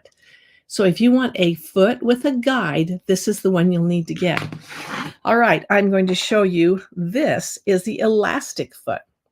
Now, I don't really do a lot of elastic, but here's what I do like to do. There's a slot right in front of the foot, and I'm going to put wire in. I'm going to show you how to make wired ribbon. So that's the elastic foot. And then I have the beading foot. This one has a little channel right down the side, right there, so I can install beadwork right there. And you think, how do you do that? Well, I'm going to show you. All right. I think that's what I want to show you. Let's get over there before my time is up and Blaine comes charging in. I want to show you this first. All right. I'm going to put the elastic foot back on. And remember, this is the one that I've got wire in. I know you're going to want to do this as soon as you get home. And I've got it feeding out the back a little bit. Probably don't need it that far.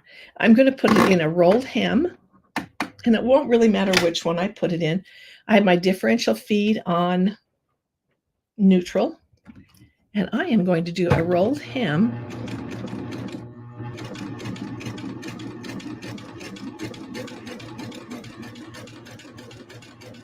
Of course, I would have matching thread. I do not.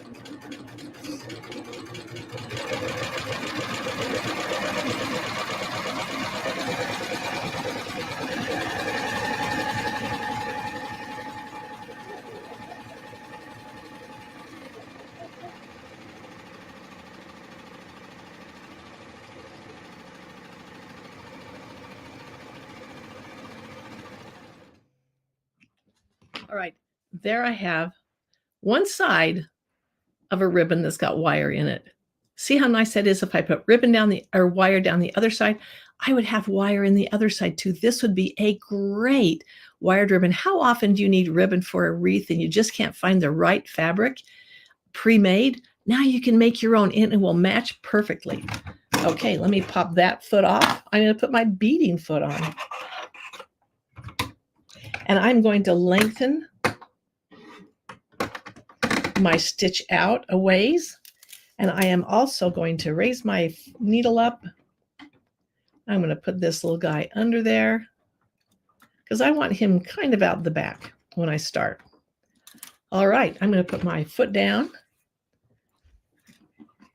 And I'm going to actually take a few stitches in this so that it is already starting, kind of hanging on to that beading.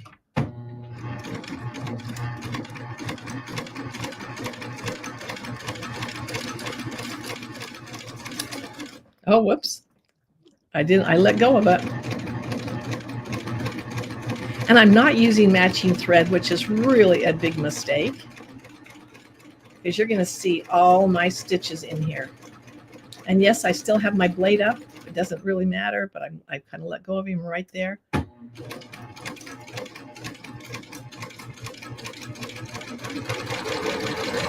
just want you to see all the possibilities of what you can do with this. Now I have beading on the edge of my fabric. We'll take that over there so you can see it better in just a second.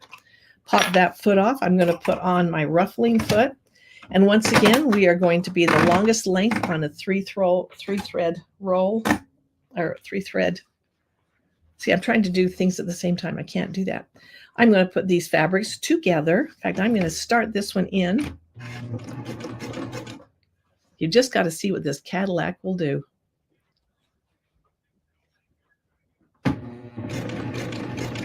Whoops, get under there. There I go.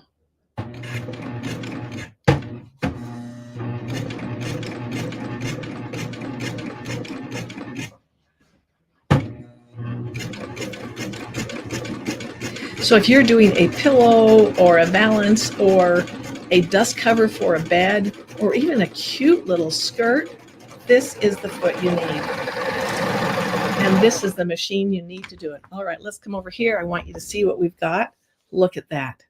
Is that so amazing? All in one stitch. So I have a finished edge along with the gather. I have my beading.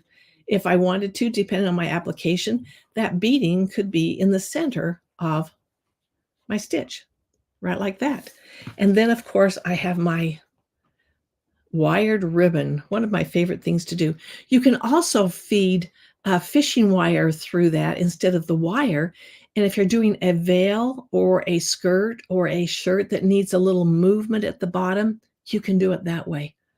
Oh, wow. Oh, we've talked about so much. I didn't even get to show you what I love to do. So this right here I have used the flat lock wave. I have used the piping, and I have used the gathering. This one, once again, I have the flat lock wave. And on the flip side of this bag, I have a zipper because I love zippers. I am a zipper person. And then on this one, I have used the flat lock as a decorative. So this is the front. This is the back. So both sides are very decorative. And even right here, I have created my own fabric by sewing those strips together.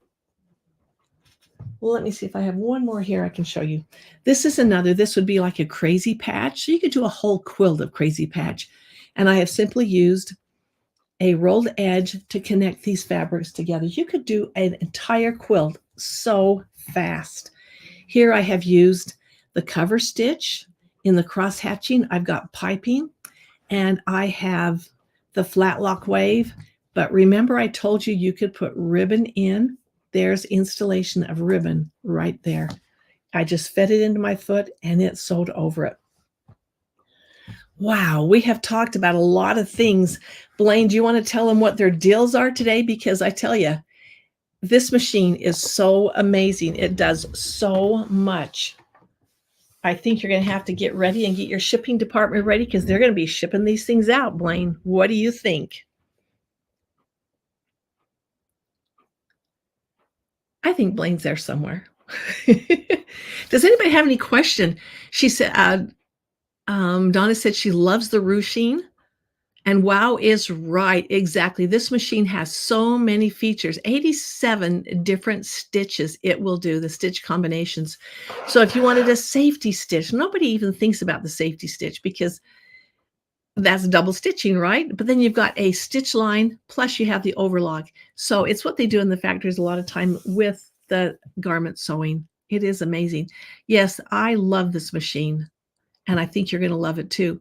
And don't forget, you do have 60 days of going in and watching Baby Lock videos, and they have over 1,100 videos talking about the machines. There's even projects on there. You can do so many different things. You're going to love this. I do a lot of Serger events and classes, and there's nothing I don't like more than the Serger. I love it. All right, Blaine, are you there? I am, Barb. Great job. Oh my gosh, that thing, and I guess we could probably spend another half a day on all the features of it. I can definitely talk about it a long, long time because I love the Sergers. I just love them. Yeah, and this one too, in particular, it's just, we were so excited. We've had this in our store for a long time, but when we were able to sell it online, we got so excited about it because we knew there's a ton of people across the nation that don't have a Baby Lock store close to them. That's right. And, this wasn't available to them. Now it is, and everybody. This has been this is probably our #1 selling Serger of Baby Lock since we got to start selling it online. It's the Cadillac. You got to have the Cadillac. All right. Well, Barb, thank you so much. I'm sure we're going to see you again, probably on another festival that we're doing. But thank you for coming on and doing all this. It was great today having you, and we're going to tell them how they can get it now. Okay. Thank you. Bye-bye. Bye. All right, everyone, this is the cat daddy of them all. This is the Triumph Serger. This is the top of the line. And I'm telling you, we have a deal for you today. $49.99 is the price, $4,999. We have a free $500 gift card when you purchase it. Plus, you're going to have a $500 mail-in rebate that you send to Baby Lock, and they're going to send you that rebate back. So if you think about it, that's $1,000 right there, savings off this machine. Plus, we have special financing available if you need to finance it. So many great things. And then remember that little hint, hint, wink, wink gift. That's going to be available as well. Now, 800-401-8151. If you want to place your order, you can go on smplive.tv. Kennedy has that thumbnail right there of the machine. You click on it, it'll take you to the product page. You can read all about it. I'm not even going to get into talking about all the different features and things because this one, there is just way too much. There is all the machines you saw today, plus some. It has every feature that you saw today, plus so many more than all the other machines. And again, this thing is just awesome. And then we do have a call-in special on the Serger tote. That's for this one, the Baby Lock Serger trolley. I guess you would say it's not a tote, it's a trolley. And we have that. Do we have an overlay of that, Kennedy? Let me get it up on the website. She's going to pull it up on the website. We have that. We made a special purchase of those as well. It'll fit all the Sergers that you saw today. So if you want to get a bargain on all any of the Sergers and the trolley, she's going to pull that trolley up real quick right now. she's going to pull that up as well. And so you can see that. This is the trolley. Now, we have a call-in special in it's today because this is going to fit every Serger you saw on the show today. And we have a great price. I was able to buy these, I mean, a really good price, wasn't it, Kyle? Oh, yeah. And so we're going to pass that savings right on to you. So if you need to get a rolling trolley for your Serger, this is going to be it. A great price. So just kind of keep that in mind when you call in. You can tell them, hey, you want the trolley that fits the Baby Lock trolley as well. But that's that Triumph. You know, again, this is the top of the line. You saw all the things that Barb was talking about. And then everything that you saw Melinda doing today as well, this will do it. It is just the Cadillac, and we are super excited to be able to offer that online now. So again, if you need to place your order, give us a call at 800-401-8151. Or if you're on the website, you can speak to one of the live chat agents.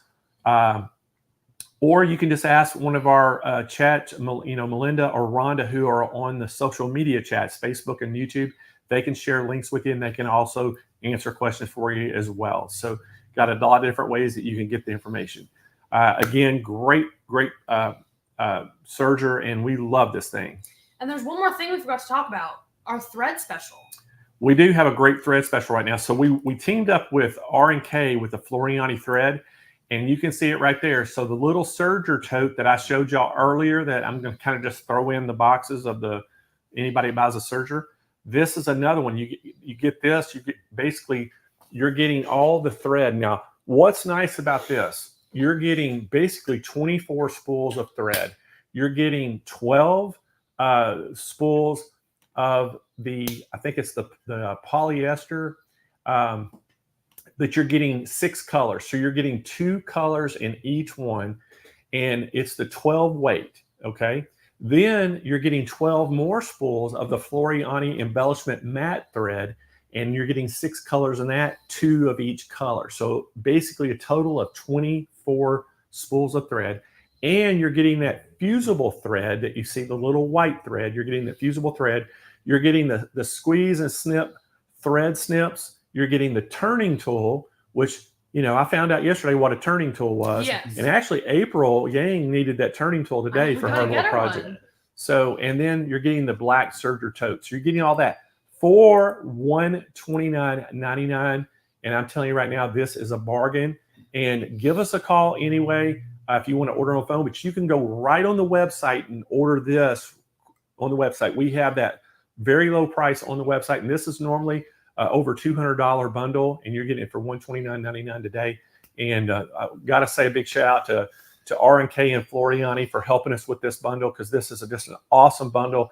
And we're trying to, celebrate National Serging Month and give you some serging thread and a tote and all these things to help you out.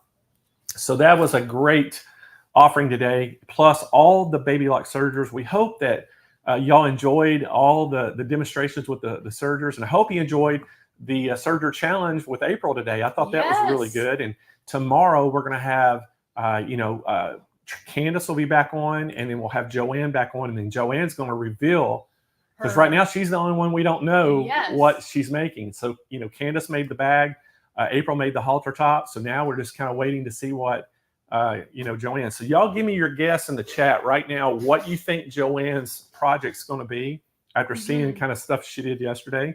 Kind of interesting to see that. And Blaine, I'm seeing a lot of comments. For those of you asking about serging feet or any feet for your Sergers, give us a call.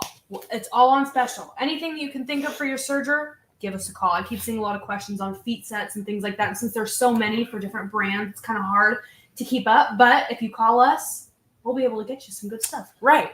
Exactly. Right? Yeah. Everything. It's National Serging Month. So we're basically anything related to a Serger, it's on special this month. And we've got all the serging machines, all the feet, all the accessories. We got tons of things on special. So make sure you give us a call and do that. Yes. All right. So we got all that business taken care of. Tomorrow, what time's the stream start, Kennedy? It is starting at 9:15. So we're going to be starting the stream at 9:15 Pacific time, 11:15 Central time tomorrow. The stream will start.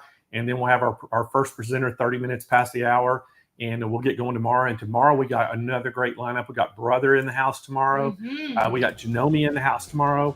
And then we also, is that it? It's just Janome. Let's see. I think it's Janome and brother. Yeah, Janome and brother tomorrow. Yeah, so great lineup tomorrow, and we're super excited to have both of them companies on and show you all those Sergers. But today it was all about baby lock, so I hope that y'all are, if you're looking in the market for that, we hope that you can give us a call and try to take advantage of the specials today. All right, so let's give some stuff away, Kennedy. Mm-hmm. So what we're going to do is we're going to give, not only are we going to give a baby lock serger away, we're going to give a baby lock sewing machine away, plus some other goodies. So the first thing up we're going to give away right now is we're going to do a $25 gift card to Sewing Machines Plus. And so Kennedy, do you have that wheel ready to go? I do.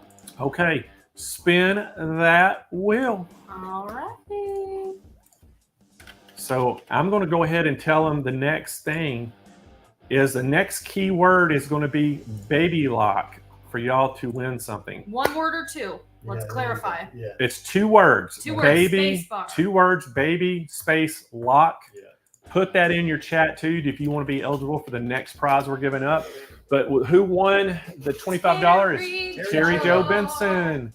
So congratulations, Terry Jo. She's watching today from YouTube. So Terry, we need you to go to smplive.tv, scroll down toward the bottom of the page where it says claim my prize, fill out all that information completely. As soon as we get that, we will email you back a gift card code, and it'll take $25 off your purchase at checkout. And you have 30 days to claim that prize.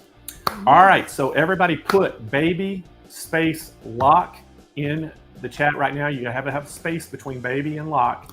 Put that in your chat just like you see it on the screen right now. And that's going to enter you a chance to win a baby lock zest sewing machine. Ooh, there it is. Are we ready? Ooh la la. There's a lot of chat coming in, Kennedy. Oh, There was a lot. you know it, Blaine. All right, You here's know for the it. zest machine. Kennedy, spin that wheel. Someone, I think it was Sharon, commented, say baby lock or sing baby lock like how you sing baby shark. Kyle, you know. Yes. Rachel Graham is our winner. So congratulations, Rachel. You just won yourself a baby lock zest sewing machine. She's watching today from YouTube. So Rachel, what we need you to do is go down to smplive.tv, scroll down toward the bottom of that page where it says claim my prize, fill out all that information, hit submit, and once we get that in, we're going to ship out your brand new baby lock zest right to your doorstep, and you'll have a brand new sewing machine. Yeah. All right, the next keyword that I want y'all to put in is Serger. The word Serger, Serger. Well, I gotta put it in here on my end. All right, so but while y'all are doing that too, we're gonna give something else away. We're gonna give another sew mat away. Just randomly, if you even chatted early this morning, you'll still be eligible. So Kennedy, Yes. spin that wheel. Oh, that's Blaine. That's That was not me. the wheel. Don't spin me. So anyway, the next keyword is Serger. If you want a chance to win a baby lock Serger, here we go. This is for the sew mat, Amber Myers. So congratulations to Amber. She's watching today from YouTube. You just won yourself a sew mat. And how to claim that prize, go to smplive.tv. Scroll down toward the bottom of that page where it says claim my prize, fill out all that information complete. And most importantly, in the notes section, you'll see, put in what color sew mat you want, what size, and when we get that information, we will ship it out. You have 30 days to claim that prize.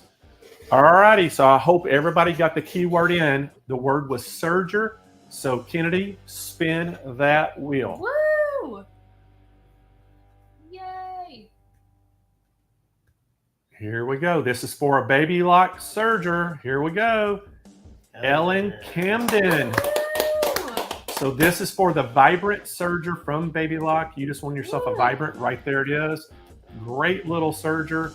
And we need you to go to claim this prize. We need to go to smplive.tv, scroll down toward the bottom of the page, and fill out all that information. Put the winner's name back up there again, just in case they didn't see it. Oh, Kennedy. yes.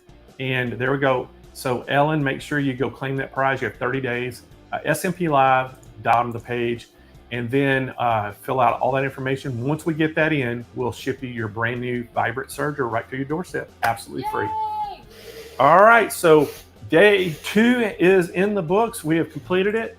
thank y'all so much for joining in today. We hope that you're enjoying the show so far. Tomorrow, again, it's going to be a brother and Janome in the house. We got another great lineup. We got some more prizes to give away, and we're going to get to see the finale of the Serger Challenge with Joanne, and Candace will be here tomorrow, and Candace is going to talk a little bit about her journey through it, and then Joanne's going to reveal what she ended up making. So I'm anxious to see that, but y'all put your guesses in the chat too of what you think Joanne's going to make, and hopefully you'll get it right. I've kind of got my idea, and I'm going to guess Kennedy, Kyle, and myself in the morning. We're going to give you our guesses of what we think Joanne's making, because she's kept it from us too.